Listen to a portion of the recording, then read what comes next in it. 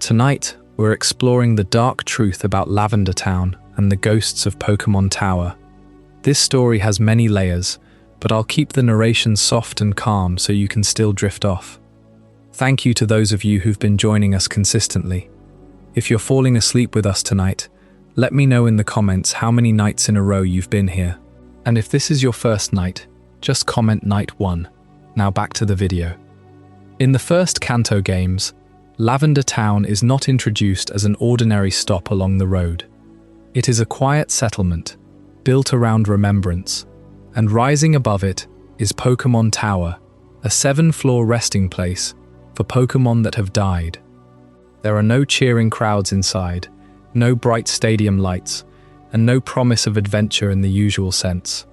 Instead, the halls are lined with graves, mourners, and the soft suggestion that the Pokémon world contains losses its cheerful surface rarely discusses.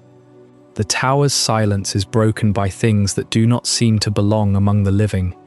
Ghosts drift through the corridors, appearing as vague, unreadable shapes until the player obtains the Silph scope. Only then can the spirits be seen clearly. What first seems like a simple obstacle becomes something more sorrowful. The ghost haunting the upper floors is not merely an enemy waiting to be defeated.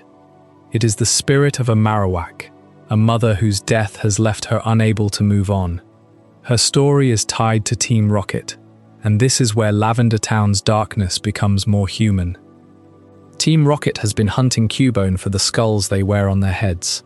In the process, Marowak tries to protect her child and is killed. Cubone is left alone, carrying the skull of its mother, while the people responsible continue their work as though grief were just another cost of doing business.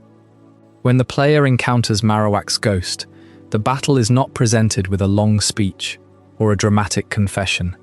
The game communicates through a few simple details: the frightened Cubone, the abandoned tower, the ghost that cannot be recognized without special equipment, and the knowledge that a mother is still guarding the place where she died. Once Marowak is defeated, her spirit finally disappears. The moment is sometimes treated as a victory, but it feels more like an act of release. Nothing is repaired. The dead do not return. The child simply has one less restless spirit standing between it and peace. That quiet tragedy is the reason Lavender Town has endured in the memory of so many players. Its music is often described as unsettling, with a thin, distant melody that seems to hover above the town rather than welcome anyone into it. The sound works because it belongs to the setting. The graves, the ghosts, the mourning families, and the Cubone storyline all give the music an emotional weight that goes beyond a collection of eerie notes. Years later, the internet added another layer to the town's reputation through the story known as Lavender Town Syndrome. According to the legend, the original music caused Japanese children to become ill, distressed, or even take their own lives after the games were released. Some versions included images and hidden characters called the White Hand or the Buried Alive model, said to appear inside Pokémon Tower. These stories are memorable, but there is no reliable evidence that they happened. Lavender Town Syndrome grew from playground rumors, early internet horror, and the natural unease created by a location that was already genuinely unusual for a children's role-playing game. It is also often confused with the real Pokémon incident involving the episode featuring Porygon, whose rapid flashing lights triggered seizures in hundreds of children. That event was real, but it was separate from Lavender Town and its music. The official games tell a darker story in a quieter way. They show that death exists, that grief can remain unfinished, and that cruelty can leave a child carrying the memory of someone who protected them. Later versions of Kanto softened this atmosphere. In the second-generation games, Pokémon Tower was replaced by the Kanto Radio Tower, and later remakes followed the same general direction. The graves were moved into other memorial spaces, while Lavender Town received a gentler musical tone. The change does not erase what happened in the original tower. If anything, it makes the old version feel more distant, like a burial place that was eventually built over. The radio tower is brighter and more useful to the living, but beneath the revision remains the memory of the first Lavender Town, a town where the dead were visible, where mourning shaped the landscape, and where the most frightening ghost was not a monster at all, but a mother who had not yet finished protecting her child. The first time you arrive in Lavender Town, the game gives you no warning. There is no cutscene, no dramatic title card, no moment where the screen fades and the music stops to prepare you for what you are about to see. You simply walk out of Rock Tunnel, the darkness of the cave giving way to daylight, and you step into a town that feels different from every other place you have visited in Kanto. The music starts, and something is wrong. You cannot say exactly what. The melody is not loud. It does not attack you the way the Team Rocket themes do. It is soft, thin, and distant, like a lullaby played on a music box that has been left out in the rain. But it sits in your chest in a way that the cheerful tunes of Viridian City and Cerulean City never do. Before you have seen a single ghost, before you have read a single gravestone, the music tells you that this place is not like the others. And then you see the cemetery. Rows of tombstones stand in a quiet field, behind the town, and beyond them, rising against the sky, is the tower. Pokémon Tower. It looks less like a building and more like a monument to something the game will not name. You are not forced to go inside. In fact, the game gives you every reason to leave, but you are a trainer, and your goal is to reach the Pokémon League, and somewhere in that tower is a man with a Pokémon that can help you wake the sleeping Snorlax blocking the road ahead. So you go in. The interior is darker than Rock Tunnel. The floors are carpeted in a pattern that might be elegant in any other context, but here, it only feels like a shroud. The wild Pokémon that appear are not the ones you have seen before. Ghastly, Haunter. They are poison types, but they look like something else. They look like smoke, like whispers, like the idea of a Pokémon rather than the thing itself. And then there are the Cubone, little creatures wearing the skulls of their mothers. You may not know that fact the first time you play. You may not even think about it, but the game knows. It always knows. You climb the tower floor by floor, and the music follows you. It does not change. It stays there, thin and sad, like it is playing from somewhere far away. And then you reach the stairs, and there is a ghost blocking your path. Not a ghastly, not a haunter. A ghost that does not appear in the Pokédex. A ghost that does not run away when you try to battle it. You cannot hurt it. You cannot catch it. You can only stand there, confused, as the game silently tells you that something is wrong. To progress, you need the Silph scope. You leave the tower, you travel to Celadon City, you infiltrate Team Rocket's headquarters, and you take the device from them. And when you return, when you point the scope at the ghost, the truth is revealed. It is not a random spirit, it is a Marowak, and it was killed. Not by a rival trainer, not by a wild Pokémon, by Team Rocket. The same Team Rocket that has been stealing Pokémon and causing trouble everywhere else in Kanto. But here, in this tower, their crime is not theft, it is murder. The Marowak does not attack you out of malice. It attacks you because it is guarding something. Its child. The Cubone you have been seeing on the floors below. The little Pokémon with the skull helmet. The mother died, and her spirit stayed behind, not to haunt the living, but to protect the one thing she still had. And when you defeat her in battle, when her HP reaches 0, she does not disappear in a flash of light like every other Pokémon you have ever fought. She simply stops, and then she is gone, and the Cubone is left alone. There is no fanfare, no text box that says the ghost was laid to rest, no reward beyond the ability to continue up the stairs. You find Mr. Fuji at the top of the tower. He gives you the Poké Flute, and you leave. The music fades as you step back into the daylight, and Lavender Town is behind you. But it is not over. It never really is. Because the game does not let you forget. The Cubone you saw in the tower, the one whose mother you helped pass on, You can find it again, if you want. It is a wild Pokémon now. You can catch it. You can train it. You can take it with you on the rest of your journey, and it will fight for you, and it will grow, and it will evolve into a Marowak. The same species as its mother, and if you do that, if you carry that Cubone with you, every time it faints in battle, you might remember. You might remember the tower. You might remember the ghost. You might remember that this little creature has already lost everything, and you are all it has left. That is what Lavender Town is. It is the one place in Kanto where the game stops pretending. Everywhere else, Pokémon are tools, companions, obstacles, prizes. They are things to be caught and traded and battled. But in Lavender Town, they are beings with mothers and children. They are beings who grieve. They are beings who die. And the music, that thin, sad, rain-soaked lullaby, is the only honest thing in the entire region. It tells you the truth that the rest of the game hides, that this world you are exploring is full of life, and life always ends. You leave Lavender Town with the Poké Flute, and you use it to wake the Snorlax, and you continue your journey. You beat the gyms. You beat the Elite Four. You become the champion. But if you are paying attention, if you let the music sit in your chest the way it does the first time, you will never quite shake Lavender Town. It is not a level. It is not a dungeon. It is a reminder.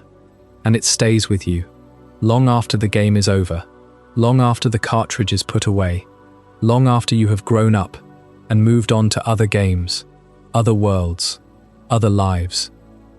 Because the first time you arrive in Lavender Town, the game gives you no warning.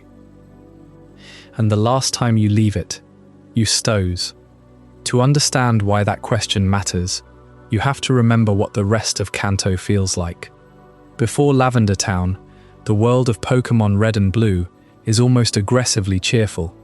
You leave your hometown, pick a starter, and immediately you're on Route 1, catching Pidgey and Rattata. The game teaches you that battles are friendly, that losing just means your Pokémon faints and recovers at the nearest Pokémon Center. There's a rhythm to it.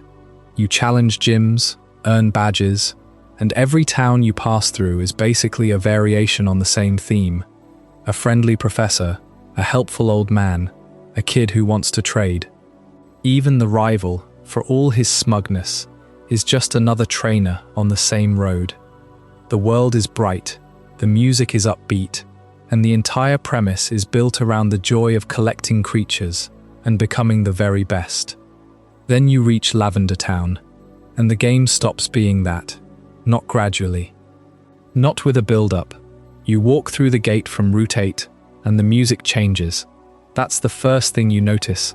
The cheerful, bouncy melodies of the overworld are gone, replaced by something that sounds like a lullaby played on a broken music box. It's not loud, it's not aggressive. It just sits there, under everything, making you feel like you shouldn't be here, and the town itself reinforces that feeling. There are no gyms here, no rival battles waiting at the exit, no bustling Pokémon Center full of trainers healing their teams.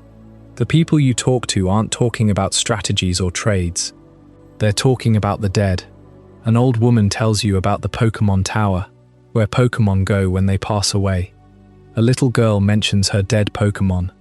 The buildings are dark, the palette is muted, and the only real landmark is a massive 7-floor graveyard rising in the middle of town. This is the tonal rupture. In a game about collecting creatures and becoming a champion, you're suddenly standing in a place that asks you to think about what happens when a Pokémon dies. And it's not just a spooky level, it's a funeral. The game doesn't frame it as a challenge to overcome, it frames it as a place of mourning. NPCs aren't hiding in fear of ghosts, at least not at first. They're grieving, they've lost companions. They point you toward the tower not as a dungeon to clear, but as a place of respect. One man says he came to pay his respects to his departed Pokémon. Another mentions that the tower is where Pokémon rest in peace. The town's entire identity is built around loss. The strangest part is how out of place this is in the wider Pokémon world. Death, in Pokémon, is usually abstracted. When a Pokémon faints in battle, it's not dead, it's just unable to fight. You heal it at a Pokémon Center, and it's back to full strength. The games go out of their way to avoid the word death for the most part. Pokémon don't die in the main story. They faint. They get sent back to their Pokéballs. The worst that happens, mechanically, is that your Pokémon's friendship drops, or you lose some money. The system is designed so that nothing is ever permanent. Even the phrase fainted is a deliberate softening. It's a way of saying this creature is temporarily out of action, without ever confronting what it would actually mean to lose one permanently. Lavender Town breaks that rule. It's the one place in Kanto where death isn't abstract. It's explicit. There are graves. There are memorials. There are NPCs who talk about their Pokémon as if they're gone, not just fainted. The tower is a mausoleum, and the game treats it with a kind of solemnity that you don't see anywhere else in the region. You can't battle your way through grief. You can't earn a badge for mourning. The town just asks you to sit with it for a while, and that's what makes it so memorable. It's not just a haunted house with a few ghost-type Pokémon thrown in. It's a place that interrupts the adventure. The game's normal loop, battle, catch, train, move on, comes to a halt. You're forced to acknowledge something that the rest of the game pretends doesn't exist. And for a children's RPG from the late 90s, that's a remarkable choice. It's a choice that makes Lavender Town feel less like a level and more like a wound in the middle of the map. The game never explains why Lavender Town exists. There's no backstory handed to you when you arrive. No cutscene, no dramatic reveal. The town simply is what it is. And in a way, that makes it more powerful. You're not told to feel sad. You're just placed in an environment that makes sadness inevitable. The NPCs don't lecture you. They just share their grief, quietly, and then let you move on. It's a kind of storytelling that the Pokémon games rarely attempt, and it's all the more effective for how understated it is. Think about the journey that leads you here. You've already beaten Brock's gym in Pewter City, where the challenge is just a simple rock-type battle.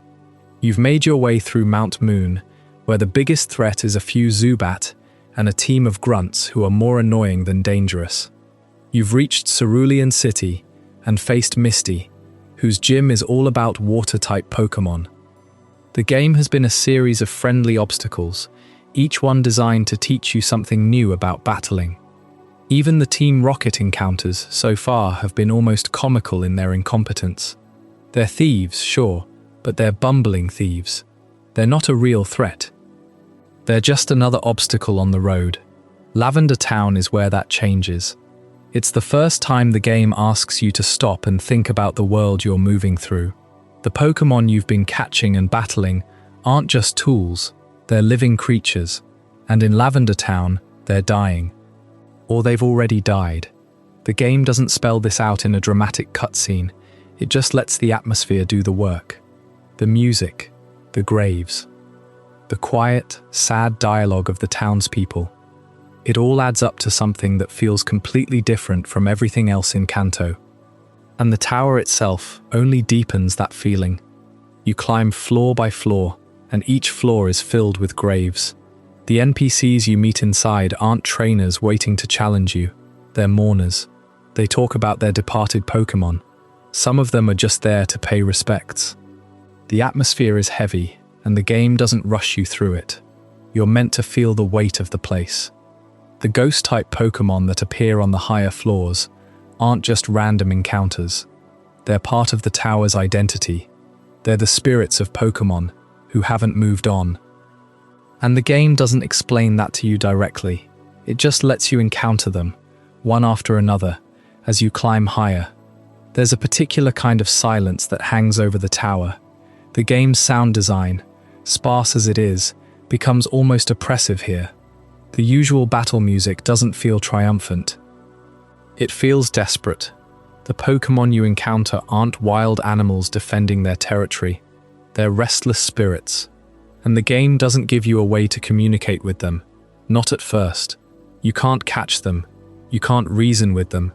You can only run or fight, and neither option feels right. It's a rare moment in a Pokémon game where the mechanics themselves feel inadequate. Your badges, your trained team, your type advantages, none of it helps you understand what's happening. You're not solving a puzzle, you're witnessing something. And the deeper you go, the more the tower reveals its true purpose. It's not just a monument to the dead, it's a place where the dead are still present. The channelers who stand on the upper floors speak in fragmented, eerie phrases. They talk about spirits and curses. They seem less like people and more like conduits for something darker. And then, on the highest floors, you start to encounter ghosts that aren't just random encounters. They're specific. They're tied to the tower. And one of them, in particular, is tied to a story that the game has only hinted at so far. But before we get to that, it's worth understanding what brought Team Rocket to this town. Because Lavender Town's tragedy isn't just a natural one. It's not just a place where Pokémon go to die. It's a place where Pokémon were killed, and the ones responsible are the same villains you've been brushing past since the beginning of your journey. Team Rocket's presence in Lavender Town isn't a coincidence. They're not here to steal machines or cause minor mischief.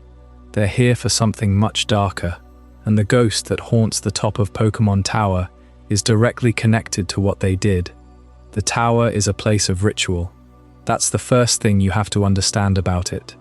When you step through the entrance of Pokémon Tower, you're not walking into a haunted house designed to make you jump. You're walking into a cemetery. The distinction matters because it changes everything about how the space communicates with you. 7 floors, stacked one on top of another like layers of sediment, each one holding the dead. The game never gives you an exact count of how many Pokémon are interred here, but the implication lands the moment you arrive. This is where Pokémon go when they die. Not just wild Pokémon either. Companions, partners, friends. The graves are marked, tended, remembered, and the mourners are everywhere. NPCs fill the tower's floors, and they're not there to battle you or sell you items. They're there to grieve.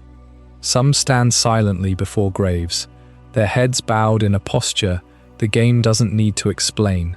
Others speak to you unprompted, their dialogue heavy with loss. One tells you about a Pokémon they lost and can't stop thinking about. Another mentions a departed friend and trails off, unable to finish the thought. The tower is a communal space, a place where an entire town's grief is given architecture. It's not hidden away. It's not sanitized. It's right there, in the middle of the town, impossible to ignore. And that's a strange thing for a children's RPG to commit to. But it commits completely. The ascent matters. You climb floor by floor, and with each step, the atmosphere thickens. The lower floors feel like a traditional cemetery, quiet, somber, respectful, the kind of place where you instinctively lower your voice, even though no one in the room can hear you. The graves are arranged in neat rows, each one marked with a headstone that tells a story you'll never fully know. The game doesn't give you epitaphs or names.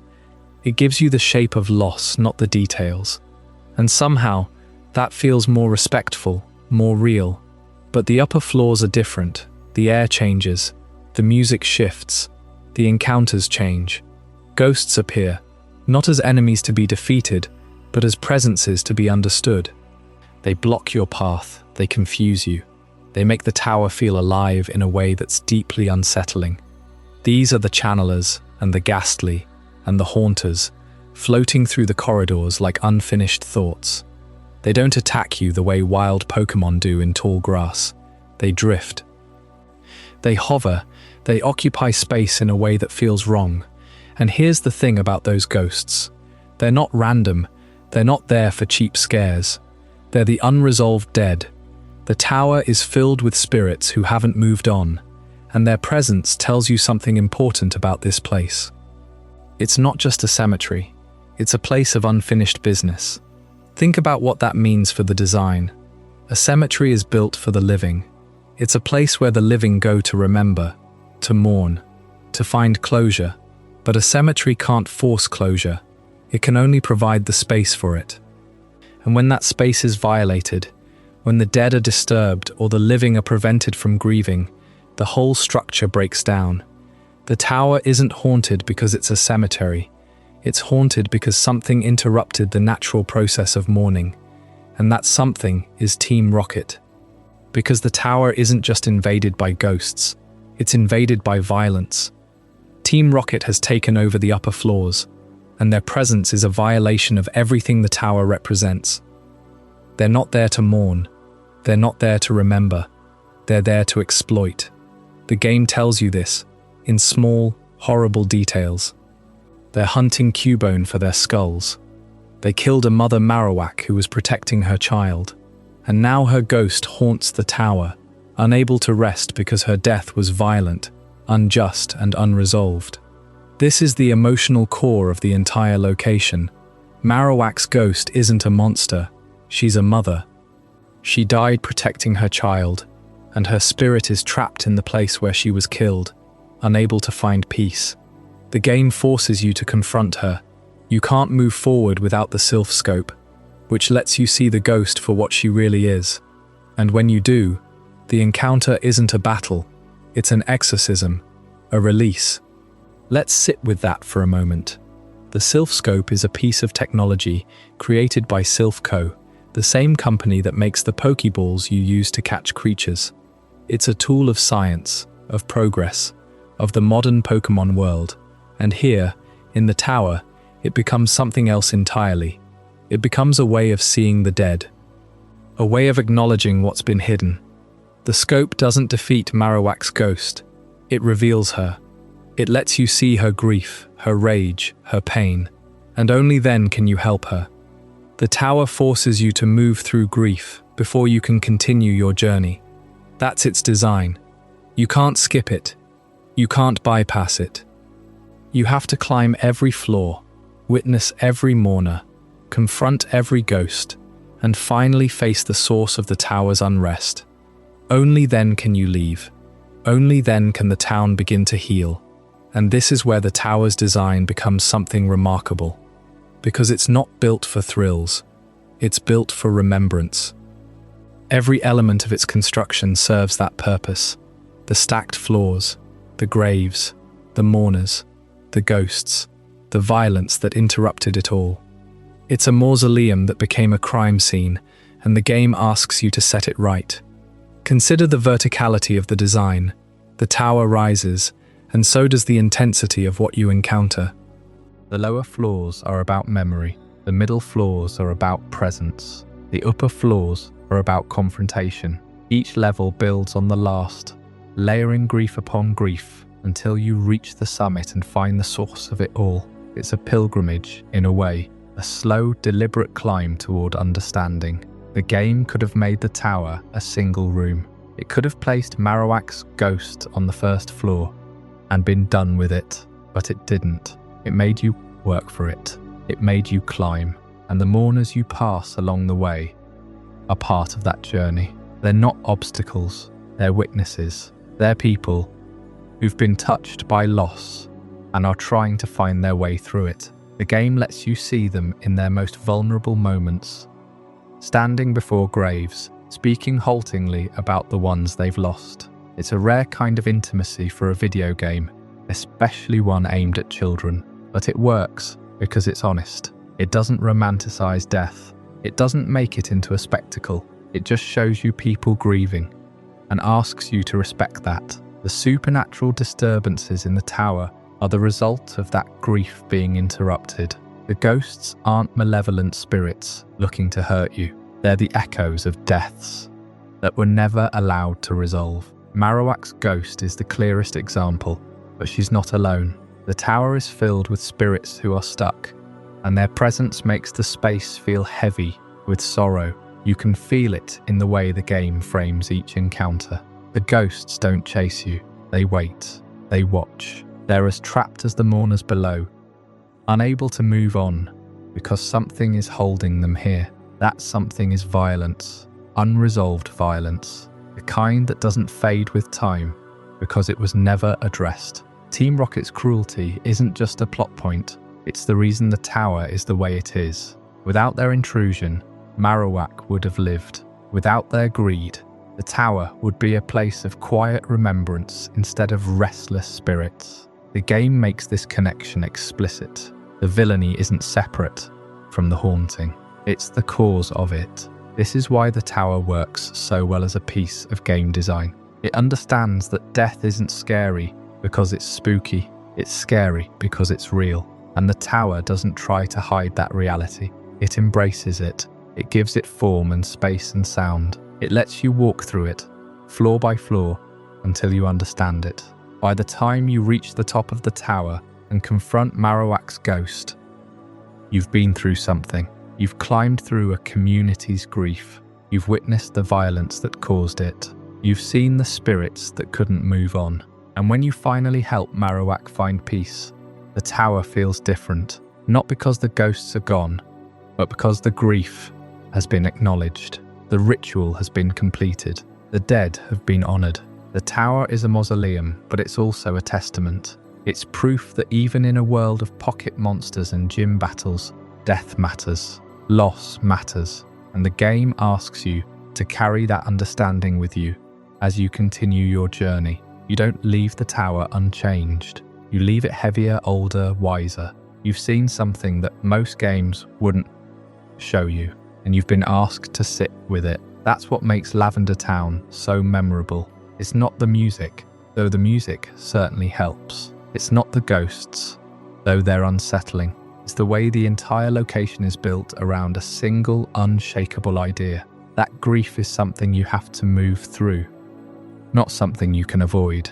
The tower embodies that idea in every brick, every grave, every whispered line of dialogue from a mourning NPC. It's a place of ritual, remembrance, and unfinished grief. And it's one of the most honest things the Pokémon series has ever done. And that honesty extends beyond the tower itself. It bleeds into the town below, into the way the NPCs talk about the dead, into the way the music hangs in the air like a held breath. Lavender Town doesn't just contain the tower, it's defined by it. The whole town is shaped by the presence of the dead, and the game makes sure you feel that from the moment you arrive. The music is the first thing you notice. It's not like the cheerful tunes of Viridian City or the upbeat rhythms of Cerulean. It's something else entirely, something that sounds like mourning set to melody, and it stays with you even after you leave. The tower's upper floors are where the game's atmosphere tightens around you. By the time the player climbs past the first levels of Mourners and grave markers, something else has already taken hold. Not a ghost, not a battle, a sound. The Lavender Town theme is one of the most famous pieces of music in Pokémon history, and it achieves its effect without a single conventional horror cue. The melody is small, it loops, a handful of notes arranged in a pattern that never quite settles. There are no sudden stabs, no minor key orchestral swells, no dissonant chords designed to make you jump. It's quiet, almost delicate, the kind of tune that could pass for a lullaby if you didn't know where you were standing. But you do know.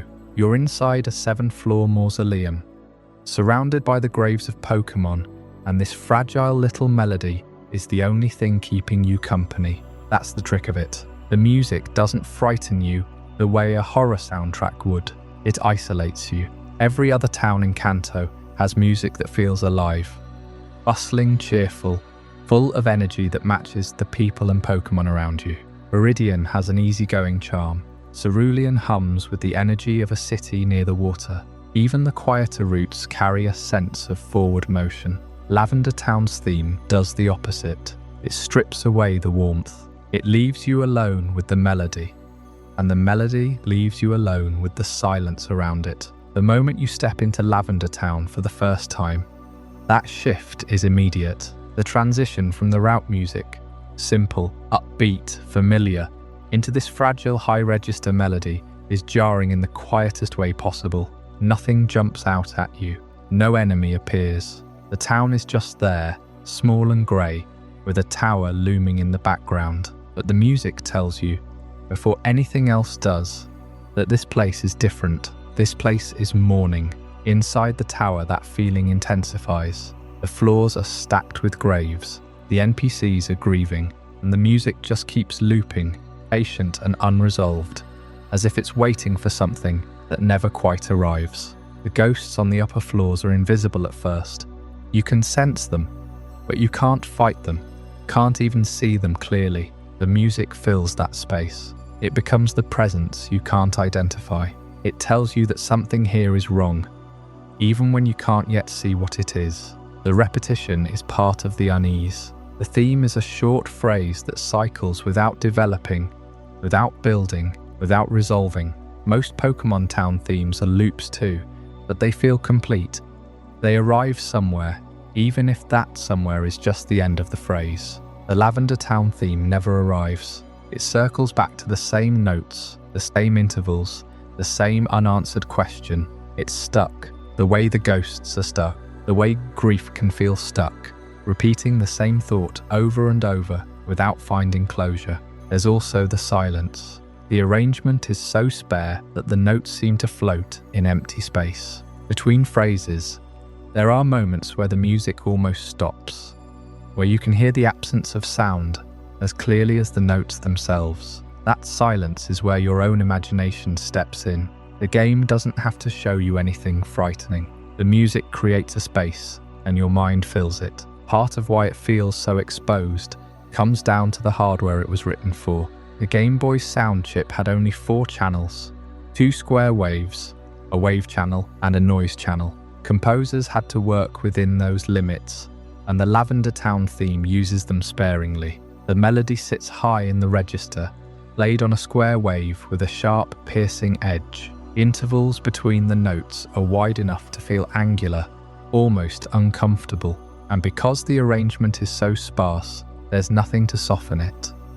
No bass line to anchor the harmony, no percussion to fill the space, just the melody hanging there, naked against the silence. That sharpness was amplified by the hardware itself. The Game Boy speakers and early headphones would make high-pitched tones sound especially strident. What might have been a gentle, wistful tune on a fuller sound system becomes something thinner and more brittle on the original hardware.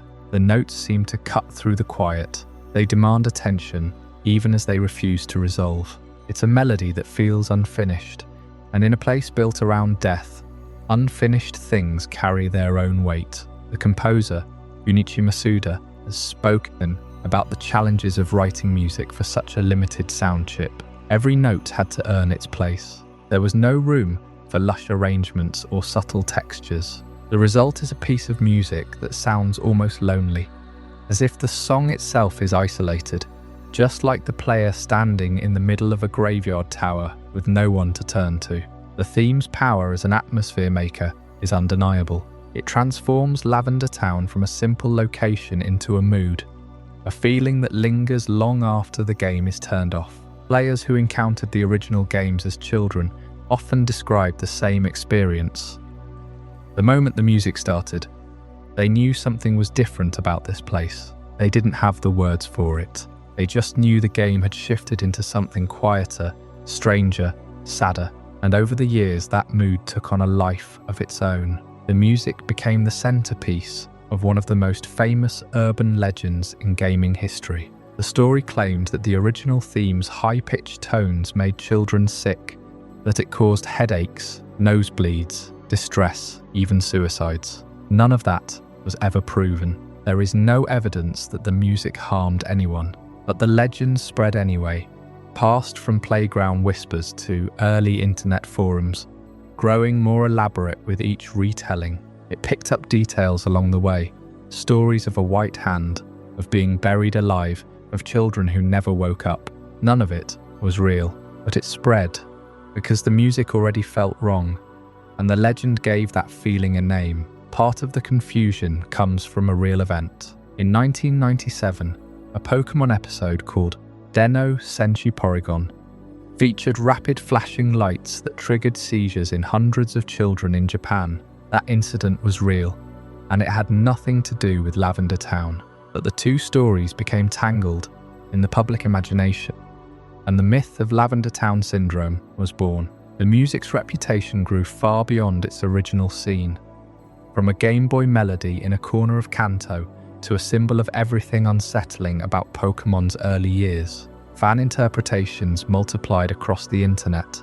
Slowed-down versions, reversed versions, remixes that stretched the melody into something darker and more ominous. Each one added another layer to the legend. What's remarkable is that the theme never needed the legend to be effective. The game itself did the work. The tower's design, the grieving NPCs, the ghostly encounters, the quiet horror of a place where Pokémon go to die. All of it is amplified by that fragile, repetitive melody. The music is the thread that ties the atmosphere together, and the people who made the games seem to have noticed. In later generations, when Pokémon Gold and Silver revisited Kanto, Pokémon Tower was gone, replaced by a radio tower. The graves were moved elsewhere, and the music was recomposed into something brighter, softer, less haunting. The town's funerary atmosphere was deliberately dialed back. It's a quiet acknowledgement that the original Lavender Town, with its lonely melody and its tower of graves, had touched something deeper than the franchise was entirely comfortable revisiting. But the original remains. The melody still loops, fragile and unresolved, in the memory of everyone who climbed those 7 floors, and the legend around it only grows, fed by the very real unease the music creates. The sound of Lavender Town became a ghost of its own, one that haunts the history of Pokémon itself. And like any ghost, its story has been told and retold, each version adding new details, new warnings, new shadows. The truth of what the music did and what it didn't do is buried beneath layers of myth, waiting to be separated from the fiction that grew around it. The music of Lavender Town tells you something is wrong before you ever see it. It settles into your chest like a low, persistent ache, a melody that never quite resolves, that never gives you the comfort of a finished thought. It is not loud. It does not startle. It simply sits there, underneath everything, reminding you that this town is different from every other place you have visited. But the music is only the threshold. The tower itself is where the unease becomes something you can touch. And what waits inside is not a monster in the traditional sense. It is a presence, something you cannot see clearly, cannot name, and cannot fight with anything you have been given. You climb the stairs to pass the first floor, where the graves are arranged in neat rows, and the mourners kneel in silence. The tower is colder than the town outside, and quieter. There are no wild Pokémon rustling in the grass, no trainers eager to test your strength, just stone, and the faded scent of incense, and the weight of everything that has been left behind. An old man tells you he cannot bear to visit his Pokémon's grave. A woman whispers that her friend's Pokémon is buried here.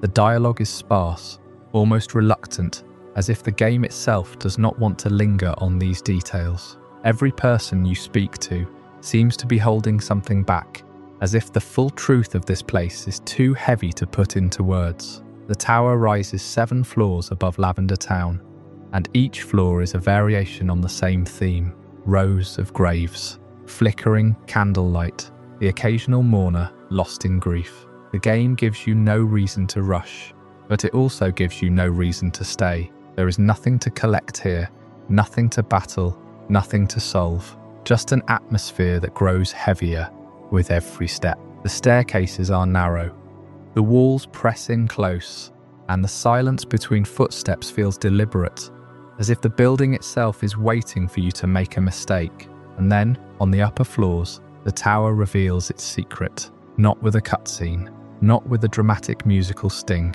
You take a step, the screen flashes white, and the battle music begins. But the Pokémon that appears in front of you is not a Pokémon, at least not one you recognize. It is a shape, a suggestion of something, a faint, translucent outline that hangs in the air like a smudge on the glass of the screen. In the original games, this sprite is barely there at all. It has no face, no features, no defining characteristics. It is the idea of a ghost rendered in the simplest possible pixels. The game calls it a ghost. That is the entire explanation. A ghost. The battle begins, and this is where the game's careful withholding becomes something almost cruel. You send out your Pokémon, you select your strongest move, you press the button, and nothing happens. The attack misses, or it simply does not affect the ghost. The text on the screen is clinical, almost dismissive. It doesn't affect. The ghost hovers there, unmoved, unbothered, and then it speaks. Get out of here. Beat it. The words appear in plain text. No special formatting, no dramatic flourish. Just a command from something you cannot see clearly and cannot touch. This is the moment where Pokémon Tower stops being a location and becomes an experience, because the game has taught you, up to this point, that every problem can be solved with a battle. Every mysterious Pokémon can be caught. Every obstacle can be overcome with the right type advantage. The game has trained you to trust its mechanics. It has rewarded you for experimenting, for building a balanced team, for learning the type chart. And now, in a single encounter, all of that trust evaporates. Your attacks do not land. Your Pokémon's cries go unanswered. The ghost does not even seem to be trying to hurt you. It just wants you to leave. And you cannot understand why, or what it is, or what it wants. The game withholds every answer. There is no one in Lavender Town who can explain what you have just seen. The townspeople talk about the tower being haunted, but their words are vague, almost superstitious. They speak of spirits and restless souls, but no one tells you how to help them or how to protect yourself. The Pokédex, that faithful companion that has identified every creature you have met so far, has no entry for this, because you cannot catch it. You cannot even touch it. You are left with nothing but the memory of that translucent shape and the words it spoke to you. And this uncertainty is the tower's real weapon. It is not the ghost's appearance that frightens you. It is not even the failure of your attacks. It is the silence that follows. The game does not explain. It does not offer a hint or a quest marker. It simply lets you stand there, in the middle of a graveyard, with a Pokémon that cannot fight back and an enemy you cannot understand. The fear settles in not as a sudden shock, but as a slow, creeping realization. You are not equipped for this. You try again. You climb higher, and the ghosts are still there, on every floor, waiting. Each encounter is the same. The battle begins. Your attacks fail. The ghost tells you to leave, and you retreat. Again and again, because there is nothing else you can do. The game has placed you in a situation where the normal rules do not apply, and it refuses to tell you why. There is a particular kind of dread that comes from repetition, without understanding. The first time you encounter a ghost, you might assume you did something wrong. Maybe you used the wrong move. Maybe you need to level up. Maybe there is a trick you are missing. But the second time, and the third time, and the fourth time, the same thing happens. Your strongest attacks pass through the ghost, like light through smoke. The ghost tells you to leave, and you begin to understand that this is not a puzzle you can solve with the tools you have. It is a wall, and the game is not going to tell you how to break it down. This is a deliberate design choice. The original games were built around a simple, satisfying loop. Encounter, battle, catch, repeat. Pokémon Tower breaks that loop on purpose. It introduces an enemy that cannot be fought with the tools you have, and it does so without explanation. The uncertainty is the point. The game wants you to feel powerless, to feel like you have stumbled into something that exists outside the rules you have learned, and it works, because the ghosts are not just difficult, they are incomprehensible. What makes this even more unsettling is that the ghosts all look the same. In a normal Pokémon encounter, you can gauge the threat. You see the species, you recall its type, you estimate its level, and you plan accordingly. But here every ghost is identical. You cannot tell if you are facing something weak or something powerful. You cannot tell if the next encounter will be easier or harder. The game strips away all of the information it has trained you to rely on and leaves you with nothing but guesswork. And guesswork in a graveyard is a terrifying thing. The tower's design reinforces this feeling at every turn. The floors are narrow, the walls are close, and the graves are everywhere. There is no escape from the imagery of death. Even when you manage to run from a ghost, the next encounter is only a few steps away. The game never gives you a moment of relief, never lets you forget where you are. And the music, that same fragile, unresolved melody from the town outside, follows you up the stairs, weaving through the silence like a thread of unease. There is also something strange in the way the ghosts behave. They do not attack you with fury. They do not lunge or screech or try to overwhelm you. They simply tell you to leave. Get out of here. Beat it. The words are almost tired, as if the ghosts have said them 1,000 times before and will say them 1,000 times again. There is no malice in the text, no hunger, no anger, just a weary command from something that seems to want nothing more than to be left alone. And that somehow is worse. A monster that attacks you can be understood. A presence that simply wants you gone is a mystery you cannot solve. You might try to catch one. You might throw a Pokeball, hoping to end the encounter on your own terms. But the game will not even allow that. The ghost is untouchable in every sense of the word. You cannot damage it. You cannot capture it. You cannot analyze it. It exists in a space that your game has no vocabulary for. And so you leave. There is no other choice. You walk back down the stairs, past the graves, past the flickering light of the entrance, and out into the open air of Lavender Town. The music changes, but the feeling does not. You have learned something, but you are not sure what. You know only that there's a place in this world where you are not welcome, and that the game will not help you understand why. The tower waits. It will always wait. And the game, in its quiet way, has given you a task that it never states aloud. Come back when you are ready. Come back with something you do not yet have. The ghosts are not a puzzle to be solved with brute force. They are a gate, and the key is somewhere else entirely. You will not find it by grinding. You will not find it by catching more Pokémon or leveling up your team. The key is hidden in the world, in the places the game has taught you to ignore. And when you finally find it, when you return to Lavender Town with the Silph scope in your inventory, the tower changes. The ghosts are still there, but now they have shapes. They have names. They have types. They are no longer incomprehensible. They are just Pokémon, and you can fight them like any other. But there is one ghost that remains different. One ghost that does not become a battle. One ghost that stands in a room near the top of the tower.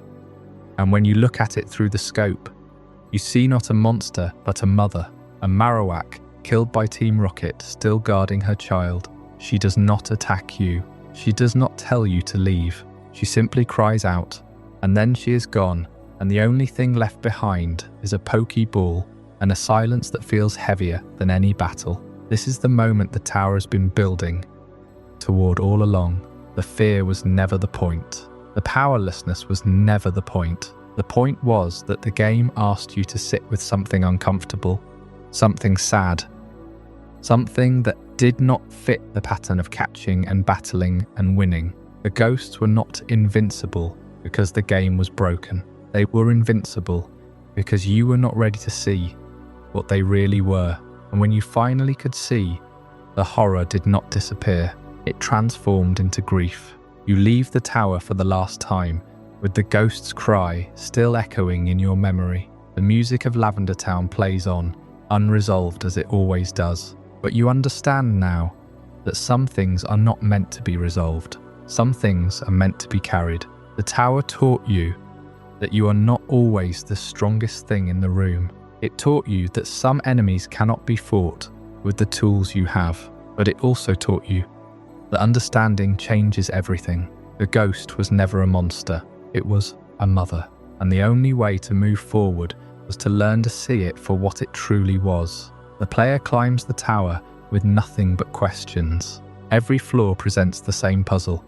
Something is there, but the game refuses to show it. The ghosts of Pokémon Tower are not like any enemy encountered so far in Kanto. They do not appear as creatures with names and stats. They appear as distortions, as strange shapes that the game labels only as ghost. You cannot fight them, cannot catch them, cannot even properly see them. and so the tower becomes a place where the player is not battling so much as wandering through an unresolved presence. The fear here is not the fear of a difficult opponent, it is the fear of not knowing what you are facing. The game withholds the most basic information, and that withholding becomes the tower's defining feature. Think about what that means for a moment. In a game built around identification and collection, around the simple joy of seeing a new creature and learning its name, the tower denies that entirely. There is no Pokédex entry for these apparitions. There is no satisfying click of recognition. There is only the shape, the label ghost, and the silence that follows. The player is stripped of the very tools that make Pokémon feel manageable, and that is precisely the point. The tower is not asking the player to catch anything. It is asking the player to confront something that resists understanding, and at the top of the tower, something waits. The player cannot see it clearly, but it blocks the path forward. It is just another ghost, another indistinct shape in a building full of them. But this one is different. This one will not move. This one demands to be dealt with, even though the player has no way to deal with it yet. The game has created a dead end, a moment where the only option is to turn around and seek help elsewhere. That help comes from an unexpected direction. The path forward requires leaving the tower and travelling to Cinnabar Island, where a mansion sits half in ruin. The journey itself is telling. The player does not simply find the solution inside the tower. They have to go elsewhere, to a different kind of abandoned place, to find the tool that will let them understand what is happening. The Pokémon Mansion on Cinnabar Island is its own kind of ghost story. It was once the home of a scientist who tried to create Pokémon, and its rooms are filled with journals that describe experiments that went wrong. The mansion is a monument to ambition and failure, and it is here that the player finds Mr. Fuji, a man connected to Lavender Town's history, being held by Team Rocket. The player fights through the mansion's decaying halls, past the scattered notes of a researcher who tried to play God, and eventually frees Mr. Fuji from his captors. When he returns to Lavender Town, he gives the player a device called the Silph scope. It is a small piece of technology, but it changes everything about the tower. The Silph scope does not simply reveal the ghosts, it reveals what they always were. The indistinct shapes in the tower resolve into familiar forms. Ghastly, Haunter, Gengar. These are Pokémon, just like any other, with names and stats and types. The player's tools are restored. The game once again becomes readable, but the relief of that clarity is short-lived, because the ghost at the top of the tower does not resolve into a Ghastly or a Haunter. It resolves into a Marowak, and this is where the tower's story becomes something far more specific than a haunted house. This Marowak is not a wild Pokémon that wandered in. It is a spirit, a ghost in the most literal sense. The player learns, through the fragments of story scattered around Lavender Town and the tower itself, that this Marowak was killed by Team Rocket. It was a mother, its child, a Cubone, still somewhere in the tower, wearing the skull of its dead mother.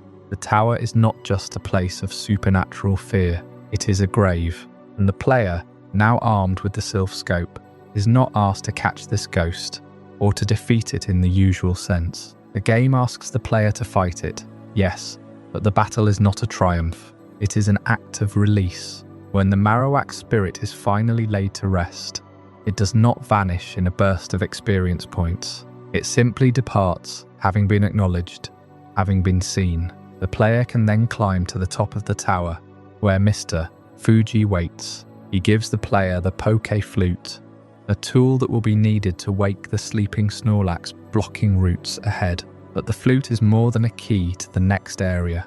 It is a symbol of what the tower was really about. The tower was never a combat challenge. It was a lesson in empathy. The game forced the player to sit with confusion, to feel helpless, to wander through a place that refused to make sense. And then it gave the player the means to see clearly. But seeing clearly did not make the tower easy. It made it sad.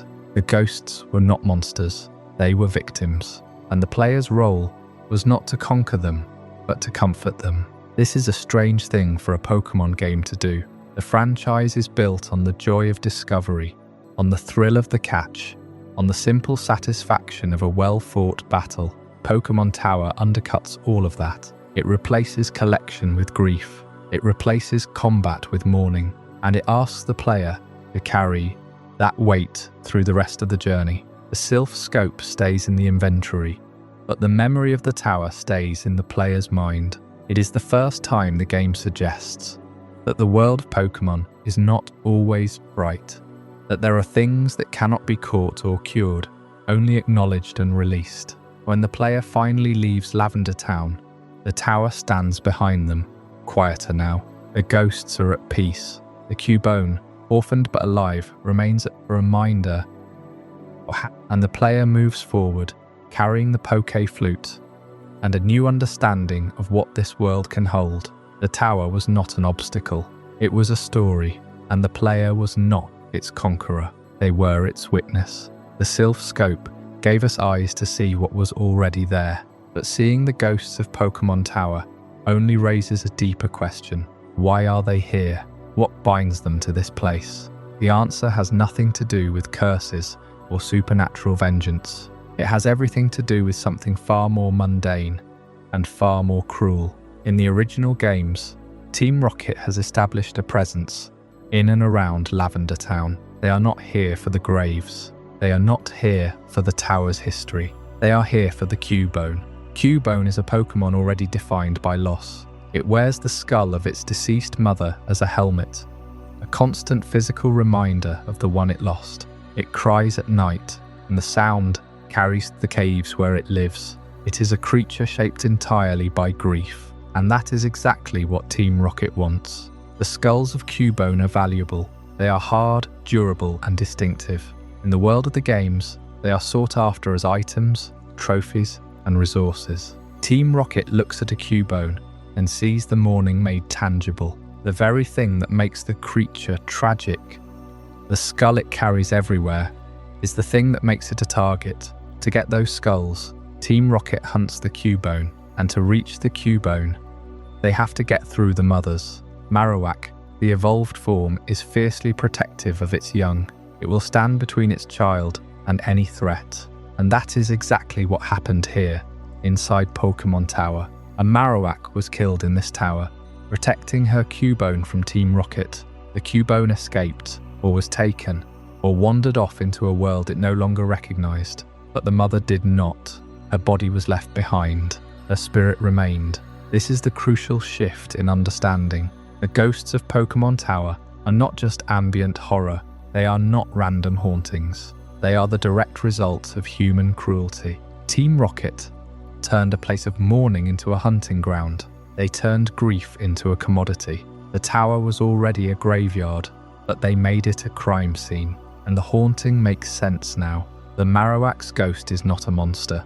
It is a mother. It is not lashing out at random. It is searching.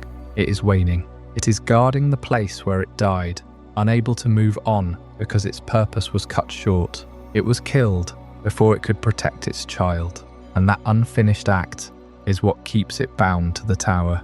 The Silph scope showed us the ghost, but Team Rocket showed us why the ghost exists. The supernatural fear of the tower, the chills, the invisible presences, the unsettling music, all of it traces back to a very human evil, a criminal organization that looked at a grieving child and saw a product. The Cubone skull is a symbol of love and loss. It is the last physical connection to a parent, and Team Rocket's war on Cubone means they would tear that connection away, literally, to sell it. The mourning is not just collateral damage, it is the resource. The tragedy is the product. That is the truth beneath the fog of Pokémon Tower. The ghosts are real, but they were made. They were created by greed, by violence, by the decision that a mother's skull is worth more than a mother's life. And when you finally reach the top of the tower, when you face the Marowak spirit with the Silph scope in hand, you are not fighting a monster. You are confronting the consequence of what Team Rocket did. The battle is sad, not scary. The ghost does not want to hurt you. It wants to rest. It wants its child back. It wants the thing that was taken from it. The player's role becomes something unexpected. Not a trainer, not a hunter, but a witness. Someone who sees the truth and can finally help the spirit find peace. The tower's haunting ends not with a victory, but with a release. And that release, that moment of letting go, is what the tower was always meant to be about. Not fear, not horror, but the end of grief. The final goodbye that Team Rocket interrupted. Team Rocket's interest in Cubone was never about the Pokémon itself. It was about what the Pokémon carried, the skull, the bone, the remnants of something that had already been lost. And in their pursuit of those relics, they found a mother who would not let them take her child. Marowak was Cubone's mother. That's the simple fact at the center of this haunting. The Cubone that Team Rocket hunted was not just a creature with a strange evolutionary trait. It was a child. And the Marowak who stood between them and that child was not just another wild Pokémon defending its territory. She was a parent doing the only thing a parent can do when something threatens her baby. She died protecting him. That's the part that matters. The game doesn't show you the moment. You don't see the attack. You don't witness the final stand. You never even learn her name. But when you enter Pokémon Tower, you feel the aftermath. Because Marowak's spirit is still there. She hasn't moved on.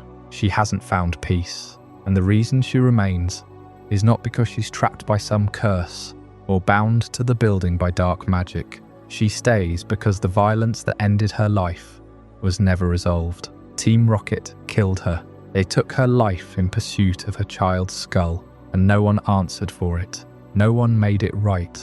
The crime was committed, the mother fell, and the world just kept moving. But she couldn't move with it. Now, here's where it's important to understand what Marowak's ghost actually is. When you climb the floors of Pokémon Tower, you encounter ghosts. Some of them are just presences, unidentified shapes, strange encounters that the game presents as mysteries to be solved with the Silph scope. They appear as indistinct figures, barely visible on the screen, their cries distorted and strange. You're meant to be unsettled by them, but you're not meant to understand them. Not yet. But Marowak is different. She isn't a random monster attack. She isn't a wild Pokémon that happens to be lurking in the graveyard. She is grief given form. A parent's grief, a mother's grief, and that grief has nowhere to go. Think about what that means for a moment. A mother dies protecting her child. Her body is gone. Her life is over. But her love, her fury, her refusal to leave her baby unprotected, that remains. It lingers in the tower because it has no resolution. The people who killed her are still out there. The threat to her child was never eliminated, and so she waits. She haunts. She attacks anything that comes near, because she can no longer tell the difference between a threat and a stranger. And then you arrive. You, the player, the one who climbed the tower, the one who saw the graves and the mourners, and the restless spirits. You carry the Silph scope. You have the ability to see what others cannot.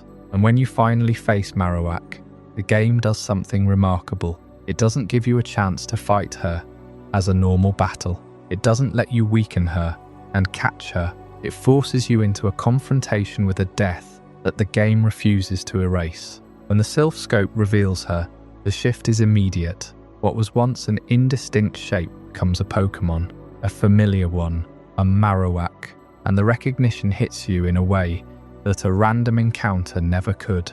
This isn't a ghastly or a haunter playing tricks. This is a mother, a real mother, and she is standing between you and the rest of the tower because she is still standing between the world and her child. This is not a battle you can win in the traditional sense. Marowak's ghost cannot be captured. She cannot be defeated and sent away. She can only be acknowledged. The game makes you face her. It makes you see her. And in that moment, the tower stops being a haunted house and becomes something far more difficult. A memorial, a crime scene, a place where a mother's love was cut short by cruelty. The encounter with Marowak is often described as one of the most emotional moments in the original games. And it's not hard to see why. Everything about it is designed to make you feel the weight of what happened. The music, the setting, the fact that you're fighting a ghost who is only there because she was murdered. There's no joy in this battle, no thrill of victory, just the heavy truth that someone died and someone else was left behind. Cubone, of course, is the one left behind. And if you know anything about Cubone's design, you know what that means. The skull it wears, the bone it carries. These are not just accessories, they're remnants. Pieces of a mother that a child refuses to let go. Cubone's entire existence is shaped by loss, and Marowak's ghost is the other half of that story. The mother who couldn't leave. The mother who stayed, even after death, because her child was still in danger. The game never spells this out. It never shows you a cutscene of Marowak falling. It never gives you dialogue that explains her pain, but it doesn't need to. The connection is already there, woven into the design of both Pokémon. Cubone wears a skull that the game implies belongs to its mother. Marowak's ghost guards the tower where she died. The tragedy is written into their very forms. This is what sets Lavender Town apart from so many other haunted locations in games. It's not just about being scared. It's not just about creepy music and spooky shadows. It's about grief that has no outlet. It's about a love so strong that death couldn't end it. And it's about the uncomfortable truth that sometimes the dead don't rest because the living haven't made things right. When you finally put Marowak's spirit to rest, the game gives you a moment of quiet. The haunting ends. The tower becomes a little less heavy, but the memory of what happened doesn't disappear. You carry it with you, and that's the point. Pokémon Tower was never just a place to catch ghosts. It was a place to confront what death really means. Not as a concept, not as a game mechanic, but as something personal. Something that happens to mothers and children. Something that leaves marks that no Pokeball can heal. And as you leave the tower, as you step back into Lavender Town and hear that strange, fragile music again, you understand something you couldn't have understood before. The town wasn't haunted by monsters. It was haunted by a story about a mother who would not leave her child. And that story, once you've seen it, stays with you long after the game is turned off. It stays in the way you hear the town's music. It stays in the way you look at Cubone. And it stays in the way the legend of Lavender Town grew far beyond what the game actually showed you. There is a moment in Pokémon Tower when the game stops being a game, not in the sense of a glitch or a broken mechanic, but in the sense that the comfortable distance between player and protagonist collapses, and you are left standing in front of something that should never have been made into a battle at all. We left Marowak's spirit lingering in the tower because the violence that ended her life was never resolved. Team Rocket killed her. They wanted her child's skull, and she died protecting her Cubone in a place that was supposed to be sacred. The player has been climbing this tower for 7 floors, past the unidentified presences, past the invisible threats, past the silence that fills every corridor. The Silph scope is in your inventory now. It was given to you for this exact purpose. But knowing that an instrument exists and understanding what it will reveal are two very different things. The tower's upper floors are quieter than the lower ones. The ghosts are fewer, but the air feels heavier. Every step on the worn floorboards echoes. The game's music, already fragile and strange, seems to slow as you approach the summit. And then, on the final floor, the encounter begins like the others. A presence appears. It is unidentified, unnamed, a shape in the fog that the game refuses to clarify. If you had arrived here without the Silph scope, you would see only a vague, shifting form. Something that attacks without explanation and leaves you guessing at what it might be. But you have the Silph scope, and when you use it, the fog does not simply lift, it shatters. The ghost is Marowak, not a wild Pokémon, not a random spirit. Her form is unmistakable. The bone club, the skull-like helmet, the small sturdy body now rendered as a translucent echo of the living creature she once was. The game gives you no dialogue here, no explanation, no moment of dramatic pause, but none is needed. In that single moment of revelation, Every piece of the story snaps into place. The Cubone you may have encountered in the wild, wearing the skull of its mother, the Team Rocket grunts who spoke of their cruel work without remorse. The tower itself, built to honor the dead, now holding a dead who was never honored at all. The Silph scope does not just reveal her identity, it reveals the tragedy. And that clarity makes the next command deeply uncomfortable. The game tells you to fight. Marowak's ghost is hostile. She attacks, and you have no choice but to respond in kind. This is the strange, uncomfortable core of the encounter. She is simultaneously the aggressor and the victim. Her anger is real. Her pain is real. She lashes out not because she is evil, but because she is wounded. In every sense of that word, the battle is mechanical, like any other in the game. You select moves. You watch health bars fall. You use items when your Pokémon grow weak. But the context transforms every action into something heavier. You are not defeating a monster. You are subduing a grieving mother who was murdered. And the game, in its quiet early generation way, refuses to let you forget it. The Marowak you face here is level 30. In the original games, that makes her a genuine threat. A Pokémon that hits hard and takes hits in return. The battle is not a formality. It is a real fight, with real stakes, and the tower's battle music accompanies every exchange. But there is no triumph in it. No satisfaction in watching her health bar drop. Every successful hit lands with the weight of what you know. She is not a wild Pokémon defending her territory. She is a mother who died in terror, and her spirit has been lashing out at anything that comes near. Trapped in the tower by unfinished business, the Pokédex entries for her family only deepen the ache. Cubone, the child she died to protect, is described as a Pokémon that wears the skull of its deceased mother and cries in the night. Marowak, the form she had reached in life, is described as fierce and powerful, but the creature you face in the tower is neither of those things anymore. She is somewhere in between, a ghost who still has the strength to fight, but none of the peace that should have come with death. The game never shows you her face. It never gives her a voice, but the silhouette alone carries the entire tragedy. A mother, reduced to a haunting, still defending the only thing she had left. Even in death, she is fighting. And here is the detail that makes it all the more haunting. You cannot catch her.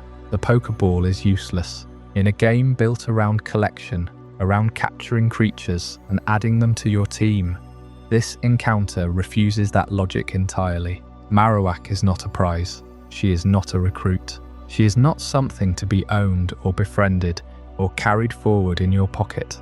She is a soul in need of release. And the only way to release her is to end the battle, to win, to defeat her. The game's mechanics become a kind of brutal ritual, a way of letting go that looks like violence but functions as mercy. When her health reaches 0, she does not faint in the usual way. She does not vanish with the standard animation. Her spirit simply settles. The hostility drains away. The restless energy that kept her tethered to the tower finally loosens. And in that quiet aftermath, you understand what just happened. You did not capture a Pokémon.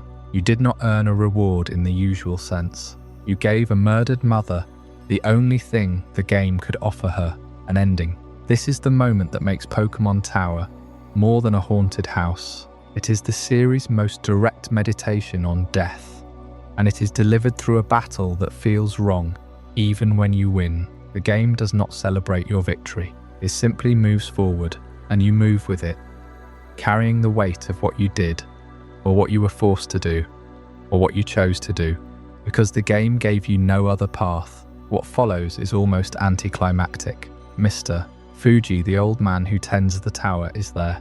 He has witnessed the encounter, or at least its resolution. He thanks you, and he gives you the Poké Flute, an item that will wake the sleeping Snorlax blocking the roads ahead. It is a strange reward for a strange deed, a flute for freeing a murdered mother's soul. The game does not dwell on the irony.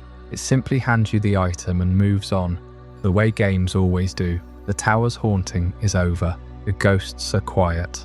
The grief has been resolved in the only way the game knows how. but the player is left with something that does not fade as easily. The memory of a battle that should not have been a battle. A victory that felt like a loss. A mother who had to be defeated so she could finally rest. It is uncomfortable in a way that few moments in the original games are. It asks you to sit with the knowledge that sometimes the only way to help something is to hurt it, and it does not offer you an alternative. This is the strange moral position at the heart of the Marowak encounter. You are the protagonist. You are supposed to be the good person in this story, and yet to progress, you had to harm a spirit that was already harmed beyond repair. The game does not let you talk her down. It does not let you offer comfort. It does not let you catch her and care for her. It gives you a battle, and it forces you to win it, and it asks you to live with what that means. In a children's game, in a franchise built on friendship and adventure, this is a moment of genuine moral weight, and it is all the more powerful because the game never acknowledges it. There is no cutscene reflecting on the tragedy, no character explaining the deeper meaning. There is only the battle and the silence after it. What makes the encounter work so well is that the game trusts you to understand. It does not spell out the tragedy. It does not add dialogue to Marowak's ghost. It simply shows you her form, lets you remember what you learned about Team Rocket and the Cubone, and then asks you to fight. The emotional clarity comes from the player's own recognition. The Silph scope reveals the truth, but it is the player who assembles the story, and that is why the encounter lingers. It is not told to you, it is discovered. The tower, after Marowak's release, becomes a different place. The ghosts that once seemed threatening now seem sad. The music that once felt eerie now feels mournful. The player walks back down those 7 floors with a new understanding of what this place really is. Not a haunted house, not a dungeon full of monsters, a cemetery, a place where the dead were supposed to rest, and where one of them could not, until you came along and did something that looked cruel, but was in the end the only kindness the game could offer. And yet, even as the tower begins to quiet, the story of Lavender Town was only beginning to take shape in the minds of the players who lived through that encounter. A battle like this does not fade quietly. It becomes the seed of something larger, something that would grow far beyond the boundaries of the game itself, into rumors and legends that the original developers could never have predicted. The ghost of Marowak found her peace, but the town that held her would not rest so easily. The grief that filled Pokémon Tower would be carried out of the game by every player who fought that battle, and it would be retold, distorted and transformed into a mythology of its own. Lavender Town was already a place of death. It was about to become a place of legend. When Marowak's spirit finally departs, the tower doesn't become empty. That's the part that's easy to miss. The player, having resolved the haunting, might assume the building has served its purpose. A dungeon cleared, a boss defeated, a story beat completed. But the tower was never just a dungeon. It was a graveyard before the player arrived, and it remains a graveyard after the player leaves. And throughout the entire ordeal, the ghostly apparitions, Team Rocket grunts, the confrontation with a murdered mother. There are other people in the building. They were there the whole time, and they weren't there to fight. The channelers are the first clue. They appear throughout Pokémon Tower, women dressed in dark clothing, stationed on nearly every floor. In the original games, they're classified as trainers. You can battle them, and they use ghost-type Pokémon, but their dialogue tells a different story. They say things like, "The Pokémon here are dead. I'm praying for them." Another says, "I'm praying for the Pokémon that died." One of them, standing in the dim light of the upper floors, simply says, "Give praise to our honoured guests." These aren't aggressive trainers looking for a challenge. They're mourners. The battle mechanic is there because the game needs it. But the fiction underneath is one of grief, and it's worth noting what they carry with them. The channelers battle with ghost-type Pokémon, Ghastly, Haunter, and in some versions Cubone. The irony is almost too heavy to hold. These women, who have come to the tower to pray for the dead, are accompanied By the very spirits they're mourning. Their Pokémon are not weapons, they're companions in grief. The game doesn't explain this. It doesn't need to. The image of a channeler standing in the dark, a ghastly drifting at her side, praying for the departed. That image carries its own meaning. The tower itself is structured around this presence. 7 floors, each one a layer of the ascent. The channelers are distributed through nearly all of them. They're not clustered at the bottom, as if guarding the entrance. They're not absent from the upper floors, as if the heights were reserved for something else. They're everywhere, on the 2nd floor, the 3rd, the 4th, all the way up. The player encounters them at every stage of the climb, and this distribution matters. It means the mourning isn't confined to a single chamber or a designated area. It fills the building. The entire tower is a place of grief, and the channelers are its permanent residents. This is worth sitting with for a moment. The player enters Pokémon Tower with a goal. In the original games, that goal is to find the ghost that's blocking the way, to obtain the Silph scope, to reach the top and confront whatever is causing the disturbance. The player moves upward, floor by floor, battling wild Pokémon, solving the tower's layout, pushing toward resolution. It's a vertical climb through a building that is, in the fiction of the game, a mass grave. And the channelers are already there. They're not climbing, they're not progressing. They're standing in place, praying, some. Before we dive deeper into this incredible journey, I'm curious. Where in the world are you watching this from? Drop a comment below and let our global community know. And if you're finding this as mind-blowing as I am, hit that like button to help more people discover this story. The mourners in Pokémon Tower come to pray, to leave flowers, to stand in silence beside graves that hold no bodies. They have accepted something the player has not yet been asked to accept. They have accepted that the dead are gone, and that the only thing left to do is remember them. But the player's relationship with the tower is different. The player does not come to pray. The player comes to climb. And climbing in Pokémon means battling. This is where the tower does something quietly radical. It takes the game's most basic loop, walk forward, encounter a wild Pokémon, fight, and turns it into an encounter with death itself. Not the idea of death, not a story about death, but death as a playable obstacle. Something you have to overcome with the same tools you use to overcome everything else in Kanto. And that mismatch, that strange friction between the routine of battle and the weight of what you are actually fighting, is the whole point. Think about how ghost types work in the original games. They are almost a joke at first. In the wild, they appear as a shimmer, distortion, something that does not quite resolve into a shape. Your attacks pass through them. Your Pokeballs pass through them. The game gives you no way to interact with them at all, because the game has never had to deal with something like this before. Every other Pokemon you have met is solid, physical, present. A ghost is none of those things. It is the absence of presence, and the game encodes the absence mechanically. You cannot fight what you cannot touch. You cannot catch what you cannot hold. The ghost type is not just a creature type. It is the game's way of making death tangible, of giving it a shape you can bump into but never grasp. The tower is full of these encounters. The channelers on the upper floors stand in your path, and when they battle you, they send out ghosts that behave the same way. You can throw moves at them all day and watch them do nothing. The game is teaching you something without ever saying it out loud. It is teaching you that death does not respond to the tools you have been given, that the way you have learned to solve problems in Kanto, by fighting, by catching, by overpowering, does not work here. The ghosts are not strong in the way that other Pokemon are strong. They are strong in the way that absence is strong. You cannot punch a hole in grief. You cannot tackle loss. And the game makes you feel that helplessness through its mechanics, not through its dialogue.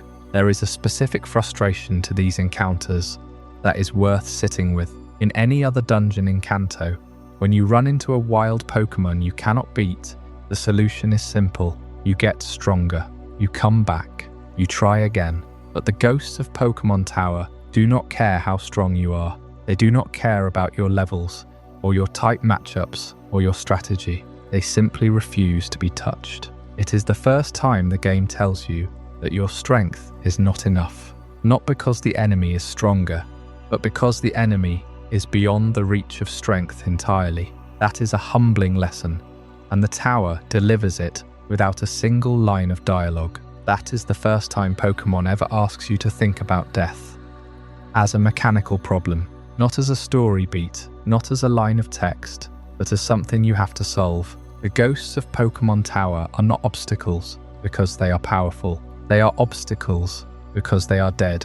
And being dead, in the grammar of this game, means being unreachable. The Silph scope changes that. It is a piece of technology, a key item, the kind of thing the game hands you when it wants you to unlock a new area. But it is also something else. It is a permission slip to see what everyone else in the tower has chosen not to see. The mourners on the lower floors prey to memories. They do not need a scope because they are not looking for anything. The player needs the scope because the player is looking for the truth. And the truth in Pokémon Tower is a mother who died protecting her child. The Silph scope is a metaphor disguised as a gadget. It lets you see ghosts, yes, but more than that, it lets you see the difference between a haunting and a grief. Before the scope, Marowak's ghost is just another obstacle, a flicker of aggression, a shape that resists your attacks. You do not know what you are fighting.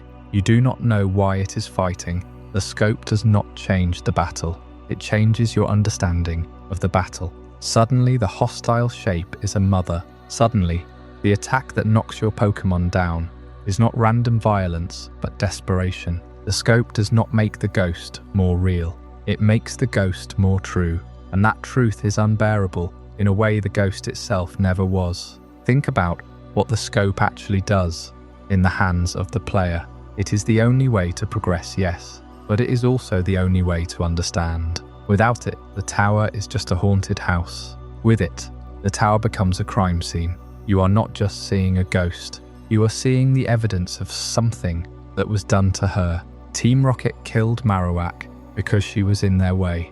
They were hunting Cubone for their skulls, and she died protecting her child from them. The scope does not tell you any of this directly.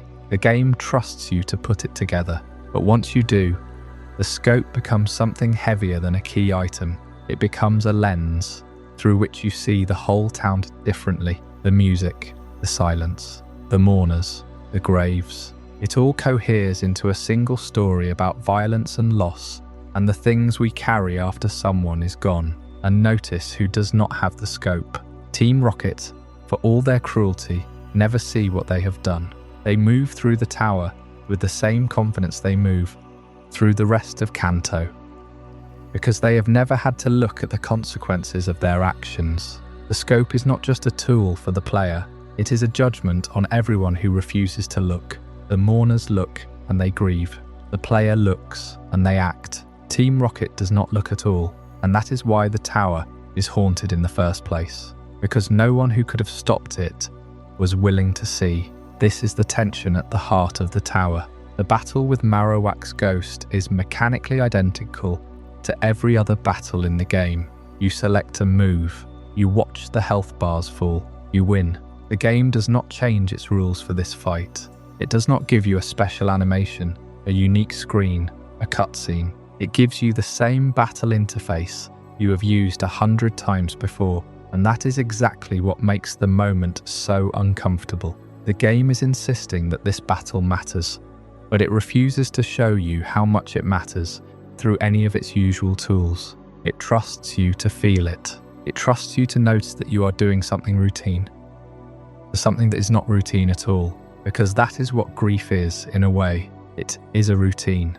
You get up, you move forward, you do the same things you have always done, and somewhere inside that routine, you are carrying something that is not routine at all. The battle with Marowak's ghost works the same way. It is a normal battle carrying an abnormal weight.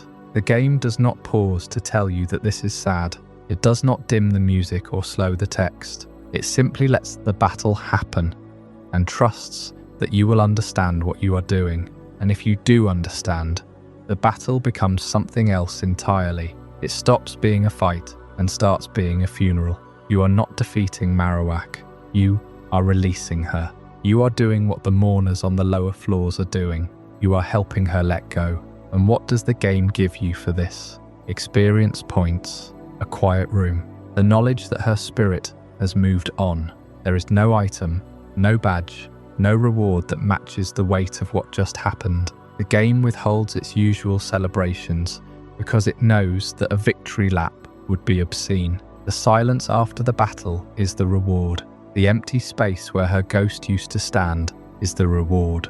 The game is telling you that some battles are not won, they are survived, and sometimes they are witnessed. That is the rare thing Lavender Town accomplishes. It aligns the game's systems with its theme so completely that the two become indistinguishable. The tower is not a place where you hear about death and then go back to catching Pokémon. It is a place where the act of catching, of battling, of using items is itself the story. The Silph scope is not a tool you use to progress. It is a way of seeing. The ghost type is not a creature you fight. It is a way of understanding loss. The battle is not a challenge you overcome.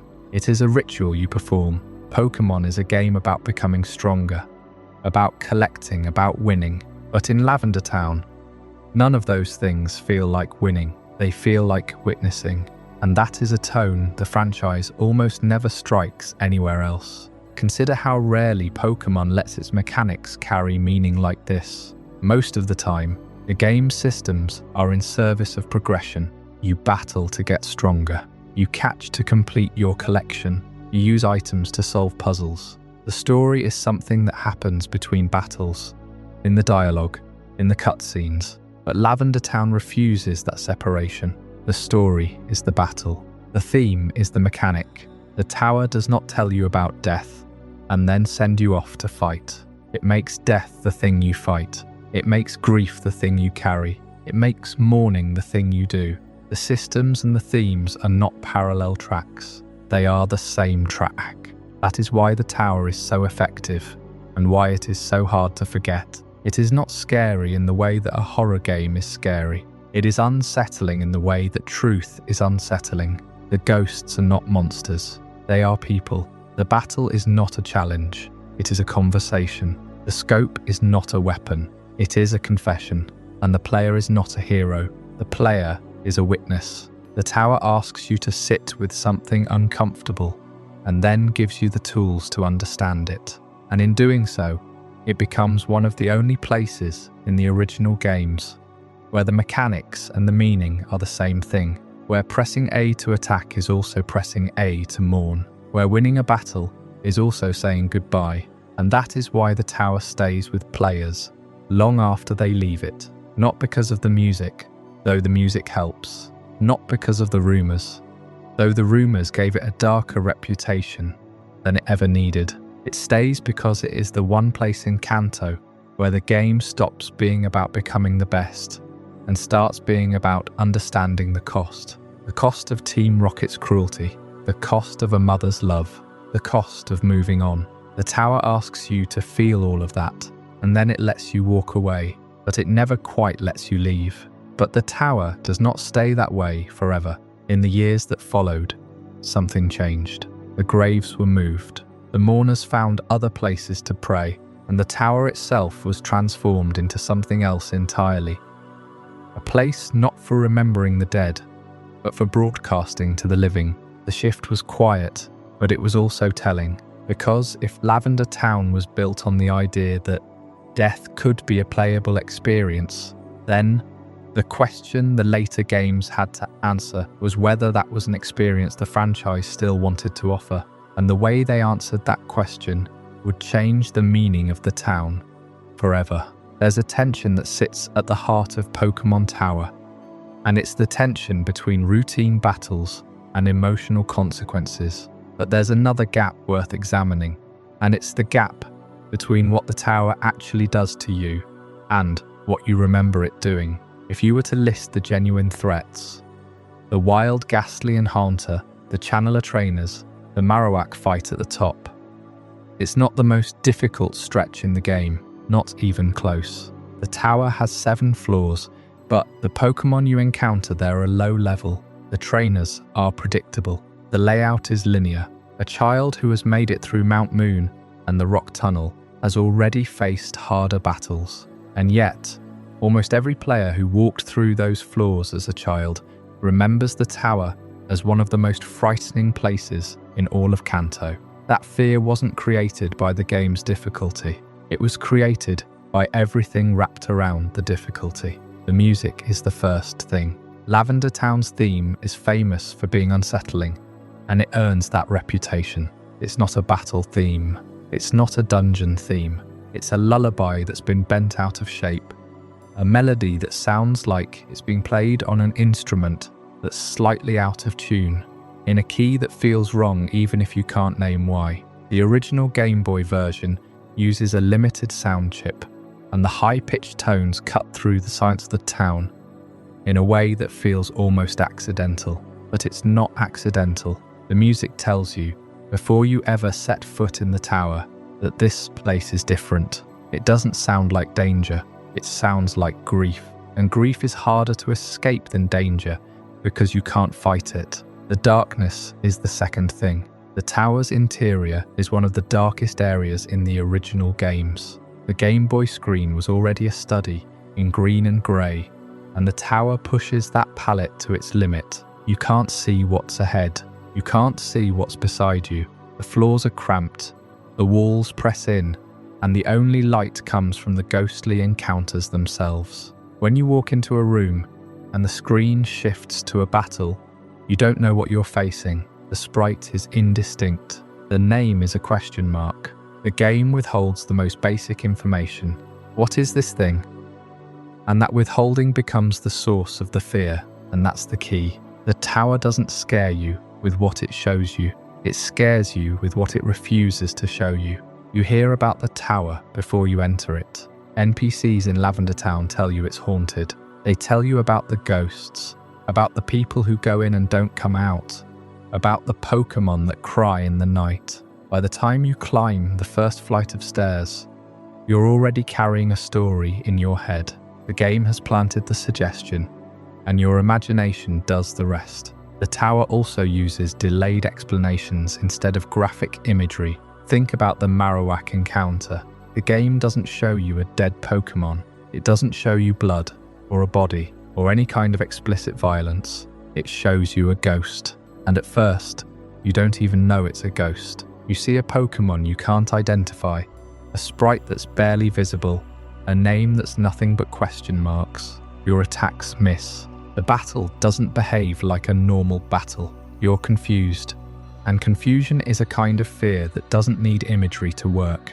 The explanation comes later, when you return with the Silph scope and the ghost resolves into Marowak. But by then, the fear has already done its work.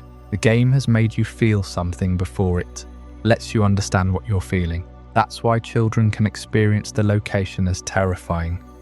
Even when the game remains mechanically familiar, the mechanics are the same as every other dungeon in Pokémon. You walk through a building, you encounter wild Pokémon, you battle trainers, you climb stairs. A child who has played the game for even a few hours knows these rules. But the tower takes those familiar rules and wraps them in unfamiliar context. The wild Pokémon are ghosts. The trainers are channelers, who stand motionless and pray. The stairs lead upward through a graveyard. The music is wrong. The lighting is wrong. The information is incomplete. The game has taught you a set of expectations, and the tower violates them without ever breaking the rules. It's still a Pokémon dungeon. It just feels like something else. The channelers themselves deserve a moment of attention. They don't move. They don't chase you. They stand in place, often in the middle of the path, and they wait. In most Pokémon dungeons, trainers are obstacles you can see coming. They have a visible presence, a name, a team of Pokémon. The channelers have none of that. They're just figures in the dark. And when you battle them, they use ghost-type Pokémon that behave as strangely as the wild ones. They don't feel like trainers. They feel like part of the tower itself. Mourners who have been there so long they've become fixtures of the building, and that's more unsettling than any aggressive NPC could be. The tower's fear is also cumulative in a way that's hard to describe to someone who hasn't experienced it. It's not one moment of terror, it's a slow build across 7 floors. You climb, and each floor looks like the last. The same dark walls, the same ghostly encounters, the same channelers standing in your path. The repetition itself becomes unsettling because it doesn't resolve. The tower doesn't give you a midpoint reprieve. It doesn't offer a safe room. It just keeps going, floor after floor, until you start to wonder if it will ever end. And when you finally reach the top, you don't find a boss waiting for you. You find a ghost, a mother, a story that has been building since the moment you first heard about the tower from the NPCs in the town below. The game also uses the player's own knowledge against them. If you've played Pokémon before, you know how this works. You know that the tower is a dungeon, and dungeons have endings. You know that there's a gym leader somewhere, or a rival, or a legendary Pokémon waiting at the top. But the tower doesn't give you any of those familiar landmarks. It gives you a grave. It gives you a funeral. It gives you a mother's spirit that can't rest until you help her. The expectations you bring into the tower are the same expectations you bring into every dungeon in the game, and the tower systematically dismantles them. This is also why the tower feels more dangerous than it is. The actual threats are minimal. The wild Pokémon are weak. The trainers are slow. The Marowak fight is emotionally heavy but mechanically simple. If you were to rank the dungeons of Kanto by difficulty, Pokémon Tower wouldn't be at the top. But difficulty isn't the same as danger. The tower feels dangerous because it makes you feel vulnerable. It makes you feel like you're in a place you shouldn't be. It makes you feel like you're intruding on something private. And that feeling of intrusion, of being somewhere you don't belong, is more unsettling than any battle could be. The tower also withholds information in a way that's unusual for the genre. In most RPGs, the game tells you what you're fighting. It gives you a name, a health bar, a type. The tower gives you none of that. The ghosts are question marks. The encounters are mysteries. You're forced to act without understanding, and that's a deeply uncomfortable position for a player who has been trained to expect clarity. The game has taught you to read the screen, to identify threats, to plan your strategy. The tower makes that impossible. It takes away your tools and leaves you with nothing but instinct. And then there's the sound. The battle music in the tower is different from the town music, but it's equally unsettling. The cries of the ghost Pokémon are distorted. The sound effects are wrong. Even the silence between encounters feels heavy. The game uses audio to create a sense of unease that visual imagery can't match. And because the Game Boy's sound chip was limited, the music has a raw, almost harsh quality that makes it feel ancient. It doesn't sound like a video game. It sounds like something recorded in a place that was never meant to be recorded. The tower's power is suggestion, not explicit horror. It never shows you a corpse. It never shows you a murder. It never shows you anything that would be considered graphic by even the most sensitive standards. It shows you a child's skull mask. It shows you a mother's ghost. It shows you a room full of graves and a town full of mourners, and it lets you fill in the rest. The fear is yours. The game just points you in the right direction and steps back. That's why Lavender Town has stayed in the memory of players for decades. Not because it's scary in the way a horror movie is scary, but because it's sad in a way that feels dangerous. The sadness is the threat, the grief is the monster, and the tower, for all its ghosts and channelers and dark staircases, is really just a place where the game asks you to sit with an uncomfortable feeling and not look away. The music, though, is where the feeling starts to escape the game itself. The Lavender Town theme has a reputation that goes far beyond the tower. People talk about it in whispers. They share it online. They describe it as cursed.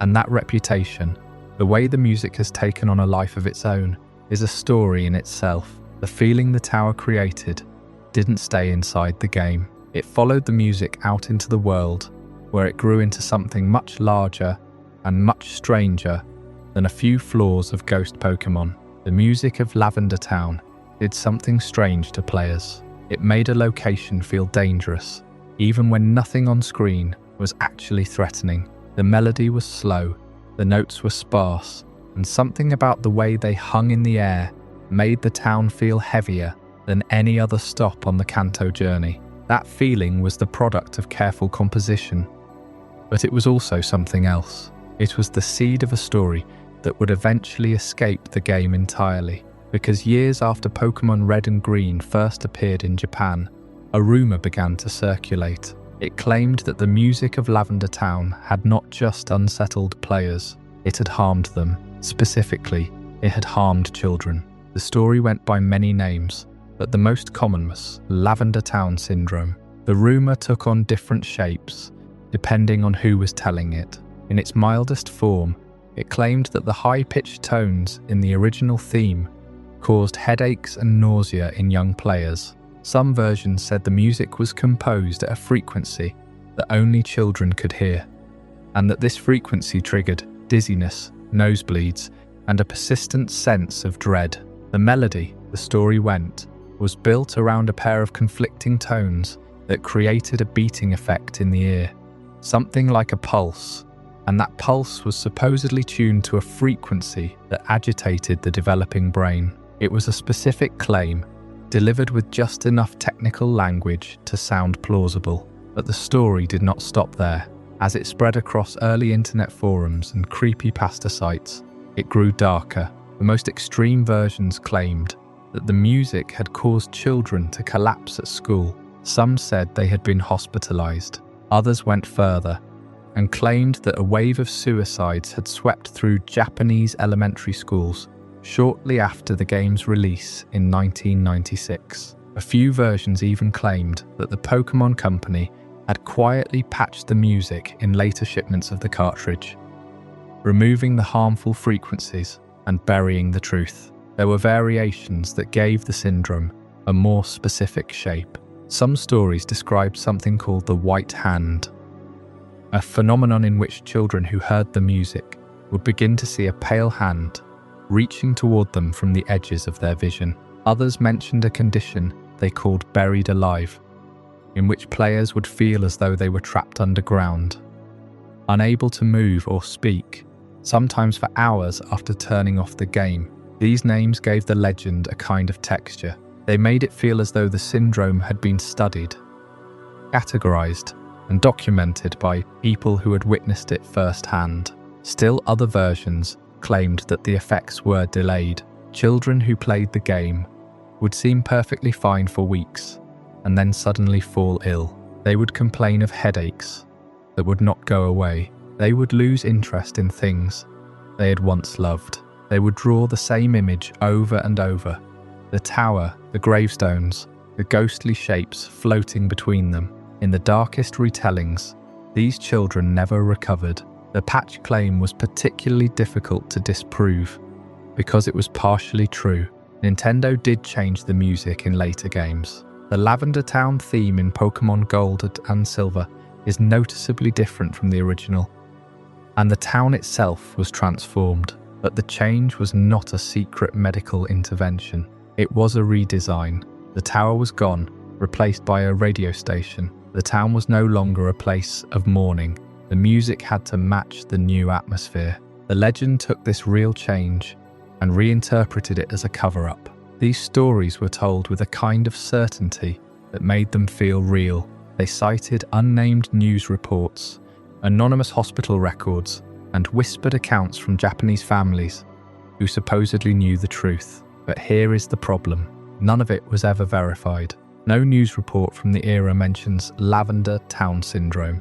No hospital records were ever produced. No grieving family ever came forward. The suicides, the hospitalizations, the neurological damage, all of it existed only in the retelling. And this is worth pausing on. The claims were never part of the game's story. The Pokémon games do not tell you that the music is dangerous. The manual does not warn you. The game itself treats Lavender Town as a somber place, a town built around a graveyard but it never suggests that the music is anything more than an atmosphere. The legend grew entirely outside the game, in the space between what players felt and what they were told. So why did it attach itself so firmly to a fictional melody? That is the question that matters. Lavender Town was already a place of death. The tower, the ghosts, the grave markers, the game had built a space that felt like mourning. The music was the final touch, the thing that made the grief feel physical. When players remembered that melody, they remembered the weight of the tower.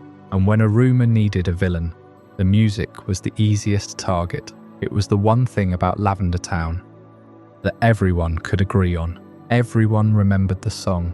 Everyone felt something when they heard it. The legend simply took that shared feeling and gave it a terrible explanation. The melody was also the one thing that every player experienced in exactly the same way. Not every player fought the ghost Marowak. Not every player talked to every grieving NPC, but every player heard the music. It was the constant, and it was the thing that made Lavender Town feel different from every other town in Kanto. The other towns had cheerful, upbeat themes. Lavender Town had something else. It had a song that sounded like a question. There is also the timing to consider. The rumor did not emerge in 1996 when the games were new. It emerged later, in the early 2000s, when the internet had become a place where stories could be shared and reshaped without any oversight.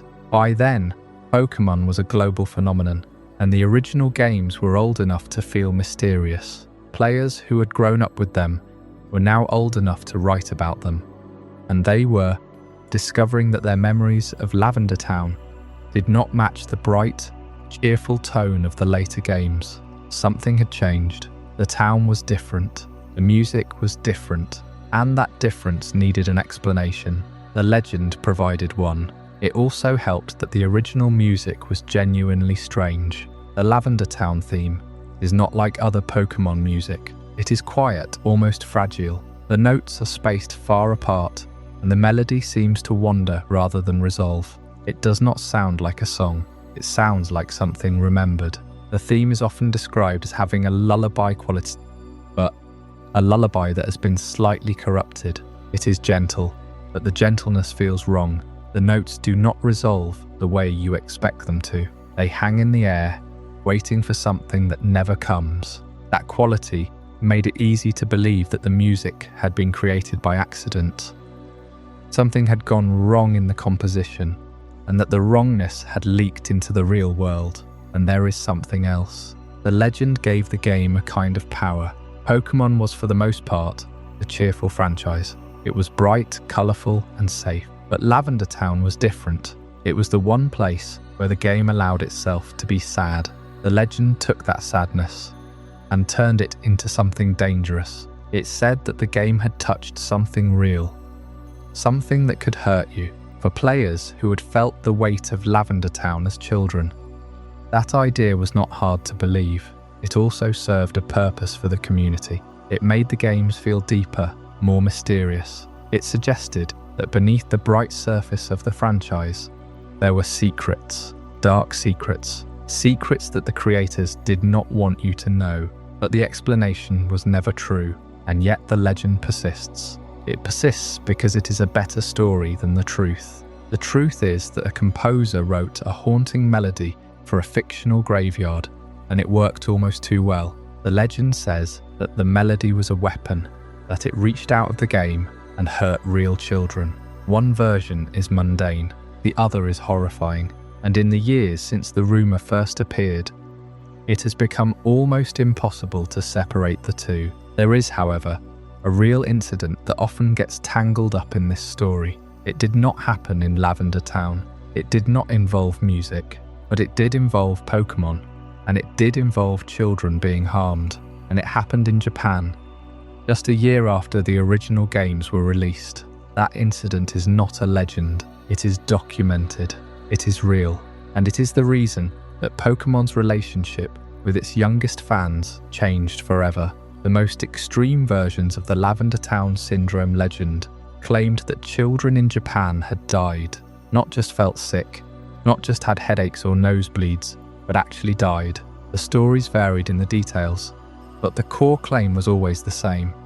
The music in Lavender Town, with its strange high-pitched tones, had somehow harmed real children, and for a story with such serious implications, it spread with almost no evidence behind it. No hospital records, no news reports, no official acknowledgement from Nintendo, just a story that kept getting told and retold and told again until it stopped sounding like a story and started sounding like history. That transformation is the subject of this chapter, because Lavender Town Syndrome didn't begin as a documented fact. It began as a feeling that a lot of players had in the 1990s, when they first walked into that little grey town and heard that music for the first time. Let me trace how that feeling became a legend. It started, as far as anyone can tell, on playgrounds. Pokémon Red and Green launched in Japan in 1996. The children who played it were young, and many of them were playing at night, under covers, on handheld consoles with no backlight. The screen was a faint grey glow in the dark. The music came through tiny speakers, and Lavender Town was different from everything else in the game. It was quiet, the music was strange, the buildings were dark, and the tower at the centre of town was a graveyard. For a child, that combination was genuinely unsettling, not because anything scary was happening, but because the game suddenly felt serious in a way it hadn't before. So children talked about it. They shared that unease with each other, and in the retelling, the unease started to harden into something more specific. I felt weird in Lavender Town, became my friend felt sick in Lavender Town, which became I heard that someone got sick from the music in Lavender Town. The feeling was real. The explanation was invented, and that was the first step of the rumour machine.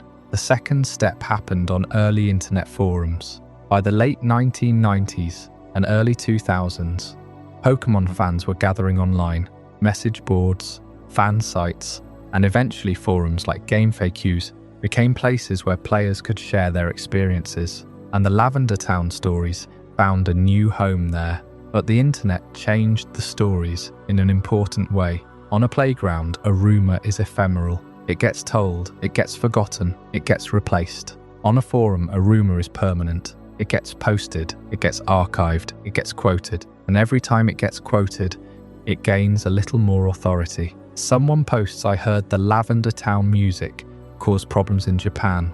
Someone else replies, "I read that somewhere too." A third person says, "I saw a post about it." And suddenly, a playground whisper has become a documented claim. This is where the details started to multiply. The early versions of the Lavender Town Syndrome story were vague. Children felt sick. That was about it. But as the story moved through forums, it acquired specifics. The music was said to contain frequencies that were harmful to young ears. The original Japanese version of the game was said to have used a different composition than the international releases. Nintendo was said to have quietly changed the music in later versions to cover it up, and the number of victims grew with each retelling.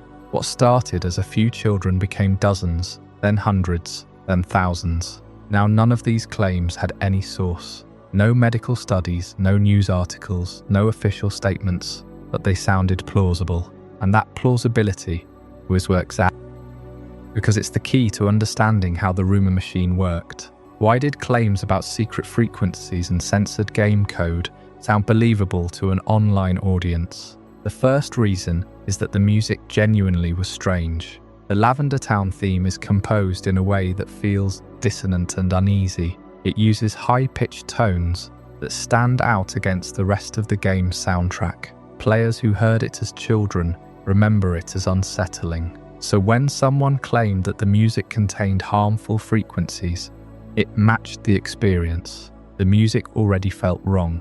The claim just explained why. The second reason is that the games actually did change. The Lavender Town music in the international releases of Pokémon Red and Blue was not identical to the Japanese original, and in later games, the music was recomposed entirely. To a player who didn't know about the technical reasons for these changes, the pattern looked like a cover-up.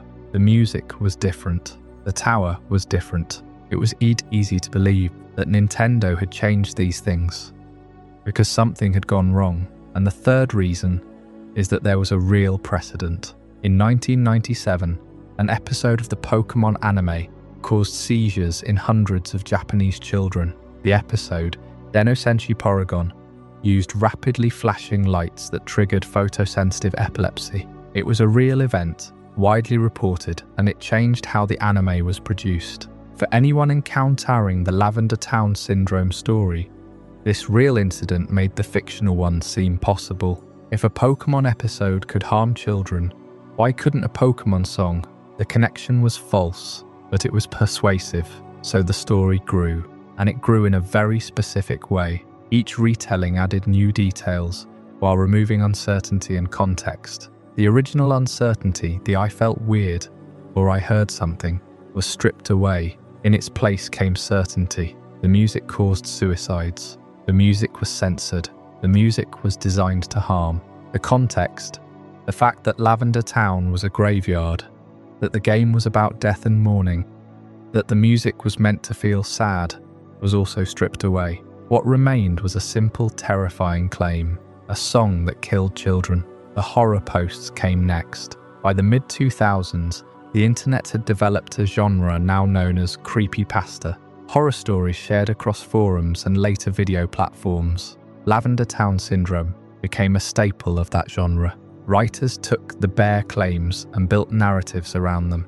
They invented names for the phenomenon. They described specific symptoms. They added details like white hand and buried alive, supposed glitches or hidden content that were said to be connected to the town. None of these had any basis in the actual games, but they were presented as fact, often in the form of first-person accounts. I was there. I saw it. I found the hidden file. The stories were designed to be believed, and they were. And then came the copied articles. By the 2010s, the legend had reached content farms and news sites. Articles about Lavender Town Syndrome were published, citing forums and other articles as sources. The chain of citation gave the story a false legitimacy. Each article presented the legend as something that had been widely reported, without ever acknowledging that the reporting was the only evidence. The story had become self-sustaining. It was true because it was repeated. It was repeated because it was true. Now, here is the strange part. The legend grew precisely because the original game already supplied believable horror imagery. The rumor machine did not have to invent a scary location. The game already had one. Lavender Town was a town built around death. Pokémon Tower was a 7-floor graveyard. Ghost-type Pokémon appeared on the upper floors. The music was eerie, and at the heart of it all was the ghost of Marowak, a mother Pokémon killed by Team Rocket while protecting her child. That is real horror, built into the game itself. The rumor machine simply took that horror and attached a real-world consequence to it. The game was already about death. The legend just claimed that the death had leaked out of the screen. That is why the legend was so durable. It did not contradict the player's experience. It confirmed it. Players who had felt uneasy in Lavender Town as children were told that their unease was justified. The music was dangerous. The game was hiding something. The story explained the feeling, and the feeling validated the story. Each retelling made the loop tighter. The uncertainty disappeared. The context disappeared. What remained was a myth, polished smooth by repetition. And the myth kept growing because the games kept changing. The tower that had once been a graveyard was replaced in later generations by a radio tower. The music was recomposed into a happier tune. To those who believed the legend, these changes looked like confirmation. Why would Nintendo change the music if nothing had been wrong with it? The answer, of course, is that the games evolved, that the tone of the franchise softened, that the developers made different choices for different reasons. But the rumor machine did not deal in mundane explanations. It dealt in secrets. And every change to Lavender Town became another piece of evidence in a case that had never been filed. The Lavender Town Syndrome legend is false. Every serious investigation of it has reached the same conclusion. There is no evidence that the music harmed anyone. There is no evidence of mass suicides. There is no hidden code, no secret frequency, no censored content. But the legend is not meaningless. It is a record of how a generation of players felt when they encountered something genuinely unsettling in a game that was supposed to be simple and safe. The feeling was real, the story was invented, and the invention spread because it was the only explanation that matched the experience. In the end, the rumour machine did what rumour machines always do. It took a grain of truth, a strange song and a haunted tower, and it built a mountain of fiction around it. And when the fiction was repeated often enough, it became indistinguishable from fact. The playground whispers became forum posts. The forum posts became horror stories. The horror stories became articles. And the articles became the accepted history of a place that never existed outside the game, and a tragedy that never happened outside the story. But the story is not finished, because while the rumour machine was spinning, the games themselves were moving in a different direction. The tower was coming down, the graves were being moved, and Lavender Town was being remade into something almost unrecognisable. Whether that was a response to the legend, or simply the natural evolution of a franchise that wanted to leave death behind, is a question that the games themselves would answer. By the time the rumour machine had finished with Lavender Town, the music was only the beginning. The stories had grown teeth. They had grown hands too. One story in particular, the one that would come to be known as the White Hand, took the tower's haunting and made it something the game itself never dared to show. The rumour machine worked by accumulation. Each retelling added a detail, removed a doubt, sharpened a description. What started as a vague sense of unease became a specific claim. What started as a claim became a story. And what started as a story became something that people swore was real. The White Hand was the natural end point of that process. It was the moment the rumour machine stopped talking about the music and started talking about the tower itself, about something hidden inside it, something that was supposedly there all along. The White Hand was never in Pokémon Tower. Let me say that clearly, because the story is told with such confidence that it is easy to forget. It was not a hidden sprite. It was not a glitch left in the code. It was not a secret encounter waiting for the right conditions. It was a fan-made monster, born from the same rumour machine that gave us Lavender Town syndrome, and it spread the same way, through descriptions that sounded like testimony and images that looked like proof. The encounter, as the story goes, happens during the player's climb through the tower. The details shift from telling to telling, as these stories always do. In some versions, the hand appears on a specific floor, usually one of the higher ones, where the ghosts are thickest. In others, it appears when the player examines a particular grave, one that stands out from the others, for no visible reason. And in the most elaborate versions, it appears only after the player has done something specific, failed to defeat a ghost, returned to the tower at a certain point in the story, or lingered too long in the silence between floors. But the core of the story is always the same, a pale, disembodied hand emerging from the darkness of the tower. Sometimes it simply sits there, motionless, until the player's character freezes. Sometimes it reaches out. Sometimes the screen glitches, and the hand is all that remains. The descriptions are precise in the way that invented memories often are, full of specific details that feel like they could only come from someone who was actually there. The stories are told in the first person, always. I was playing my copy. I found this on my game. My friend's cartridge did something different. This is how creepypasta works. It borrows the voice of testimony, and it never leaves room for doubt. And the design of the thing, in the images that accompanied these stories, was graphic in a way the real game never was. The White Hand was drawn with long, thin fingers, visible knuckles, skin stretched tight over bone. Sometimes it had cracks. Sometimes it had nails. Sometimes it was depicted with the fingers bent at unnatural angles. as if the joints had been broken and reset. It was rendered in a style that was meant to be viscerally unsettling, the kind of image that makes you pull your own hand back from the screen. It was horror by design, explicit and direct. There was nothing ambiguous about it, and that is the first clue that did not belong in the game. Now compare that to the ghosts that are actually in Pokémon Tower. The real ghosts, the ones in the original games, are almost shy by comparison. Before you obtain the Silph scope, the tower is filled with ghost sprites that block your path. They are small, round, pixelated shapes, barely more than a suggestion of a presence. They don't reach for you. They don't lunge. They don't even move. They just stand there, ambiguous and still. And when you try to interact with them, they say things like, "Get out," or "No," or simply, they are not monsters in the traditional sense. They are presences. The horror of these encounters comes from what they don't do, what they don't say, what the game refuses to show you. The music does the work. The silence does the work. The fact that your attacks pass through them does the work. You are not fighting these ghosts. You are being asked to leave them alone. And then there is Marowak, the one ghost in the tower with a story, and even that encounter is restrained.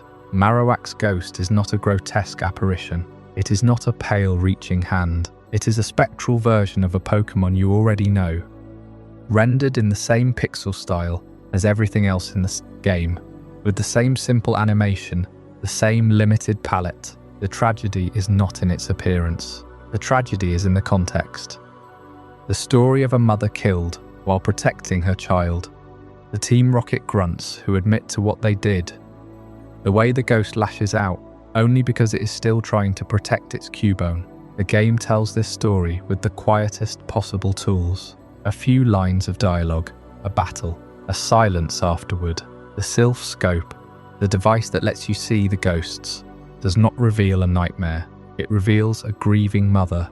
That is the difference between the actual game and the myth that grew around it. The game trusts you to understand loss. The myth wants to make you afraid. The White Hand has none of that restraint, and that is exactly why it spread.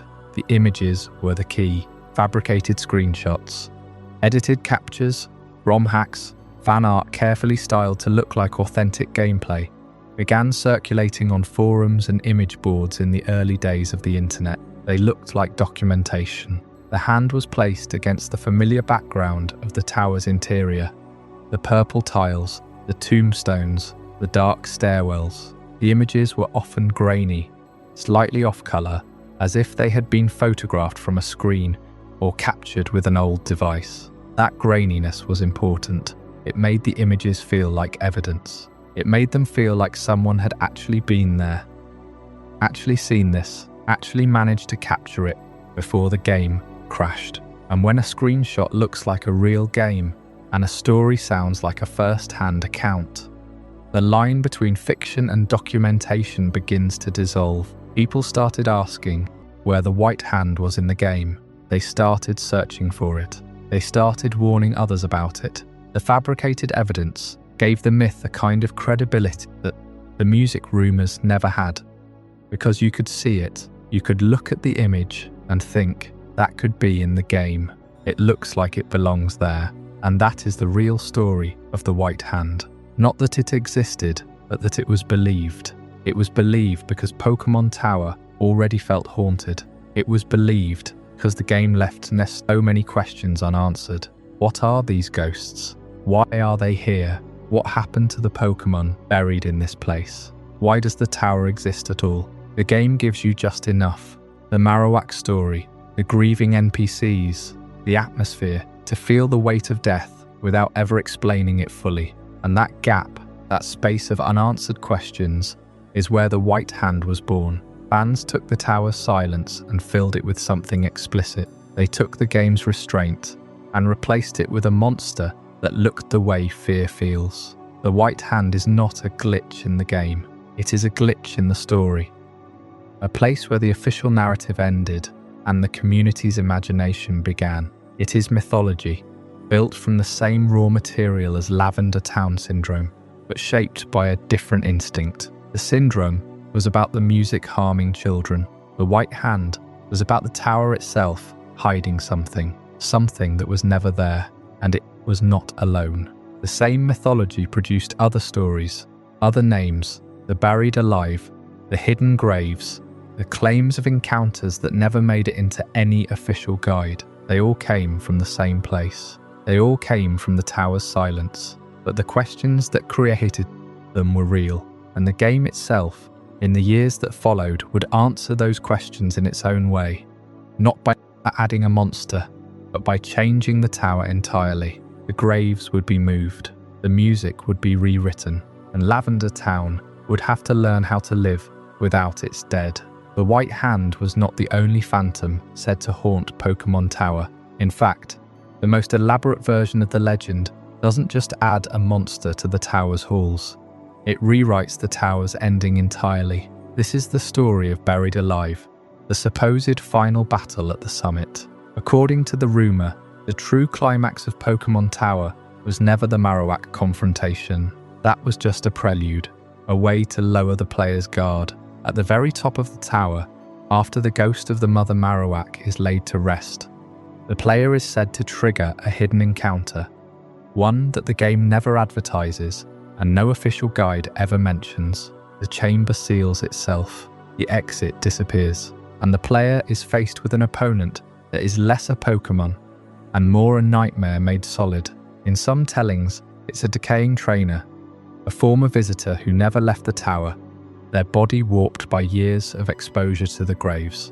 In others, it's a mass of fused Pokémon bodies, their forms melted together into something grotesque, their cries distorted into a single unbearable sound. And in the most extreme versions, it's the tower itself.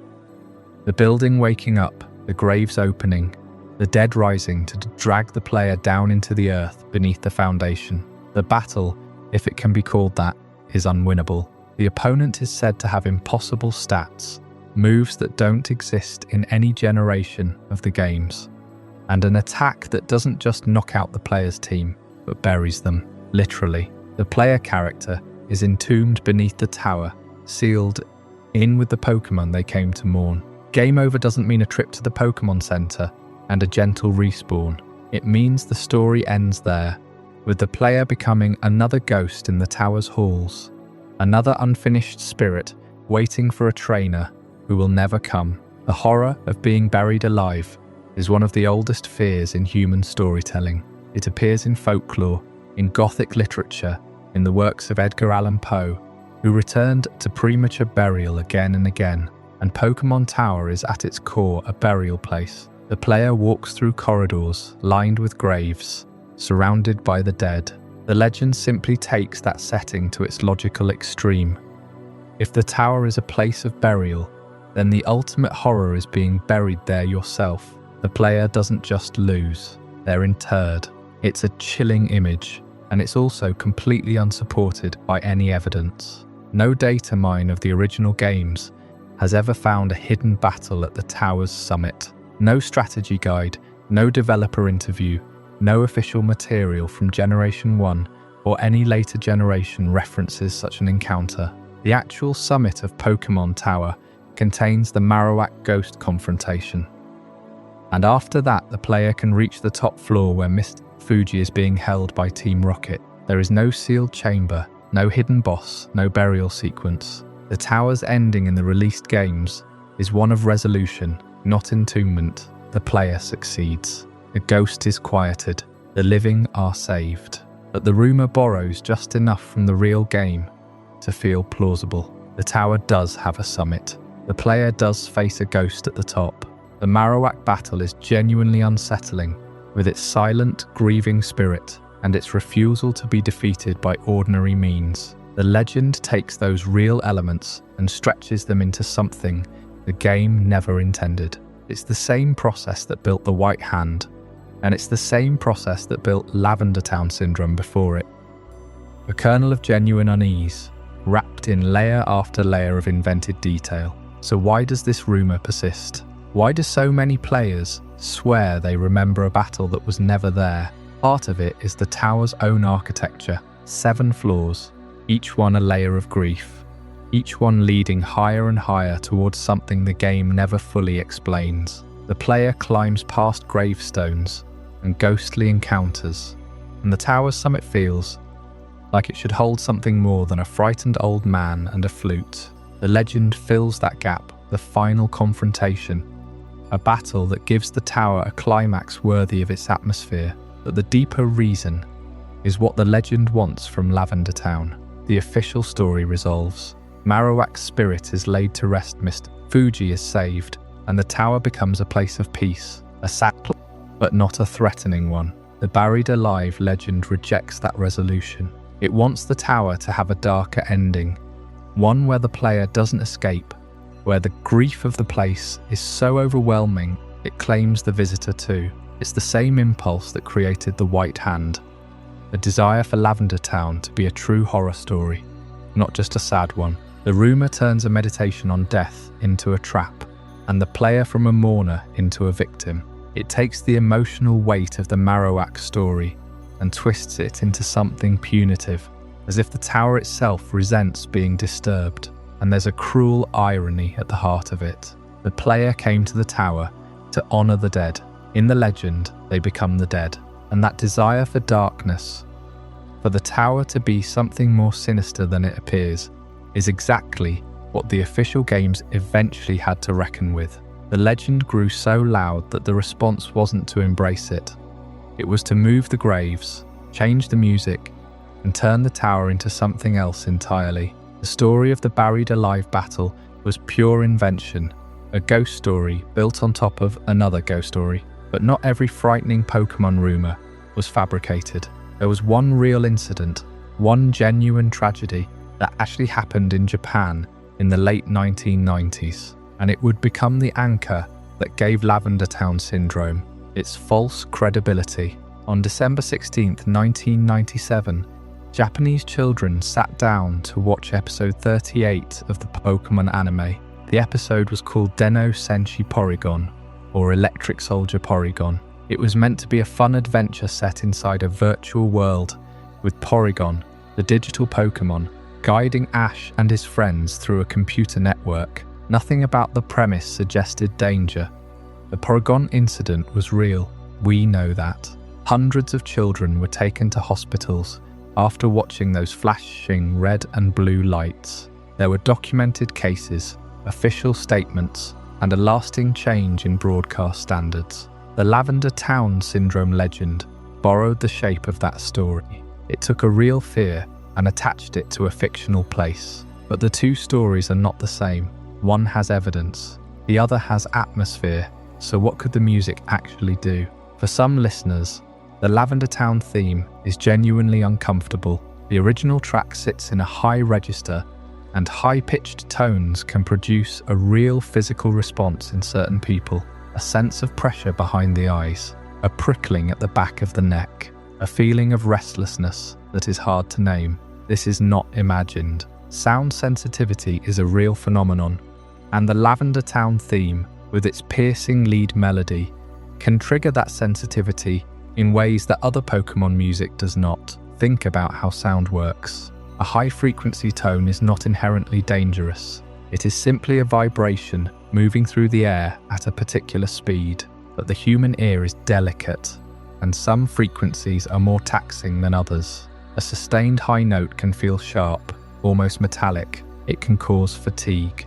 It can make a listener want to turn the volume down. This is a normal sensory response. It happens with many kinds of music, not just Lavender Town. It happens with alarm clocks and telephone rings and the whine of an old television set. The body reacts to sound. That is not mysterious. That is biology. And the response varies from person to person. Some players hear the Lavender Town theme and feel nothing but a gentle melancholy. Others find it soothing, almost like a lullaby. Still others experience a genuine sense of unease, a physical reaction that makes them want to leave the town as quickly as possible. All of these responses are valid. They are individual reactions to the same piece of music, filtered through different ears and different memories. The legend of Lavender Town Syndrome erased that variety. It replaced a spectrum of personal experiences with a single catastrophic narrative, and in doing so, it turned a subjective response into an objective danger. There is also something important about who the legend claimed was at risk: children. The myth said that the music harmed children specifically, and this gave the story a particular kind of tragic weight. It is true that young ears are more sensitive to high frequencies than adult ears. The ability to hear very high pitches diminishes with age, which is why some stores once used high-frequency devices to deter loitering teenagers, while older customers heard nothing at all. So the idea that children might be uniquely vulnerable to a high-pitched video game theme had a surface plausibility. But surface plausibility is not the same as evidence. Sensitivity to a frequency is not the same as being harmed by it. The fact that a child can hear a tone that an adult cannot does not mean that tone is dangerous. It simply means the child can hear it. But there is a vast distance between discomfort and catastrophe. The legend claims that the music caused children to fall ill, that it drove some to take their own lives, that hospitals were overwhelmed, that Nintendo suppressed the evidence, that the original soundtrack was quietly replaced to cover up a public health crisis. These are extraordinary claims, and extraordinary claims require evidence. No hospital records have ever surfaced. No news reports from the era describe such an outbreak. No official acknowledgement exists anywhere in the historical record. The story has been repeated for decades, but repetition is not documentation, and the logic of the legend was always circular. The music was eerie, so it must have been harmful. It must have been harmful, so Nintendo changed it. Nintendo changed it, so the harm must have been real. Each step depended on the previous one, and none of them rested on evidence. Consider what would have been required for the legend to be true. Thousands of children would have fallen ill at the same time, across the same country, from the same video game. That is not a subtle event. That is a national emergency. It would have been reported. It would have been investigated. It would have left traces in newspapers, in medical journals, in government records. None of that exists. The only traces are on internet forums, where the story grew with each retelling, and each retelling added new details while removing uncertainty. The original rumors were vague, full of doubt and second-hand accounts. The later versions were certain. They had names, dates, and specific numbers, but certainty is not the same as truth, and the numbers never matched any verifiable source. What the legend did have was vocabulary. The myth dressed itself in scientific language. It spoke of frequencies measured in hertz. It described auditory nerve stimulation and brainwave interference as though these were established facts about the game. This is why the story spread so effectively. It sounded clinical. It sounded like a warning from a medical journal, rather than a rumor from a playground. The language of neuroscience gave a supernatural story the appearance of authority, but the vocabulary was borrowed, not earned. The terms were real, the phenomenon was not, and the hardware itself tells against the story. The original Game Boy was not a sophisticated audio device. Its sound chip was simple, capable of producing basic waveforms and simple melodies. The Lavender theme, as players heard it, was a product of that limited hardware. It was not a hidden broadcast. It was not a secret frequency designed to affect the brain. It was a sequence of notes played through a small speaker, the same way every other piece of music in the game was played.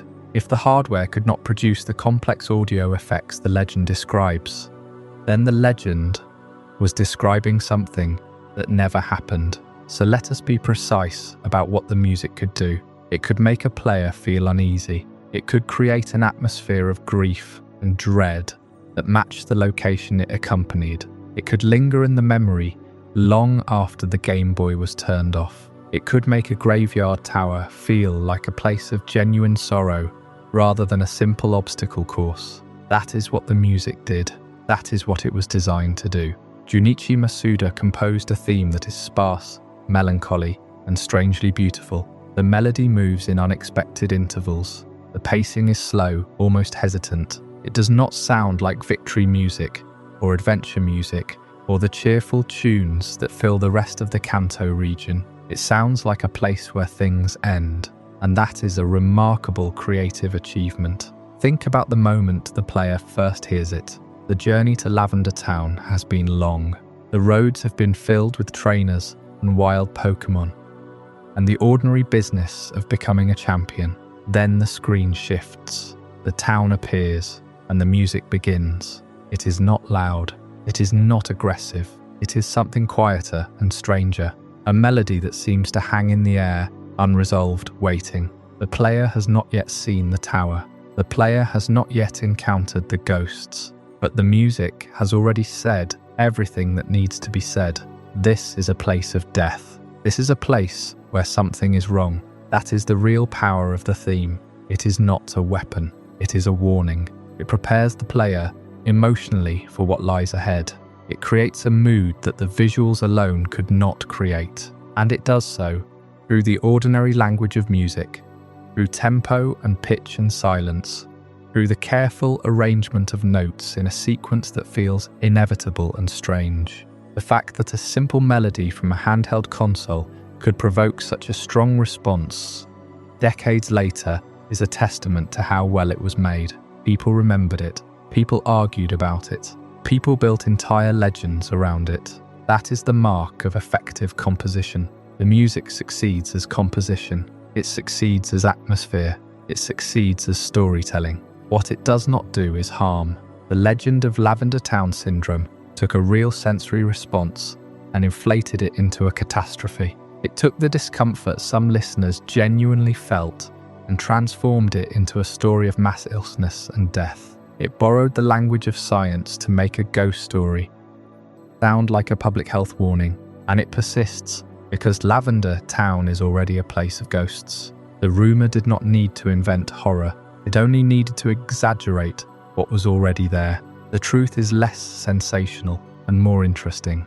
The music is unsettling because it is well written. The town is haunting because it is a graveyard. The ghost of Marowak is tragic because she died protecting her child. None of this requires a conspiracy. None of this requires a cover-up. The game itself is dark enough, and in later years, the darkness was softened. The tower was replaced. The music was recomposed.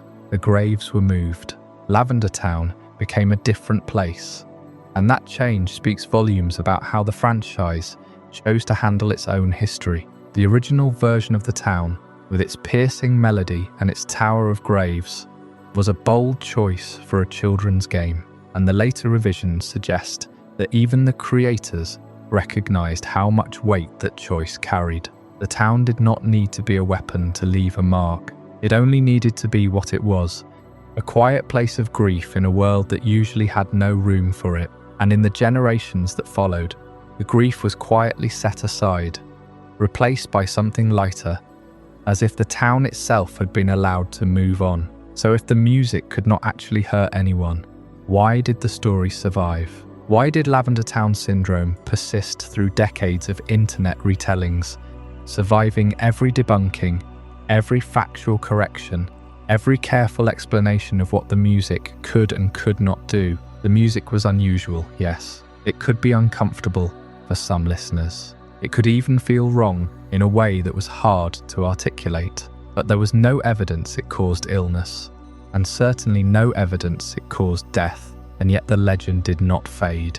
It grew. It spread from playgrounds to forums, from forums to creepypasta archives, from creepypasta archives to video essays and comment sections. Every time someone explained that Lavender Town Syndrome was not real, someone else discovered it for the first time and felt that chill of recognition. The answer has nothing to do with frequencies or seizures. It has everything to do with what players already felt the moment they walked into that town, because Lavender Town is not a subtle place. The music is strange, yes, but it is only the first layer. Before you even hear the melody, you know something is wrong.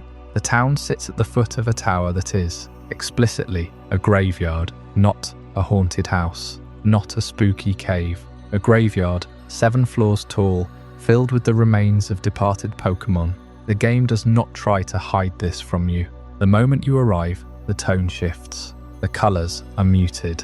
The people speak in hushed voices about the dead, and the tower looms over everything, its silhouette visible from every corner of the town. The original games do something remarkable here. They do not rush you. There is no urgent quest pushing you forward.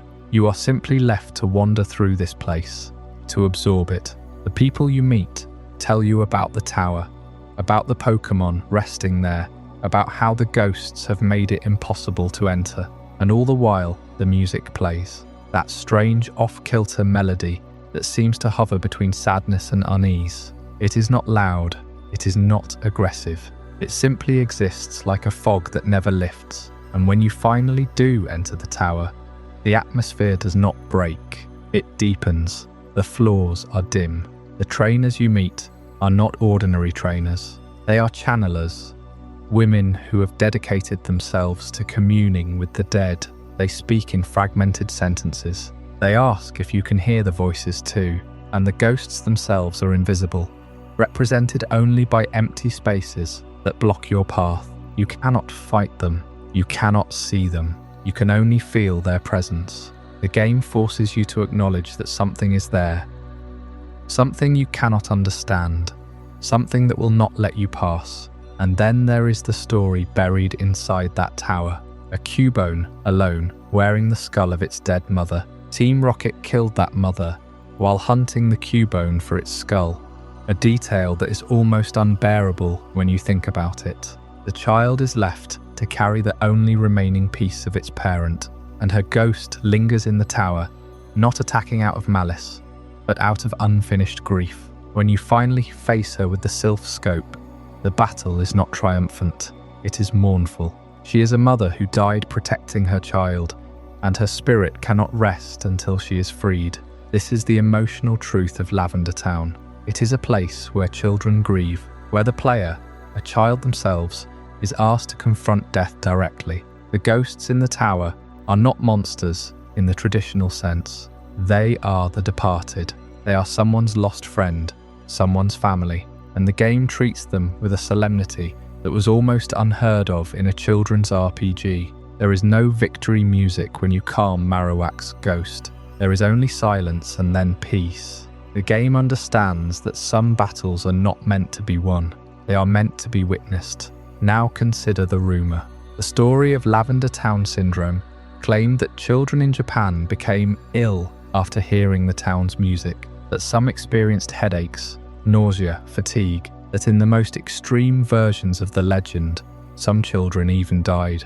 The victims were always described as children, young, impressionable, vulnerable, and that detail is why the story felt true, because the game itself is about vulnerable children. The player is a child. The Cubone is a child, orphaned by violence. The ghosts are the remnants of creatures who were loved and lost. The entire emotional architecture of Lavender Town rests on the fragility of childhood in the face of death. So when the rumor said that children were harmed by this place, it did not contradict what players felt, it confirmed it. If you had played the game as a child, if you had felt that inexplicable unease in Lavender Town, the story of children being hurt by it did not seem impossible. It seemed like the natural conclusion.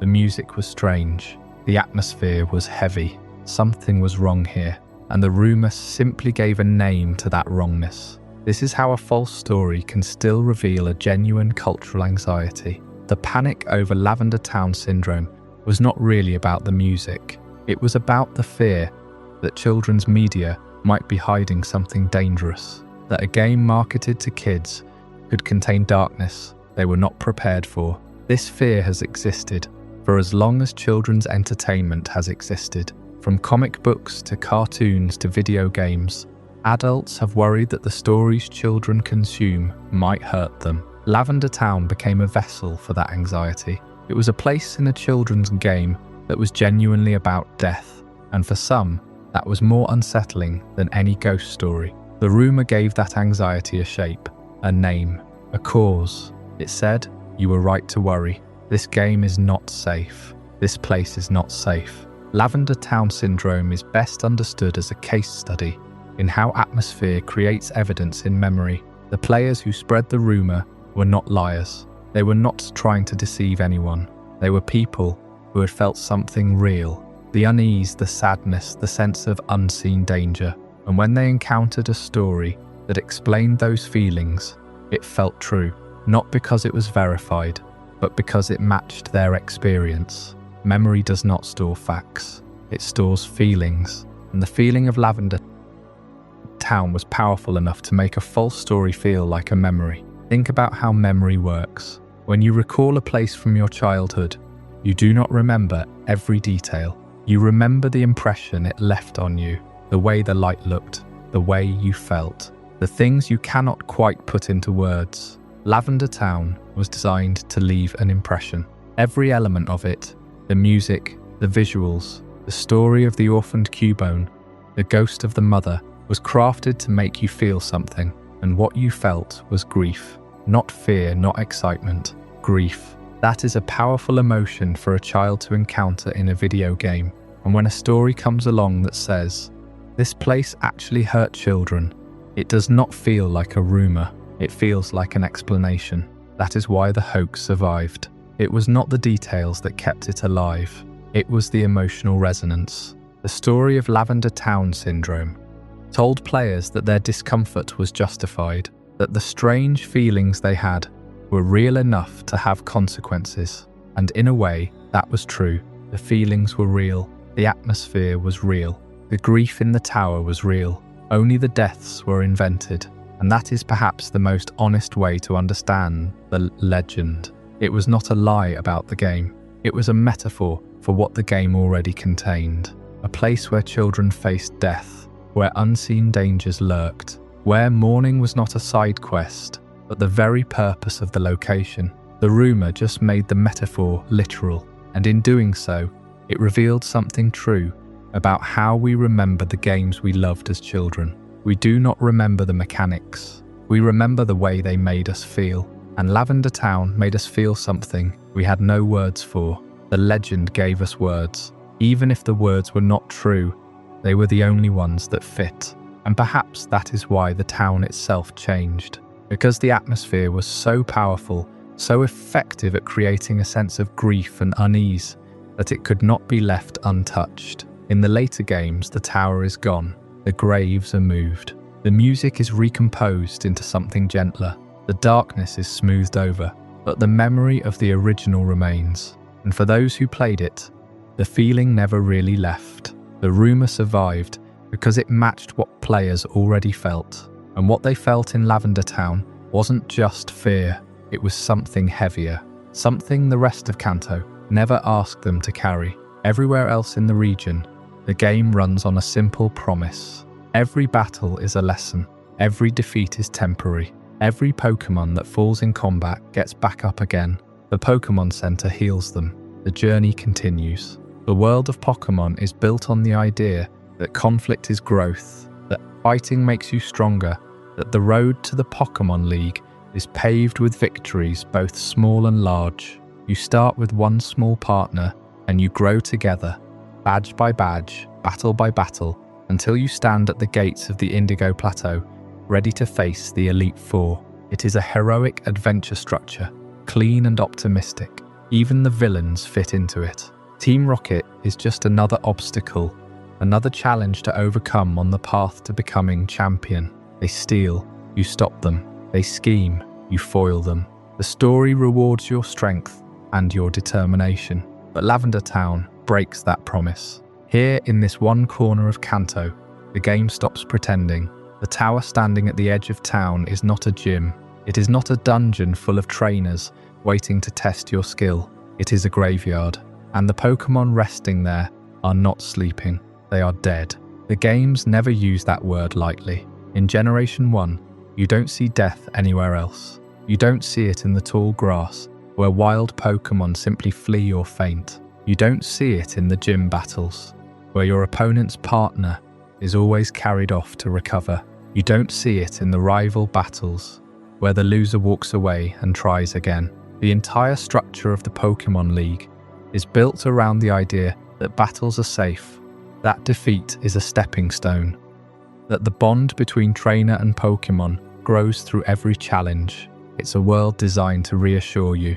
And then you walk into Pokémon Tower, and the reassurance falls away. Team Rocket operates on a completely different logic. From the very first encounter in Mount Moon, Team Rocket treats Pokémon as objects. They steal them, they experiment on them, they sell them for profit. They don't battle for growth or glory, they exploit. And nowhere is that cruelty more naked than in Pokémon Tower. The story told through the tower's haunted floors is not about a random ghost or a spooky coincidence. It's about a Cubone, a Mother Marowak, and a group of men who killed her for her child's skull. Team Rocket hunted Cubone for their bones. The Marowak died protecting her offspring, and her spirit remains in the tower, not as a monster, but as a mother, grieving, angry, unable to move on until someone acknowledges what happened. This is where Lavender Town earns its place in Kanto's moral landscape. It is the one location where the franchise most directly acknowledges that Pokémon can be killed, exploited, and mourned, not just faint, not just lost, killed. The Marowak is not a rival. She is not a wild encounter waiting to be caught. She is a victim, and the game asks you, the player, the hero of this adventure, to look at her and understand. But here's the uncomfortable part. By the time you arrive at Pokémon Tower, the violence has already happened.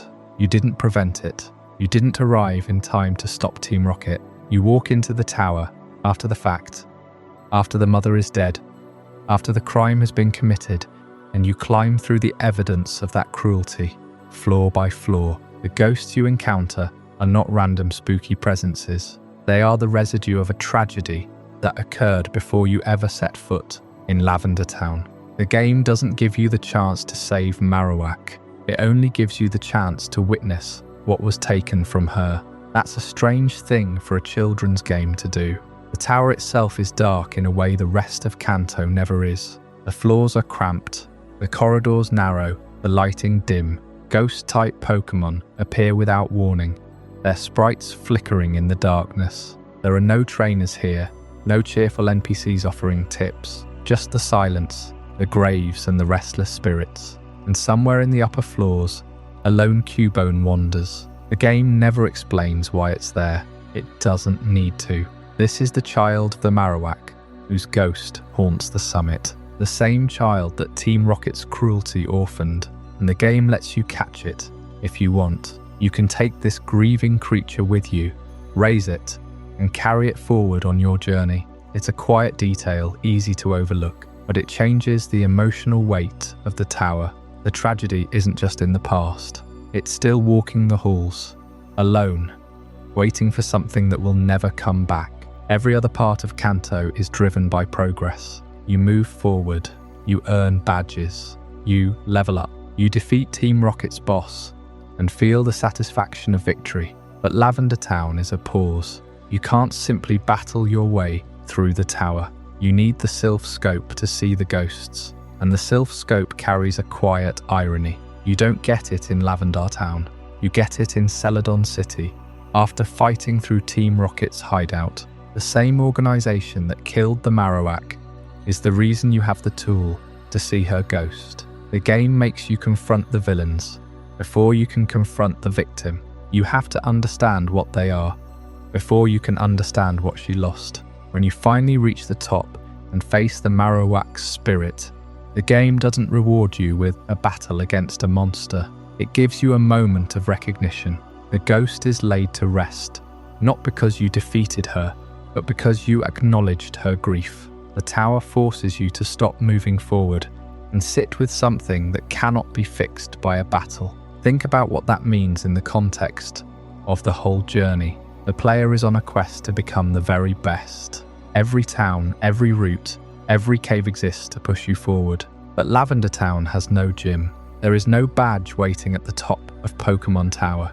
The reward for confronting the Marowak's ghost is not a symbol of strength. It's the Poké Flute, a tool for waking sleeping Pokémon, given to you by Mr. Fuji as thanks for helping a spirit find peace. The game rewards compassion, not combat, in this one moment. It's a small gesture, easy to miss if you're focused on the next badge, but it's there, and that's what makes the tower so unsettling. It doesn't fit the pattern. The ghosts can't be fought until you have the Silph scope, and even then, the Marowak's ghost doesn't attack you like a wild Pokémon. She cries out, she mourns. The game gives you no dialogue, no explanation, just the image of a mother's spirit in pain. You have to fill in the story yourself. You have to understand what Team Rocket did, what the Cubone lost. Why the tower is full of restless souls. The game trusts you to feel it. There's also something quietly troubling about the player's role in all of this. You come to Lavender Town as a challenger. You're collecting badges. You're on your way to Saffron City. The tower is an obstacle in your path, and the ghosts are barriers to your progress. You need the Silph scope to see them, and you need to reach the top to continue your journey. The game frames the Marowak as a problem to be solved, but she's not a problem, she's a person. A Pokémon, yes, but a mother who lost her life protecting her child. And the game's structure forces you to treat her grief as a roadblock. You can't just leave her in peace. You have to confront her, resolve her, and then move on. The game doesn't ask if you're ready for that responsibility. It just puts it in your path. That responsibility is placed on you without warning. And there's no way to opt out. You can't skip the tower. You can't choose to leave the Marowak spirit in peace and continue on your way. The game's linear structure demands that you resolve her story before you can move forward, and in doing so, it asks you to carry something heavier than any badge. The knowledge that you've witnessed a grief you can't undo. You can't bring the Marowak back. You can't undo what Team Rocket did. All you can do is acknowledge it, and then keep going. That's a lesson the rest of Kanto never teaches you.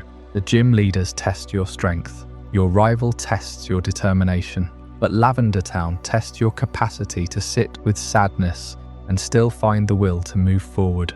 It's the only place in the game that asks that of you, and it's worth noting that the game never lets you forget it. The Cubone you can catch carries that memory with it.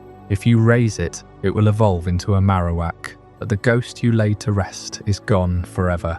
The tower, after you complete it, becomes empty. The ghosts vanish, the silence remains, and the music, that haunting, minimal melody that plays throughout Lavender Town, stays with you long after you leave. It's not a triumphant theme. It's not even sad in a dramatic way. It's just lonely. It sounds like memory, like something that's over but hasn't quite faded. Every time you return to Lavender Town, even after the story is resolved, that music is still there. The town doesn't celebrate your victory. It doesn't acknowledge that you helped. It just continues to exist, quiet and still, holding the memory of what happened. And maybe that's the point. Some places in a journey aren't meant to be conquered. They're meant to be carried. Lavender Town is one of those places. It's a scar on the map of Kanto, a reminder that the world you're exploring isn't just a series of challenges to overcome. It's a place with history, with loss, with pain, and the game trusts you to understand that without ever saying it out loud. You leave Lavender Town with the Poké Flute, a tool that seems almost absurdly simple compared to the weight of what you just witnessed. But that's the game's quiet way of telling you that the reward for compassion isn't power. It's the ability to keep moving, to wake the sleeping Pokémon on the routes ahead, to continue your journey. The tower doesn't make you stronger, it makes you more aware, and that awareness stays with you for the rest of the game. Every time you see a Cubone in the wild, you remember. Every time you hear that music, you remember. Lavender Town becomes a part of you, whether you want it to or not. And that's what makes it the most important place in Kanto. Not because it's the hardest, or the most impressive, or the most rewarding, but because it's the one place that asks you to feel something before you can move on. The rest of the game teaches you to be the very best. Lavender Town teaches you that being the very best means nothing if you can't stop, just once, to mourn what was lost along the way. I hope you're as amazed by this as I am. If you want to stay updated on more content like this, make sure to subscribe and join our community of curious minds. Trust me, what's coming next will challenge everything you thought you knew. The previous chapter established that Lavender Town is where Pokemon's heroic adventure structure breaks down. Team Rocket's cruelty is the villainy, but the league structure, the badges, the battles, the champion's path is what carries the player through Kanto. Lavender doesn't fit that structure. It's a wound in the map, a place where the game's usual rules stop making sense. And the player, when they arrive here, is the most ordinary thing in the town. A kid from Pallet Town, no connection to Lavender, no history with its people, no memory of the Pokemon buried in the tower. They're passing through on a journey that was supposed to be about gym, badges, and the Pokemon League. But Lavender interrupts that journey. It demands something different. Think about how the player arrives. They come from Route 8, a narrow path that winds through tall grass and past a gate with a guard who comments on the town ahead. The music shifts. The screen fades to a new map. And there it is, a small town with purple rooftops and a tower rising in the distance. The tower is the first thing you notice. It's taller than anything else in the area, a dark silhouette against the sky, and it's full of dead Pokemon. The player has no reason to be here. No gym, no rival waiting, no badge to earn. Lavender Town is the only place in Kanto where the player's usual goals don't apply. There's no challenge to overcome in the traditional sense. There's just a town that is sad, and a tower that is haunted, and people who need help that no amount of battling can provide. That's the first thing to understand about the player's role in Lavender. They are an outsider in the truest sense, not just geographically, but narratively. The game's entire structure up to this point has been about proving strength, battles, badges, rivalries. But Lavender doesn't care about any of that. The town's crisis is not a problem the player can fight their way through. It's a problem they have to witness. The quest begins quietly. An old man in the Pokemon Center mentions that Mr. Fuji, the man who tends the tower, has gone missing. A little girl is crying because she can't find her Pokemon. The tower itself is blocked by ghostly presences that the player cannot see, cannot touch, cannot fight. The game gives the player a goal: find Mr. Fuji, resolve the haunting, but it doesn't give them a weapon. Not yet. This is where the grief of strangers becomes a quest objective. The player is asked to care about people they've never met. Mr. Fuji is a name, not a face. The Pokemon in the tower are memorials, not companions. The Marowak's ghost is an invisible force, not a character. And yet the game insists that the player engage with all of it. The quest log, such as it is, points toward the tower. The old man's words linger. The little girl's tears are real. But the game is careful not to make this purely transactional. The player isn't just completing a task. They're being drawn into a story that has been going on long before they arrived. Team Rocket came to Lavender and killed a Pokemon. A mother died protecting her child. A man named Mr. Fuji took in the orphaned Cubone, and now the mother's spirit is trapped in the tower, unable to move on, unable to rest. The player walks into the middle of this story with no idea what happened. They have to piece it together from fragments. The tower itself is a lesson in witnessing. The player climbs floor by floor, past gravestones and memorial markers, past trainers who are also grieving, past the silence that fills the building, and then they encounter the ghosts. In the original games, these are not battles you can win. The player's attacks pass through them. The ghosts are untouchable, unreachable. The player is forced to retreat, to seek out the Silph scope, to come back with a tool that lets them see what was hidden. That tool changes everything.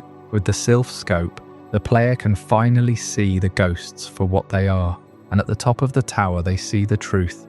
A Marowak, not a wild Pokemon but a spirit. A mother who was killed by Team Rocket while protecting her child.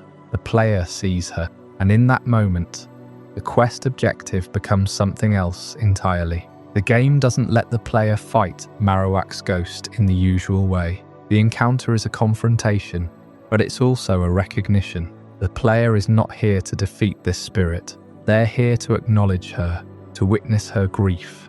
And when the ghost finally fades, It's not because the player won a battle, it's because she was seen. This is the compassion at the heart of Lavender's story. The player is an outsider, but they are asked to become a witness. The grief of strangers becomes their grief, if only for a moment, and the game trusts the player to understand this. It doesn't explain it, it doesn't spell it out. It just places the player in front of a grieving mother's spirit and lets the moment speak. But there's a tension here that's worth examining. The player is helping Lavender, yes, but they're also extracting something from the town's tragedy. The Silph scope, the pokey flute, the experience points, the access to new routes. These are rewards. The game frames them as gifts, as tokens of gratitude. But they're also the player's reason for being there. Without the pokey flute, the player can't progress. Without the Silph scope, they can't reach the top of the tower.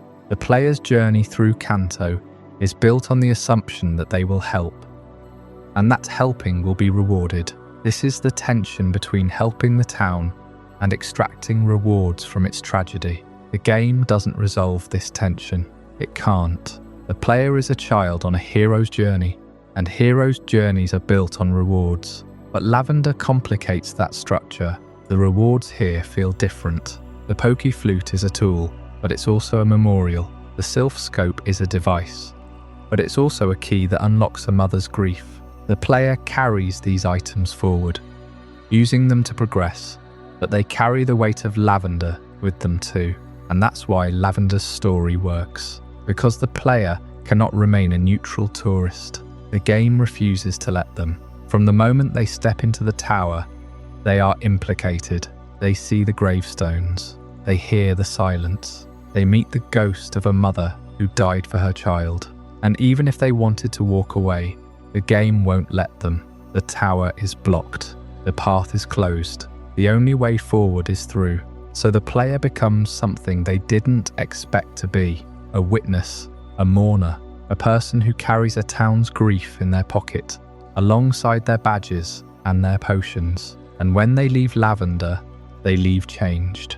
Not because they became stronger, but because they saw something. They saw a mother's love, a child's loss, a town's sorrow, and they couldn't look away. The game doesn't dwell on this. It moves on. The player continues their journey, earning badges, defeating gym leaders, eventually facing the Elite Four. Lavender becomes a memory, a stop on the road, but it's a memory that lingers, because the player didn't just pass through Lavender. They were asked to witness it, and they did. That's the power of the outsider's perspective. A person who belongs to a place might not see its grief. They're too close to it. But a stranger sees everything. The stranger notices the silence, the sadness, the weight that hangs in the air. And when the stranger is asked to help, they can't pretend they don't understand. They've seen too much. Lavender Town asks the player to be that stranger, to come in from the outside, to see what the town's residents have learned to live with, and to respond. Not with violence, not with strategy, but with presence. The player's presence in the tower is what resolves the crisis. Not their strength, not their Pokémon, just their willingness to be there, to see, to witness. And when the tower is quiet again, when the ghost has moved on, and Miss Fuji is safe, the player receives their reward and moves on. But the town remembers them. The people of Lavender remember the stranger who climbed the tower and faced what they couldn't. And the player, for their part, remembers Lavender, not as a stop on the road, but as a place where they were asked to be more than a trainer, where they were asked to be human. But the Lavender Town that players visit today is not the same place. In the years that followed the original games, the tower was transformed, the music was rewritten, and the town's grief was slowly smoothed into something softer. The outsider's journey changed, and so did the story the town could tell. When you leave Lavender Town in the original games, you carry something with you. Not an item, not a badge, but the memory of what you witnessed there. The player was never meant to belong to Lavender. You arrived as a stranger, walked through a tower full of the dead, faced a mother's ghost, and then moved on. The town stayed behind, frozen in its grief. But in the world of Pokémon, time does not stand still.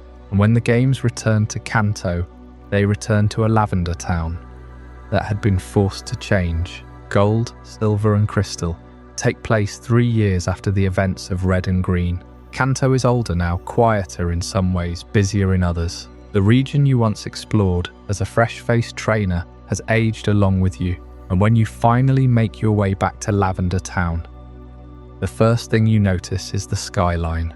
The Pokémon Tower is gone, not destroyed, not abandoned, replaced. In its place stands the Kanto Radio Tower, a sleek broadcast structure reaching toward the sky, where the 7 floors of the Mausoleum once stood. This is a startling change, if you remember the original town.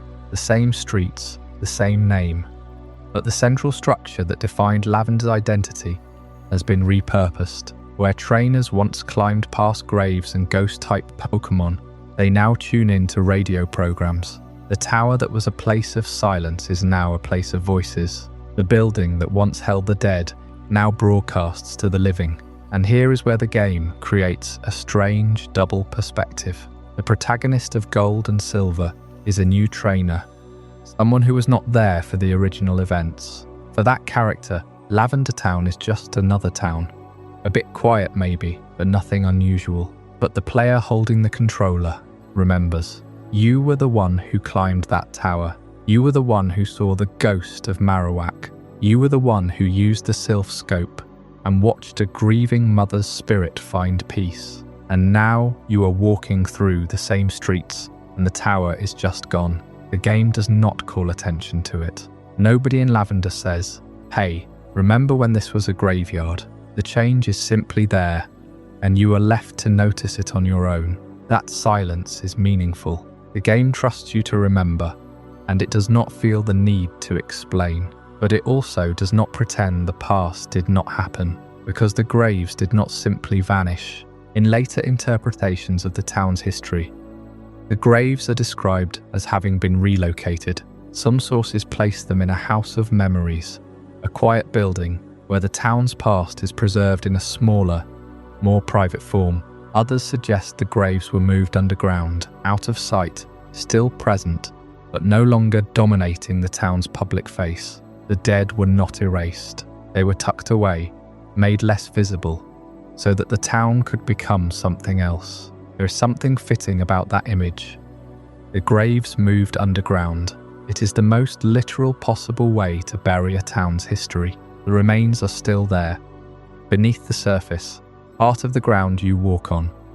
But you no longer have to see them. You no longer have to climb 7 floors of memorial stones to reach the top. The past is still present, but it has been pushed down, out of the everyday line of sight. And that is how many towns and many people handle grief. You do not destroy the memory, you just stop looking at it so directly. This is the detail that makes the revision feel so intentional. If the developers had simply deleted the tower and replaced it with a new building, the change would feel like erasure. Instead, the memory of what happened there is preserved in a different form. The House of Memories, in particular, carries the weight of the town's history. It acknowledges that Lavender was once a place of mourning. Even as the town above it has moved on, the grief is still there. It is just no longer the first thing you see, and the music changed too.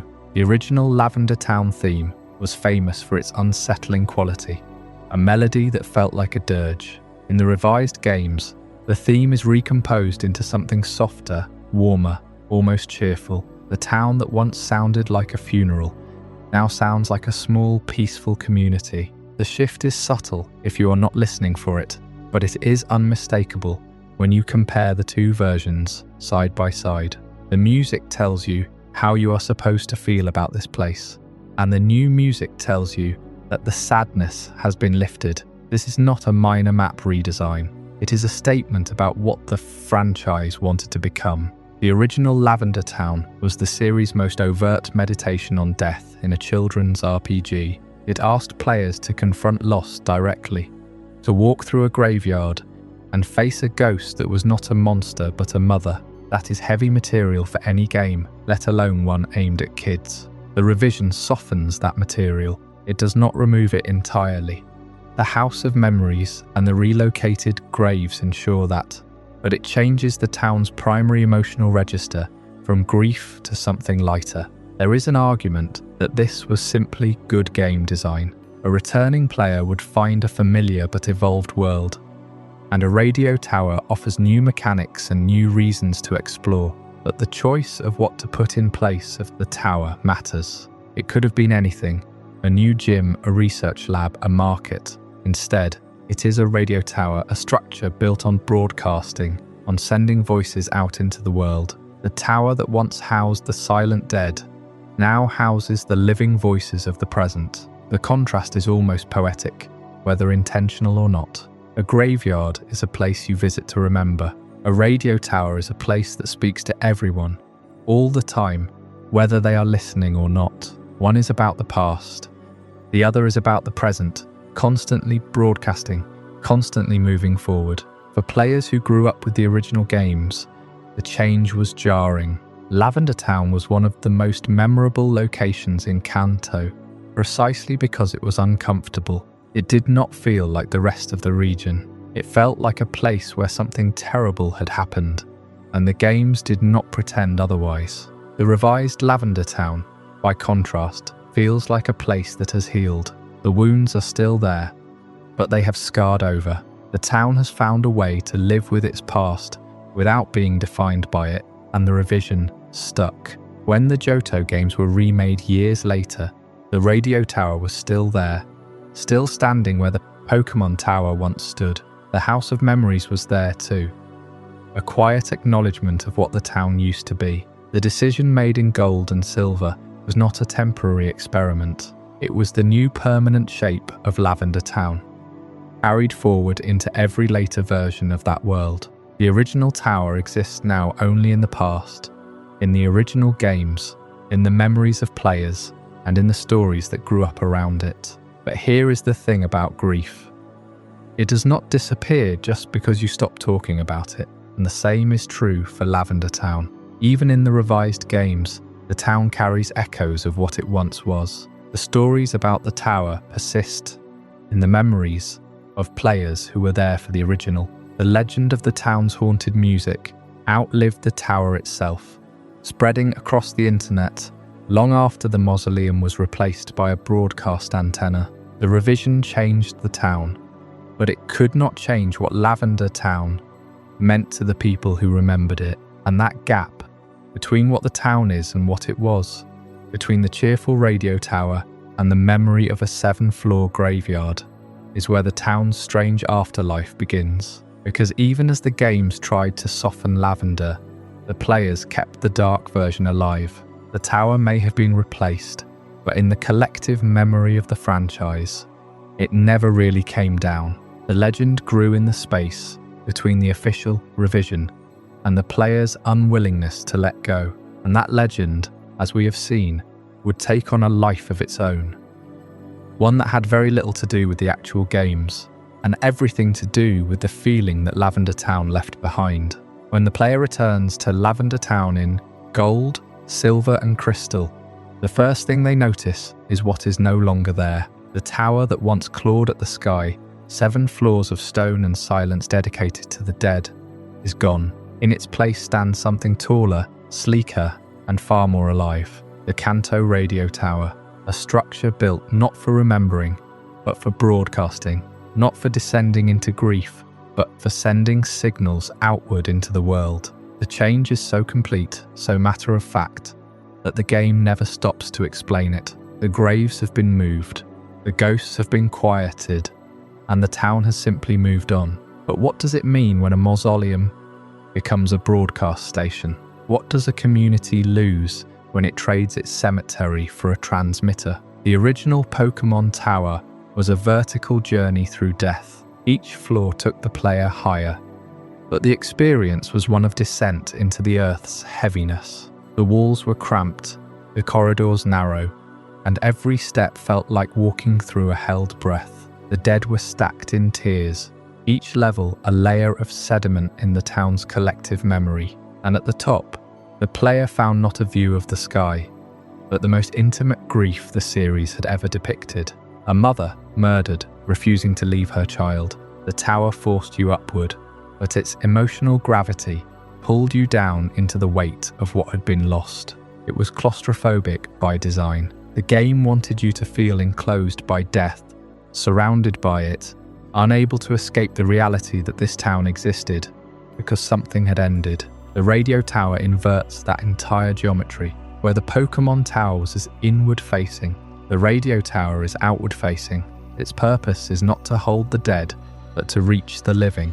It does not stack memories. It transmits information. Music, news, entertainment, the cheerful chatter of DJs filling the airwaves with the present tense. Where the old tower demanded silence, the new one generates noise. Where the old tower asked visitors to lower their voices, the new one invites them to tune in.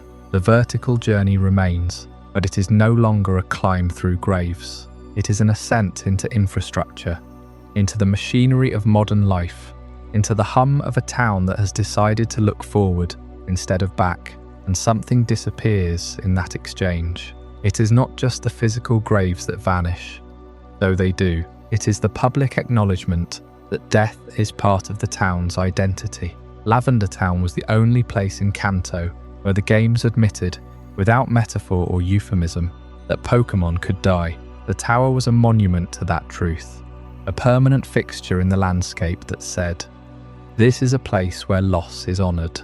When the tower becomes a radio station, that acknowledgement is quietly removed. The town no longer defines itself by its relationship to death. It defines itself by its connection to the wider world, by its ability to communicate, to entertain, to participate in the ordinary rhythms of daily life. The graves are moved, the lore says, to a place where they will not be in the way. And that is precisely the problem. They are moved because they are inconvenient, because a cemetery is bad for morale, because a town that wants to be modern cannot afford to be haunted. But Lavender Town does not entirely abandon its identity. The game is careful to keep traces of the old town alive. The name remains, of course, a permanent reminder of the colour of mourning. The people still speak of the tower that once stood, and the memories of the dead are not erased so much as relocated. The town becomes less claustrophobic, less explicitly funerary, but it does not become a blank slate. There is a gentleness to the redesign, a sense that the developers wanted to soften the town without erasing its history. The radio tower is not a denial of what came before, it is a repurposing of it. The same space that once held graves now holds a different kind of connection. The town has not forgotten its dead, it has simply stopped living in the shadow of them. The question is whether this redesign represents cultural change, narrative convenience, or deliberate softening. Cultural change is the most generous reading. Perhaps the games were reflecting a real-world shift in how communities handle death, moving from public memorials to private grief, from cemeteries at the centre of town to quiet corners where they are less visible. Narrative convenience is the most practical reading. The games needed a reason for the player to visit Lavender Town in the second generation, and a radio tower provides a functional destination in a way that a cemetery never could. The player has already resolved the tower's crisis in the first games. There is nothing left to do there. A broadcast station gives the town a new purpose, a new reason to exist in the player's journey, and deliberate softening is the most uncomfortable reading. Perhaps the developers looked at Lavender Town and saw something they wanted to distance themselves from. Perhaps the tower's explicit engagement with death felt too heavy for a franchise that was becoming increasingly commercial, increasingly safe, increasingly designed for younger and younger audiences. Perhaps the ghosts were too real, and the radio tower was a way of turning down the volume on a story that had become too loud. Each reading has merit, and the truth is probably a mixture of all three. But what matters for the player is the feeling of the change. In the original games, Lavender Town was a place you passed through, a place you endured. It was not a destination, it was an obstacle, a trial, a necessary darkness on the journey to becoming a champion. In the later games, Lavender Town is a place you visit, a place you enjoy, The radio tower is a novelty, a curiosity, a bright spot on the map. The town has been domesticated.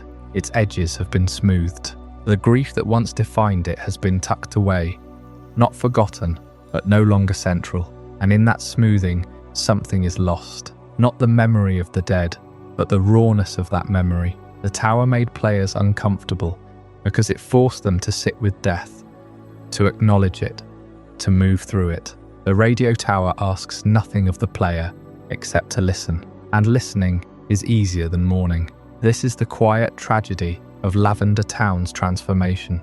The town did not need to be happy, it needed to be honest. The tower was honest in a way that the radio station cannot be. It admitted that death was real, that loss was permanent, that grief was a process that took time and space. The radio station, for all its cheerful broadcasts, is a denial of that process. It is a building that says, "We have moved on, we are fine, we are looking forward, and perhaps the town is fine. Perhaps the people of Lavender have healed, have found a way to live alongside their memories without being consumed by them." But the architecture of the town tells a different story. It tells a story of displacement, of grief pushed aside to make room for progress. The graves are still there, somewhere, but they are no longer visible. They are no longer a part of the town's daily life. They are no longer a reminder to everyone who passes through that this is a place where something was lost. The player who remembers the original tower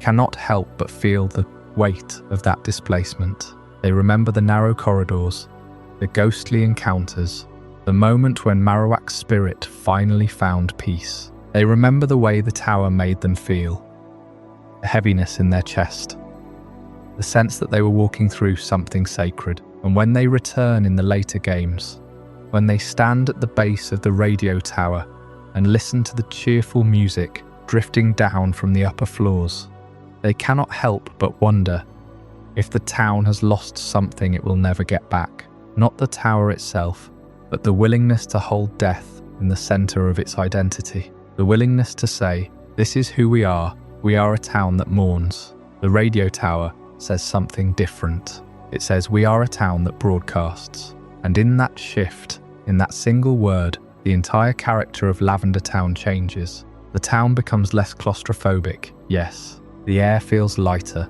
the streets feel wider, the buildings seem less likely to press in on the player, but that openness comes at a cost. The intimacy of the tower, the way it forced the player to confront death in a confined space, is gone. The radio tower offers no such confrontation. It offers distraction, entertainment, a way to pass the time. It does not ask the player to sit with anything uncomfortable. It does not ask them to mourn. It simply asks them to listen. And listening, for all its pleasures, is not the same as remembering. The redesign of Lavender Town is a story about what happens when a community decides to move on. It is a story about the tension between memory and progress, between honouring the past and building the future.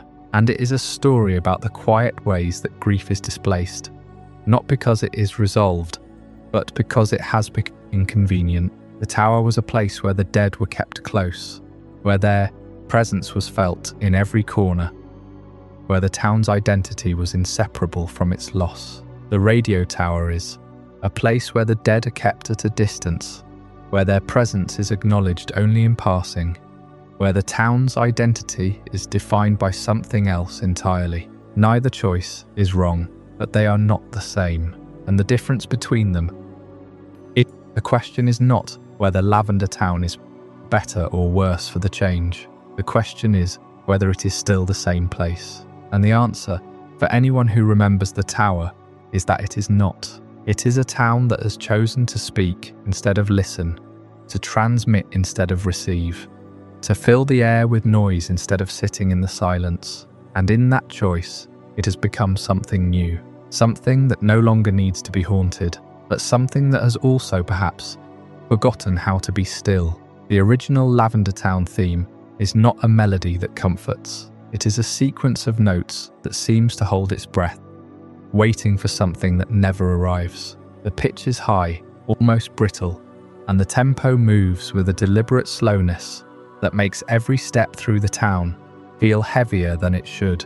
Players who grew up with the original games remember that music not as background noise, but as a presence. It sat in the room with you, even when the Game Boy screen was off. The unease was not something you could point to directly. There were no sudden stings, no dissonant shrieks. It was simply a tune that refused to resolve, that lingered on notes just long enough to make you wonder if the next one would ever come. That uncertainty was the source of its power. It told you, before you ever set foot in Pokémon Tower, that this was not a place where things were finished. Something was still waiting here, still unfinished, still grieving. When the later games arrived, the town was given a new theme, and the difference was not subtle. The recomposition is brighter with a fuller arrangement that moves with a gentle, almost pastoral warmth. The tempo is more relaxed. The notes fall into familiar patterns, and the overall effect is something closer to a quiet afternoon than a haunted vigil. You hear it the moment you approach the town limits, before the buildings even come into view, and that is the crucial thing. The music reaches you first. It shapes what you expect to find before you see a single gravestone or hear a single ghostly wail. In the original games, that pre-arrival moment was a warning. The music told you to brace yourself, to prepare for something heavy. In the later versions, the music tells you something entirely different. It tells you that you are arriving at a place that has settled, that has found a way to move forward. The town is still there, and it still has its history, but the music no longer treats that history as an open wound. This is where sound design reveals its quiet power. A location's meaning is often attributed to its architecture, its layout, its dialogue, but music operates on a different level. It bypasses the conscious reading of a space and speaks directly to the emotional register. The same town, with the same buildings, the same tower, the same NPCs, can feel like two completely different places simply because the soundtrack changed. Lavender Town is the clearest example of this in the entire franchise. The original theme made the town feel like a threshold between the living and the dead, a place where the boundary was thin and easily crossed. The new theme makes it feel like a town that has learned to live alongside its past. The graves are still there, the memories are still honoured, but the air is no longer thick with unresolved sorrow. The music does not deny what happened. It simply changes how you feel about it before you even arrive. And that shift in feeling is not incidental. It is a deliberate act of revision. When the developers recomposed the Lavender Town theme, they were not just updating the sound quality to match new hardware. They were reinterpreting the town's identity. The original music was written for a place that was still in the middle of its grief. The tower was active, the hauntings were ongoing, and the player was arriving as a witness to a tragedy that had not yet been resolved. The music reflected that state of being. It was tense because the situation was tense. It was uneasy because the town itself was uneasy. The later theme, by contrast, was written for a town that had moved on. The tower had been converted, the graves had been relocated, and the ghosts had found their rest. The music reflects that resolution. It is calm because the crisis has passed. It is warm because the town has found a way to remember without being consumed by the memory. But there is something worth noting about that warmth. It is not a denial of what happened. The later games do not pretend that Lavender Town was never a place of mourning. The history is still there, embedded in the town's dialogue, in its side quests, in the quiet references to the tower that once stood. What changes is the emotional frame around that history. The original theme said, "You are entering a place where death is present and unresolved." The new theme says, "You are entering a place where death has been processed, where it has become part of the town's story rather than its defining feature." That is a profound difference. It is the difference between a town that is trapped inside death and a town that has history. The later versions of Lavender Town remember the tragedy, but they do not live inside it. The music is the clearest signal of that shift. It tells you, before you see anything, that this is a place with a past, not a place that is still haunted by it. This is why the comparison between the two themes matters so much. It is not just a matter of taste, of preferring the eerie original or the comforting remake. It is a question of what the town is supposed to mean. The original theme made Lavender Town a destination for the player's own unease. It invited you to feel the weight of the place, to share in its tension, to approach the tower with the same hesitation that the townspeople themselves seemed to feel. The new theme changes the invitation. It asks you to arrive with an open heart, to see the town as a community that has endured something difficult and come through the other side.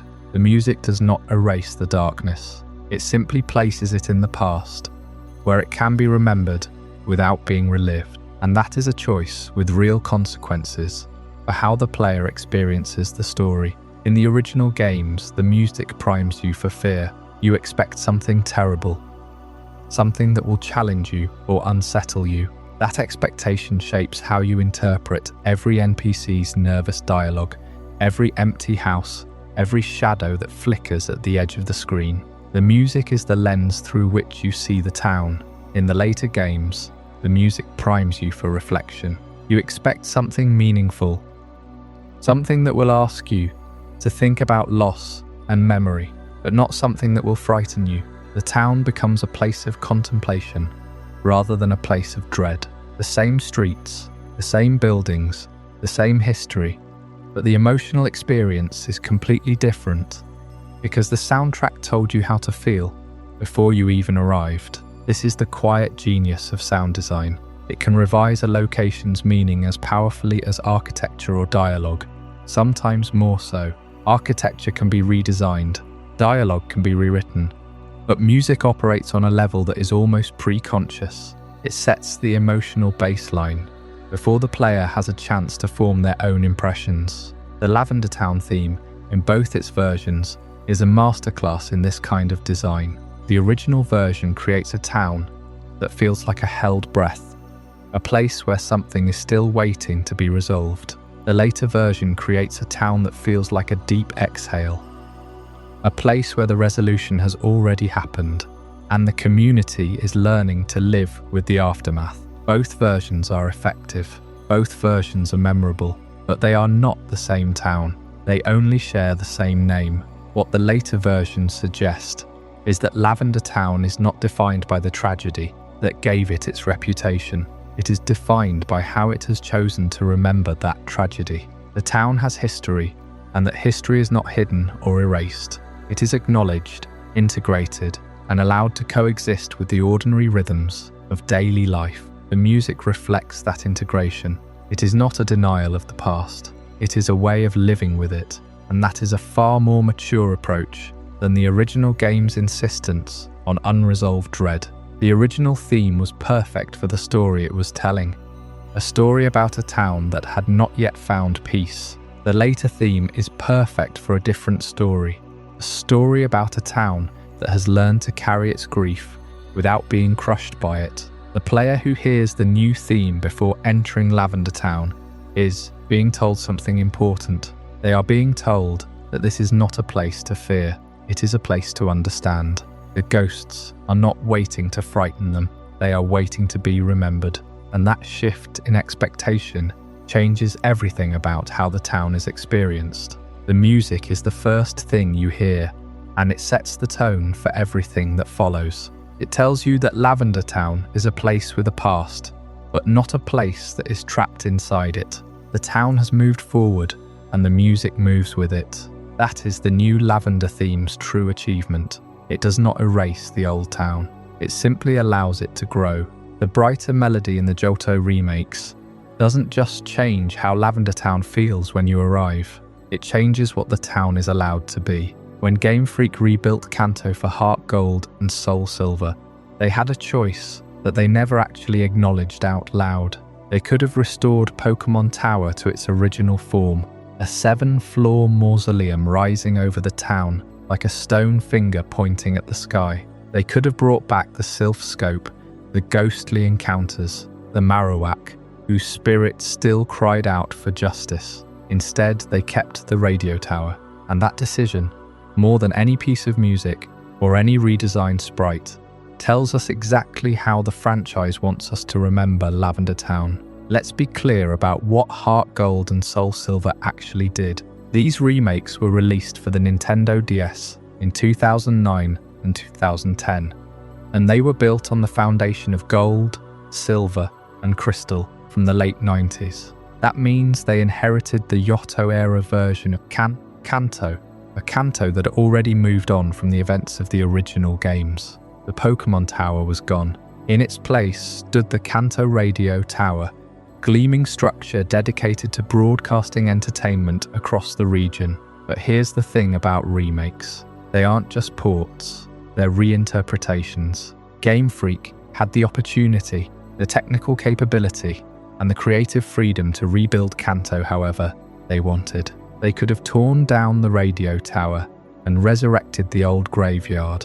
They could have given players a chance to walk through the original Pokémon Tower with updated graphics and a modernized soundtrack. They chose not to, and that choice deserves our attention. Because it wasn't an accident, and it wasn't laziness. The remakes are filled with careful, deliberate references to the past. They're obsessed with memory, with legacy, with the weight of what came before. The entire Yoto region is built around the idea of tradition and history. The Kimono Girls preserve ancient dances. The ruins of Alph hold secrets from a forgotten civilization.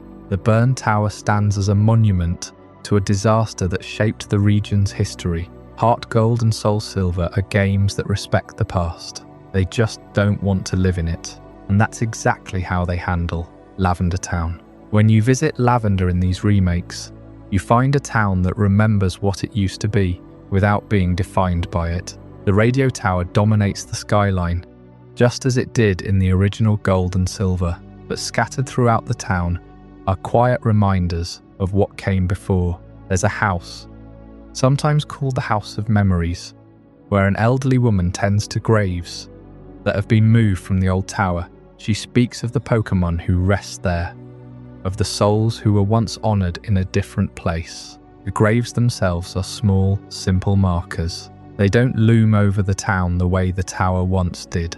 They're tucked away, almost hidden, waiting for those who know to look. This is the balancing act that defines the remakes. On one hand, you have the radio tower, a symbol of progress and modernity. It broadcasts music and news. It connects people across the region.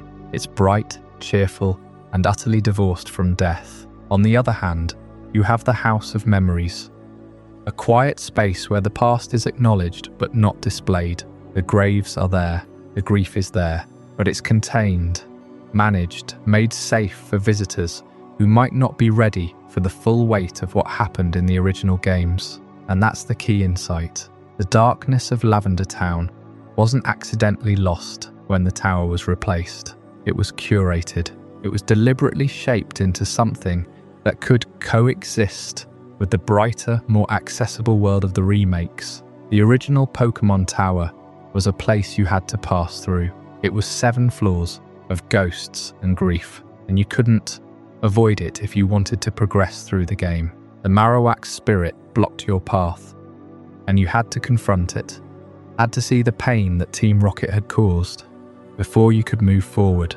The tower forced you to engage with death. It made mourning a mandatory part of the journey. The remakes don't do that. They let you choose how much of the past you want to engage with. The radio tower is the main attraction, the place where the story sends you. The House of Memories is optional. You can walk past it. You can ignore the graves. You can complete the entire game without ever hearing the old woman's stories about the Pokémon who rest there. The darkness is still present, but it's no longer in your way. It's been moved to the margins, made into a piece of atmosphere rather than a narrative obstacle. This is what controlled nostalgia looks like. It's the process of honouring the past without letting it overwhelm the present. And it's a strategy that Game Freak has used again and again across the franchise. Think about how the original games are referenced in later generations. The old characters return, but they've aged.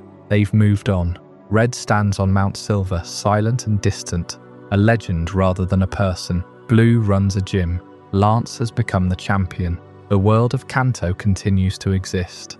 But it's no longer the world we first explored. It's a world that has processed its trauma and emerged, if not unscathed, then at least functional. Lavender Town is the clearest example of this process. The original games presented a town defined by death. The remakes present a town that has survived death, that has found a way to move forward while still remembering. The radio tower isn't just a replacement for the Pokémon tower, it's a statement. It says that life goes on. It says that the community has found something new to gather around, something that isn't tied to grief and loss. But the House of Memories says something else. It says that the grief hasn't been forgotten, it's just been given a quieter home. There's a moment in HeartGold and SoulSilver that captures this tension perfectly. When you visit the House of Memories, the old woman tells you about the Pokémon Tower. She talks about how the graves were moved when the tower was converted. She doesn't dwell on the tragedy. She doesn't mention Team Rocket or the Marowak or the ghosts that once haunted the halls. She just speaks of the Pokémon who are buried there, of the importance of remembering them. It's a gentle, understated scene. There's no horror, there's no dread. There's just an old woman, a quiet room, and the weight of memory. But for those who know the original games, the scene carries a different resonance. We know what happened in that tower. We know about the Cubone, the mother who was killed protecting her child, the ghost that couldn't rest until it found peace. We know about the 7 floors of spirits, the eerie music, the sense that we were walking through a place that was sacred and profane at the same time. The House of Memories doesn't erase any of that. It just asks us to hold it differently. It asks us to remember the tragedy without being consumed by it. This is the balancing act that defines the remakes as a whole. They're not trying to erase the darkness of the original games. They're trying to make it accessible to a new generation of players. Players who might not be ready for a 7-floor graveyard with a dead mother's ghost blocking their path. The remakes are softer, gentler, more welcoming. They acknowledge the past without demanding that you confront it head-on. And that's a deliberate choice, not a failure of nerve. Consider what would have happened if Game Freak had restored the Pokémon Tower. They would have had to rebuild the Marowak encounter, the Silph scope, the ghosts. They would have had to recreate the original music, the original atmosphere, the original sense of dread. They would have had to make the darkness central to the experience again. And they could have done it. The technology was there. The talent was there. The fans would have celebrated it. But they didn't. They chose to keep the radio tower. They chose to make the darkness optional. They chose to let players decide how much of the past they wanted to engage with. And that choice tells us something important about how the franchise views its own history. Pokémon is a series that has always been about growth and progress. It's about becoming stronger, moving forward, overcoming challenges. It's not a series that dwells on the past. Even when it revisits old regions, it does so through the lens of new adventures. The remakes aren't just nostalgia trips. They're opportunities to see familiar places through fresh eyes, to understand them differently, to find new meaning in old spaces. Lavender Town, in the remakes, is a place that has learned to live with its past. The radio tower stands as a symbol of that learning. It's a structure that brings people together, that creates joy and connection. It's the opposite of the Pokémon Tower, which was a place of isolation and sorrow. But the House of Memories ensures that the past isn't forgotten. It's a reminder that the town's history is still there, just beneath the surface, waiting for those who are willing to look. The references to old graves and memorial spaces throughout the remakes serve the same purpose. They preserve the past without restoring its full horror. They let us know that the Pokémon who died are still honoured, still remembered, still part of the town's identity. But they don't force us to sit with that grief. They don't make it the centre of the experience. They let us move through the town without being overwhelmed by its history, while still offering us the chance to stop and pay our respects if we choose. This is the essence of controlled nostalgia. It's the art of remembering without being trapped by memory. It's the ability to honor the past while still embracing the present. And it's exactly what the remakes achieve with Lavender Town. The darkness is still there. It's just been curated, shaped, made safe. It's no longer a monster lurking in the shadows. It's a quiet presence, a gentle reminder of what once was. And maybe that's the most honest way to present the town, because the original Lavender Town was never really about horror. It was about grief. It was about the pain of loss and the need to move forward. The ghosts, the Marowak, the eerie music, they were all expressions of that grief. They were the town's way of processing its trauma. And in the remakes, the town has processed that trauma. It has found a way to live with its history. It has built a radio tower where the graveyard once stood, but it hasn't forgotten the graves. It has moved them to a quiet house where they can be visited and honored without dominating the town's identity. The remakes, then, are evidence that Lavender's darkness was curated, not accidentally lost. Every choice, from the music to the architecture to the placement of the graves, was deliberate. Game Freak knew exactly what they were doing when they kept the radio tower. They knew they were changing the town's character. They knew they were making it more accessible, more welcoming, less frightening, and they did it anyway, because they understood that the town's story didn't have to end in darkness. It could evolve, it could grow, it could find new ways to honor its past while embracing its future. This is the lesson of HeartGold and SoulSilver. The past is never truly gone.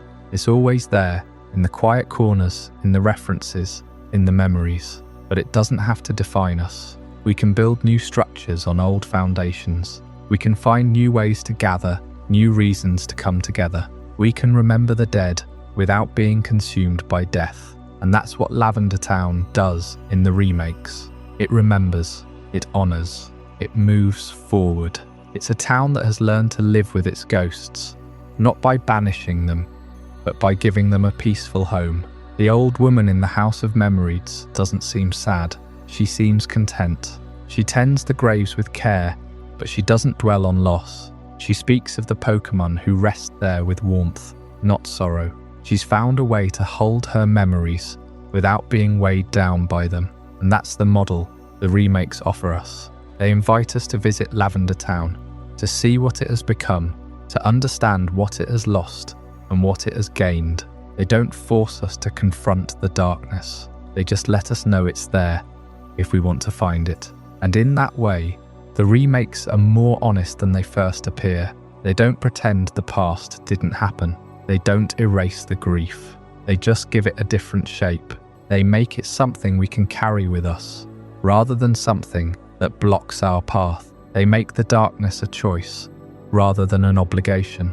And that choice, that freedom, is what makes the remakes so effective. They trust us to engage with the past on our own terms. They trust us to find meaning in the quiet spaces, in the references, in the memories that linger just beneath the surface. The radio tower broadcasts music across Lavender Town. It's cheerful, upbeat, designed to lift the spirits of anyone who hears it. But if you listen closely, if you know where to look, you can still hear the echoes of something older. You can still feel the weight of the town's history. You can still sense the presence of the Pokémon who rest in the House of Memories.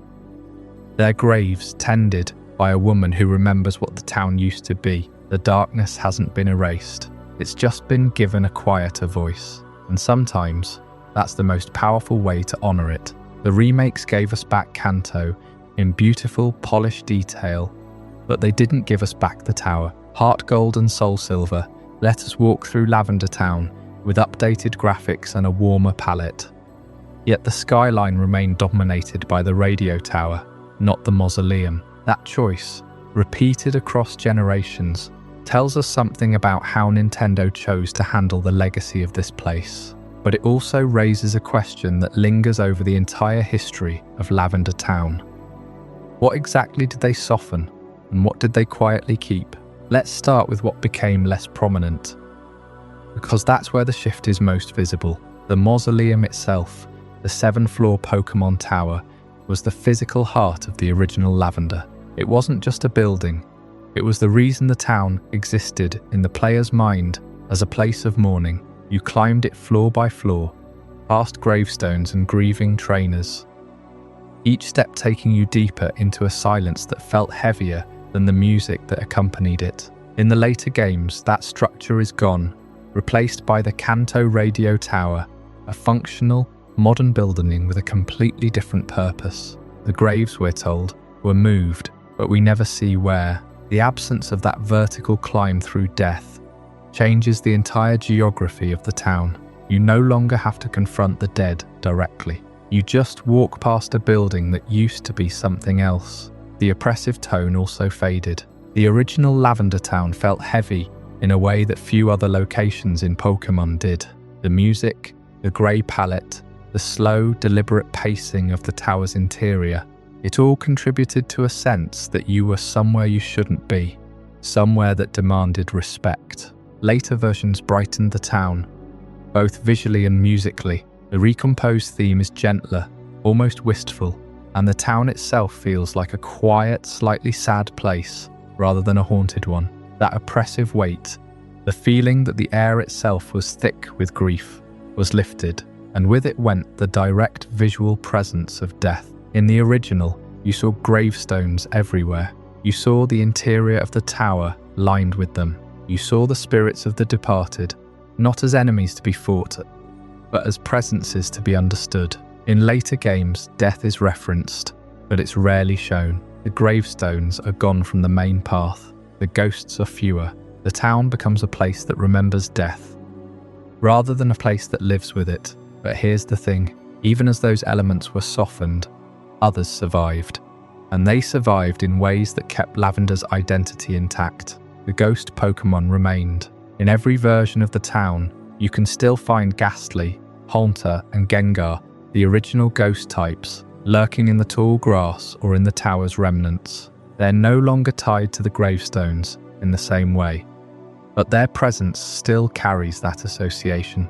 Ghost Pokémon are, by definition, connected to the dead. They are the spirits of something that was once alive, and their inclusion in Lavender, even in the brighter versions, keeps a thread of the supernatural woven into the town's fabric. Memorial language also persisted. The NPCs in Lavender Town still talk about the departed. They still speak of the Pokémon that have passed on, of the tower that used to stand there, of the importance of remembering. The dialogue is softer, less direct, but it's still there. You can't walk through Lavender without hearing about loss, even if the loss is framed as a memory rather than an ongoing presence. That language, that vocabulary of mourning, is a quiet constant that anchors the town to its original purpose. And then there's Marowak's legacy. That's the emotional core that never really disappeared, even if the presentation changed. In the original games, you encounter the ghost of Marowak, a mother who was killed by Team Rocket while protecting her child, a Cubone. You can't see her without the Silph scope, and when you finally do, you understand that her spirit is trapped, unable to move on because of the violence that ended her life. You don't fight her to defeat her, you fight her to free her. That moment, that confrontation with a grieving mother's ghost, is one of the most emotionally complex scenes in the entire franchise. And while later games handle it differently, they never remove it entirely. In the remakes, you still encounter the ghost of Marowak, still learn about the Cubone's loss, still understand that Team Rocket's cruelty had consequences that outlasted the moment. The presentation is gentler, but the story remains. So what does that tell us? It tells us that Nintendo didn't erase Lavender's identity. They reshaped it. They moved the gravestones. They brightened the music. They replaced the Mausoleum with a radio tower. But they kept the ghosts, kept the language of remembrance, kept the story of Marowak. It's a shift toward a gentler presentation, a way of acknowledging the town's past, without forcing players to dwell in it. And it's tempting to read that as a deliberate choice, a decision to make the franchise more accessible, more welcoming to younger audiences who might not be ready for a 7th-floor climb through a cemetery, but we should be careful about claiming a single confirmed motive. We don't know exactly why Nintendo made these changes. We can observe the pattern. We can see the movement towards something softer. But we can't say with certainty that it was a response to the urban legends, or a fear of the town's reputation, or a simple desire to modernize the setting. The evidence points to a conscious softening, but the reasons behind it remain opaque. What we do know is that changing Lavender didn't eliminate its reputation. If anything, it made the original version feel even more forbidden. The fact that the tower was replaced, that the music was recomposed, that the gravestones were moved, it all creates a sense that there was something about the original that needed to be contained, and that in turn makes the original feel more dangerous, more secret, more real. The legend of Lavender Town Syndrome, the false story about the music causing illness and death, it gained traction precisely because the town already felt like a place where something dark had happened. The changes to the town didn't dispel that darkness. They just moved it underground, where it could fester in the imagination of players who knew what the town used to be. And that's the strange paradox of Lavender Town. The more Nintendo softened it, the more its reputation grew. The gentler versions made the original feel like a relic, something that had to be preserved in memory, precisely because it no longer existed in the games. The town became a ghost of itself, a place defined as much by what it used to be as by what it currently is, and in that way, it stayed true to its original purpose. Lavender Town was always about loss, about the things that are gone, but not forgotten. The loss of the tower, the loss of the oppressive atmosphere, the loss of the direct confrontation with death. Those became part of the town's story too. The town itself became a memorial, not just for the Pokémon who died there, but for the version of the game that used to exist. So what remained? The ghosts, the language, the legacy of Marowak, the sense that this is a place where something important happened, and what faded? The mausoleum, the weight, the visible presence of death, the balance between those two things, between what was kept and what was let go, defines every version of Lavender Town that came after the original. It's a town that can't quite let go of its past, even as it tries to move forward. And that tension, that pull between remembrance and renewal, is what makes it so enduring. The radio tower stands where the Tower of Graves once stood. But the ghosts are still there, whispering in the background, reminding anyone who listens that this town was built on grief. And that grief, softened but never erased, is what keeps Lavender Town alive in the memory of everyone who ever walked through it. When Nintendo softened Lavender Town, they didn't erase it. They just stopped being the ones telling its story. And that left a vacuum, a space where the town's meaning could be rewritten, reimagined, and ultimately reclaimed by the people who first walked through its haunted halls as children. Because the official games moved on, but the players didn't. They couldn't. There was something about that original Lavender Town that refused to stay buried. What's fascinating is how preservation works in internet culture. When a piece of media changes or gets updated, the old version doesn't disappear.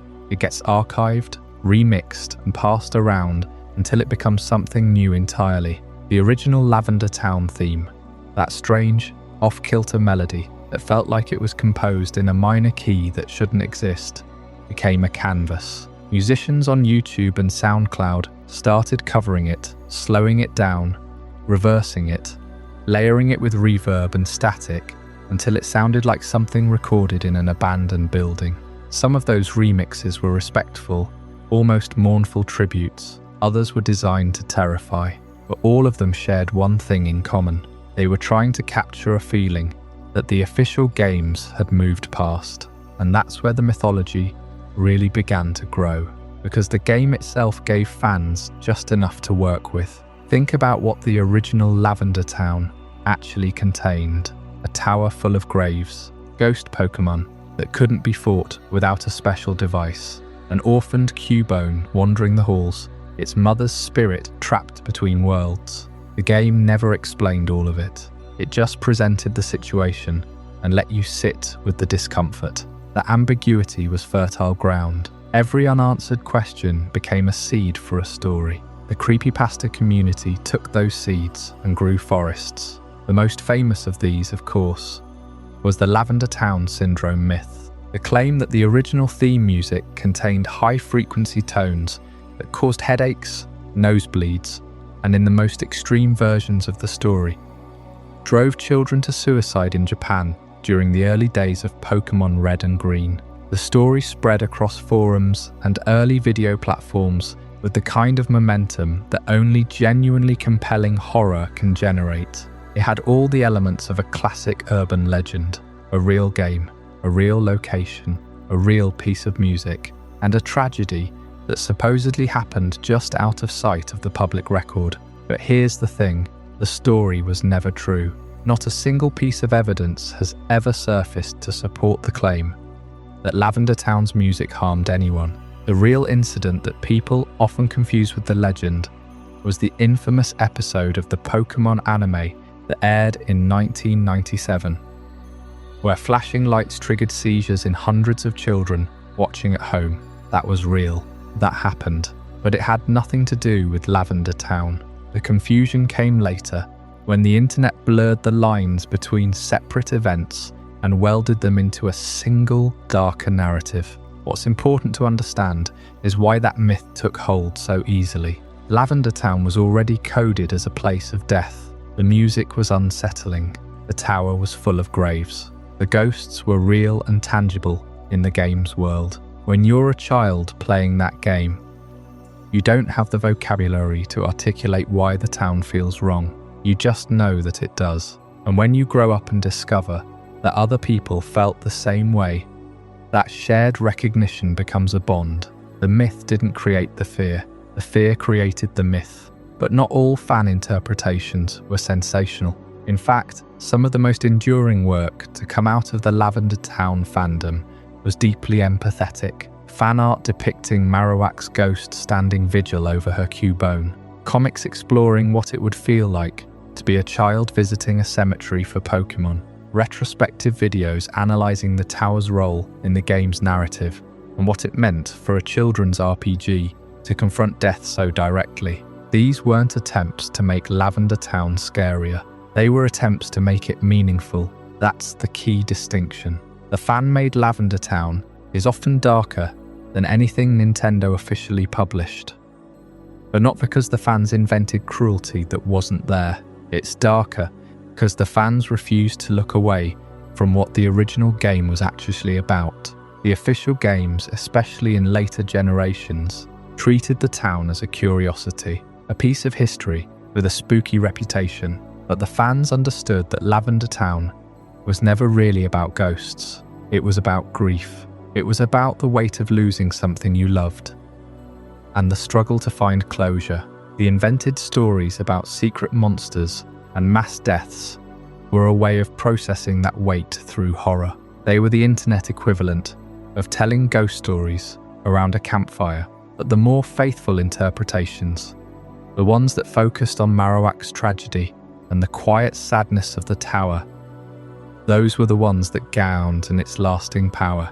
They reminded people that beneath the creepypasta and the urban legends, there was a real story about a mother who died, protecting her child, and a child left alone to mourn. Internet culture turned the small ambiguities of Lavender Town into a shared mythology. The town became a place where every player's individual experience could coexist. Some people remembered it as the scariest moment in their childhood gaming life. Others remembered it as the first time a video game made them feel genuine sadness. Both memories were valid. Both were part of the same town.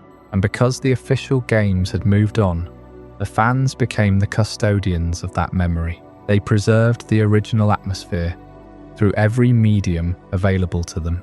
Remixes kept the music alive. Creepypasta kept the mystery alive. Fan art kept the imagery alive. Retrospective videos kept the analysis alive. And in doing so, they built something that Nintendo never intended. A version of Lavender Town that existed only in the collective imagination of its players. a version that was darker, stranger, and more emotionally resonant than anything the official canon ever offered. That's the irony. Nintendo spent years softening Lavender Town, trying to make it more accessible, more welcoming, more in line with the brighter tone of the franchise. But the fans were busy doing the opposite. They were digging deeper into the original material, finding new layers of meaning, and constructing a mythology that the official games could never compete with. The Lavender Town that lives in the hearts of most players isn't the one from the games. It's the one from the stories they told each other, and those stories continue to evolve. Every new generation of players discovers the original games, or the remakes, or the fan content, and adds their own interpretation to the pile. The town grows with each retelling. The ghosts become more numerous. The tragedy becomes more profound. And the music, that strange, haunting melody that started it all, keeps playing in the background of countless videos, tributes, and late-night listening sessions. The fan archive of a darker Kanto is vast and ever-expanding.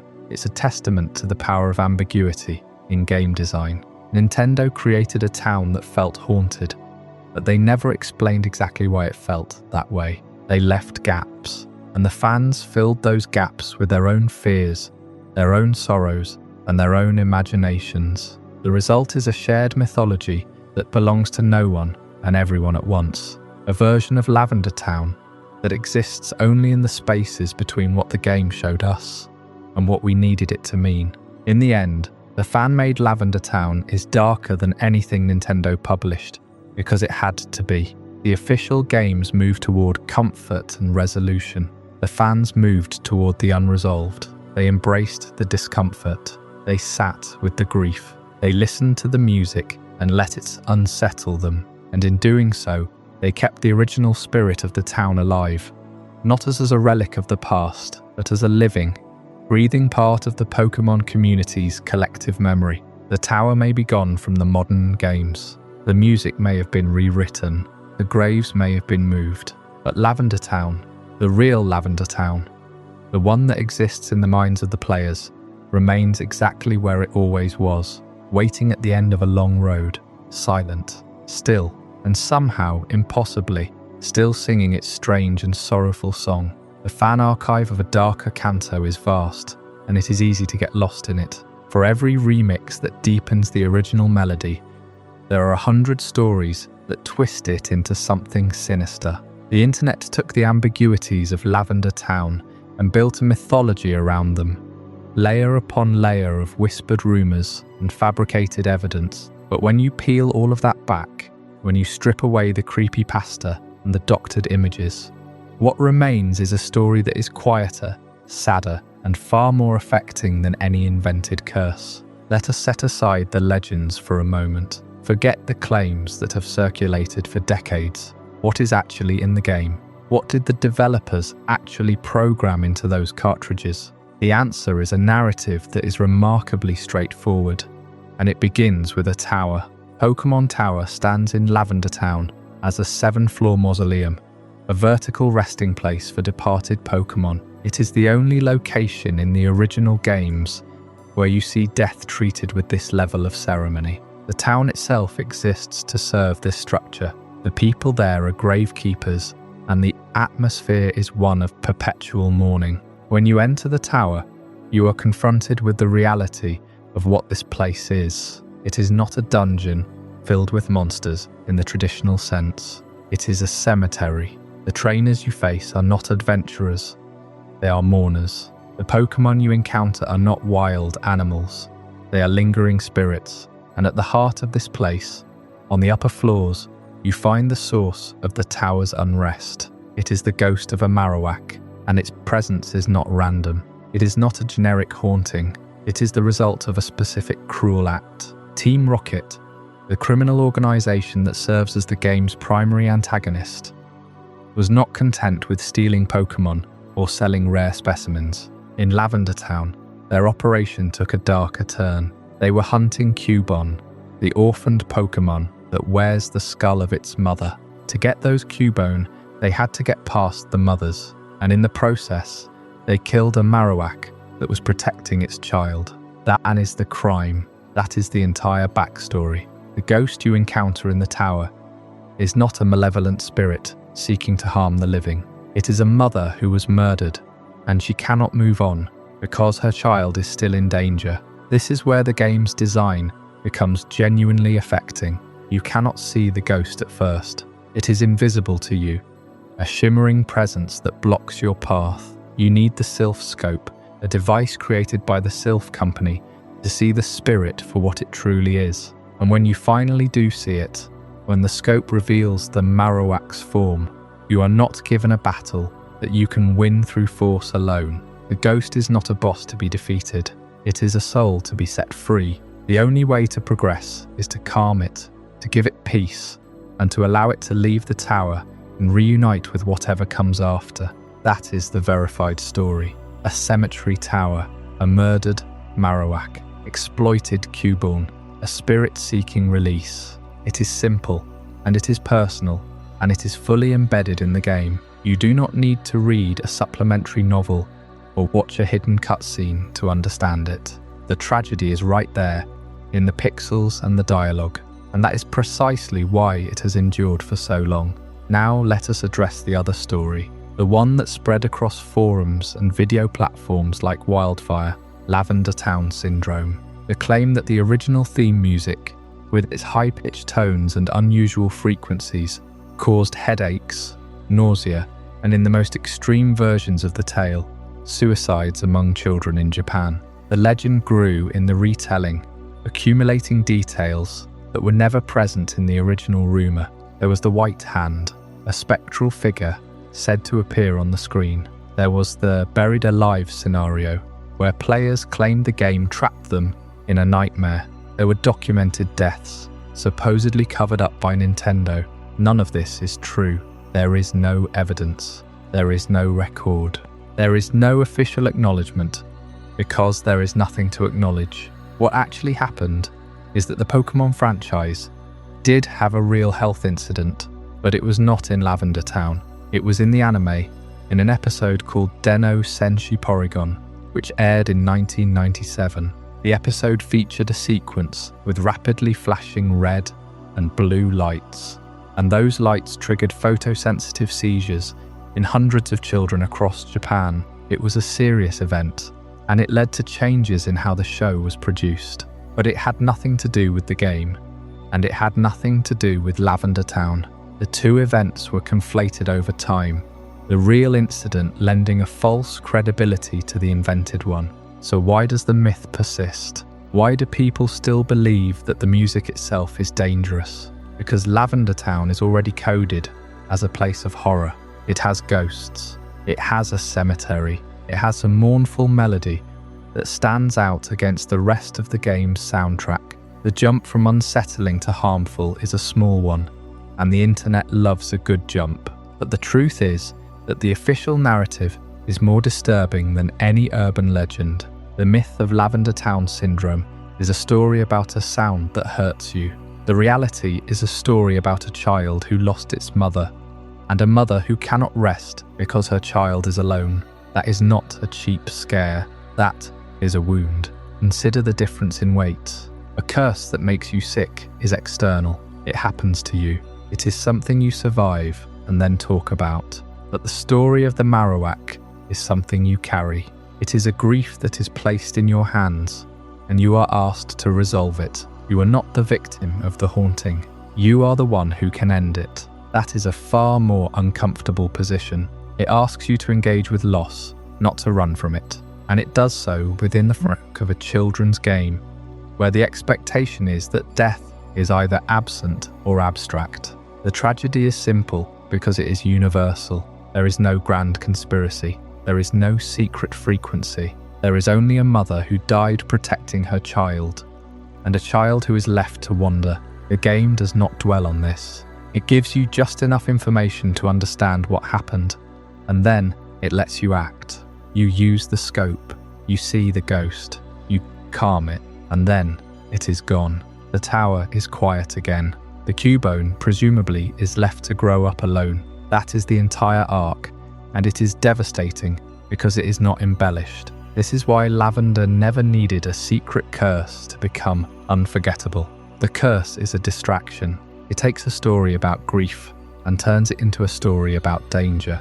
It makes the town a place to fear rather than a place to mourn. And in doing so, it misses the point entirely. The town is memorable because it is one of the few places in the Pokémon world where death is not erased. It is acknowledged. It is given a space. The tower is a monument to the idea that Pokémon have souls and that those souls can be troubled. The fan archive preserved this, even as the games themselves moved on. When Pokémon Gold and Silver arrived, the tower was gone. In its place stood the Kanto radio tower, a structure dedicated to communication and entertainment. The graves were moved, the music was recomposed into something brighter, and the town's identity shifted. It was a deliberate softening, a way to make the location more accessible to a new generation of players. But the original memory remained, preserved in the minds of those who played the first games. And when the remakes came, when HeartGold and SoulSilver brought Kanto back, the tower did not return. The radio tower stayed. The choice was clear. The franchise was not interested in revisiting that particular darkness. Yet the darkness did not disappear. It simply moved into the hands of the players. The remixes, the fan art, the retrospective videos, the creepypasta that twisted the story into something unrecognizable. All of it was an attempt to hold on to the feeling that the original tower evoked. The feeling that this was a place where something real had happened. The myth of the syndrome was a clumsy attempt to articulate that feeling, to give it a physical cause. But the feeling was never about the music. It was about the story, and the story was always enough. So when you look back at Lavender Town, do not look for the hidden message. Do not search for the secret frequency. Look at the tower. Look at the ghost of the Marowak, standing between you and the top floor. Look at the Cubone, wandering the wilds, wearing its mother's skull. That is the dark truth. It is not a hoax. It is not a conspiracy. It is a simple, personal tragedy, embedded in the game from the very beginning. And it is unforgettable precisely because it is real. We spent the last chapter separating fact from folklore, pulling the verified story of Lavender Town out from under the shadow of a myth that never had evidence to stand on. The syndrome was never real. The deaths were never documented, but the town itself, the tower, the ghost of a mother who died protecting her child, that was always real, waiting quietly inside the game for anyone who bothered to look past the rumor. So now, with the hoax set aside, we can finally ask the question that actually matters. Not what the music did to us, but what the music was trying to say. Because here is the thing about Lavender Town's theme. It has been analysed, remixed, slowed down, reversed and dissected by thousands of fans, looking for a hidden message, a secret frequency, a buried truth that would explain why it feels so different from everything else in the game. But the answer was never hidden in the waveform. It was always in the context. The music is not a weapon. It is not a curse. It is a funeral dirge played by a town that has built its entire identity around the dead. And when you hear it that way, it stops being a mystery and starts being something far more affecting. The sound of memory itself. Let us return to that opening image, the one we started with all those chapters ago. A small town at the foot of a tower. The music creeps in, slow and sparse, each note placed with deliberate care. There is no melody to hum, no hook to latch onto, just a series of tones that hang in the air like questions. And for years, the internet decided those tones were dangerous, that they caused headaches, nausea, even worse. But the simpler explanation, the one that requires no conspiracy and no hidden laboratory experiments, is that the music was doing exactly what it was designed to do. It was making you feel the weight of where you were standing. Lavender Town is the only place in the original Kanto region that exists solely because of death. Every other town has a purpose tied to life. Viridian has its gym and its connection to the forest. Cerulean has its bridge and its rivers. Celadon has its department store and its glittering nightlife. But Lavender Town has a graveyard, a 7-story tower filled with the remains of Pokémon who have passed on, and the people who live there have built their entire community around caring for those remains. The music reflects that. It is not trying to scare you, it is trying to mourn with you, and that distinction matters, because it changes how we understand the entire experience of Pokémon Tower. The tower is not a haunted house in the traditional sense. It is not a dungeon filled with traps and monsters designed to test your reflexes. It is a mausoleum, a place of rest that has been violated, and the ghosts you encounter, there are not malevolent spirits looking to harm you. They are the echoes of creatures whose rest was disturbed by something far more sinister than a curious trainer with a Pokédex. That something was Team Rocket, and their presence in Lavender Town is what transforms the location from a somber memorial into a genuine tragedy. Because Team Rocket did not stumble into the tower looking for rare Pokémon or valuable items. They came with a specific cruel purpose. They were hunting Cubone. They were harvesting their skulls. And in the process, they killed a mother who stood between them and her child. That mother is Marowak, and her ghost is the emotional core of the entire tower sequence. She does not attack you because she wants to hurt you. She attacks you because she is trapped in a state of unfinished business. She died violently, protecting her offspring, and her spirit cannot move on until the wrong done to her is acknowledged. The game makes this explicit. You cannot simply battle her into submission. You need the Silph scope to see her at all, to perceive the truth that has been hiding in plain sight. When you finally do see her, when you understand what happened, the encounter stops being a battle and becomes something closer to an exorcism. You are not defeating a monster, you are releasing a soul. This is where Pokémon Tower becomes something the franchise has never quite replicated, because it asks you, a child playing a game about collecting creatures and battling them for sport, to confront the cost of that worldview. Team Rocket treats Pokémon as objects. They see Cubone as a source of valuable skulls. They see Marowak as an obstacle to be eliminated. And the game is unambiguous in its condemnation of that perspective. But it also asks you to look inward, because your own journey through the tower involves capturing ghosts, battling spirits, and using tools to force an encounter with a grieving mother. The game never explicitly draws that parallel. It does not need to.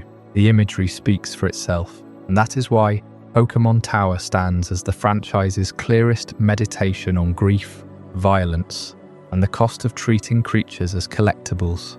It is not just a spooky level. It is a moral lesson wrapped in a ghost story. The violence is not abstract. It is a murdered mother whose child is left alone in the world, clutching a skull that used to belong to her. The grief is not implied.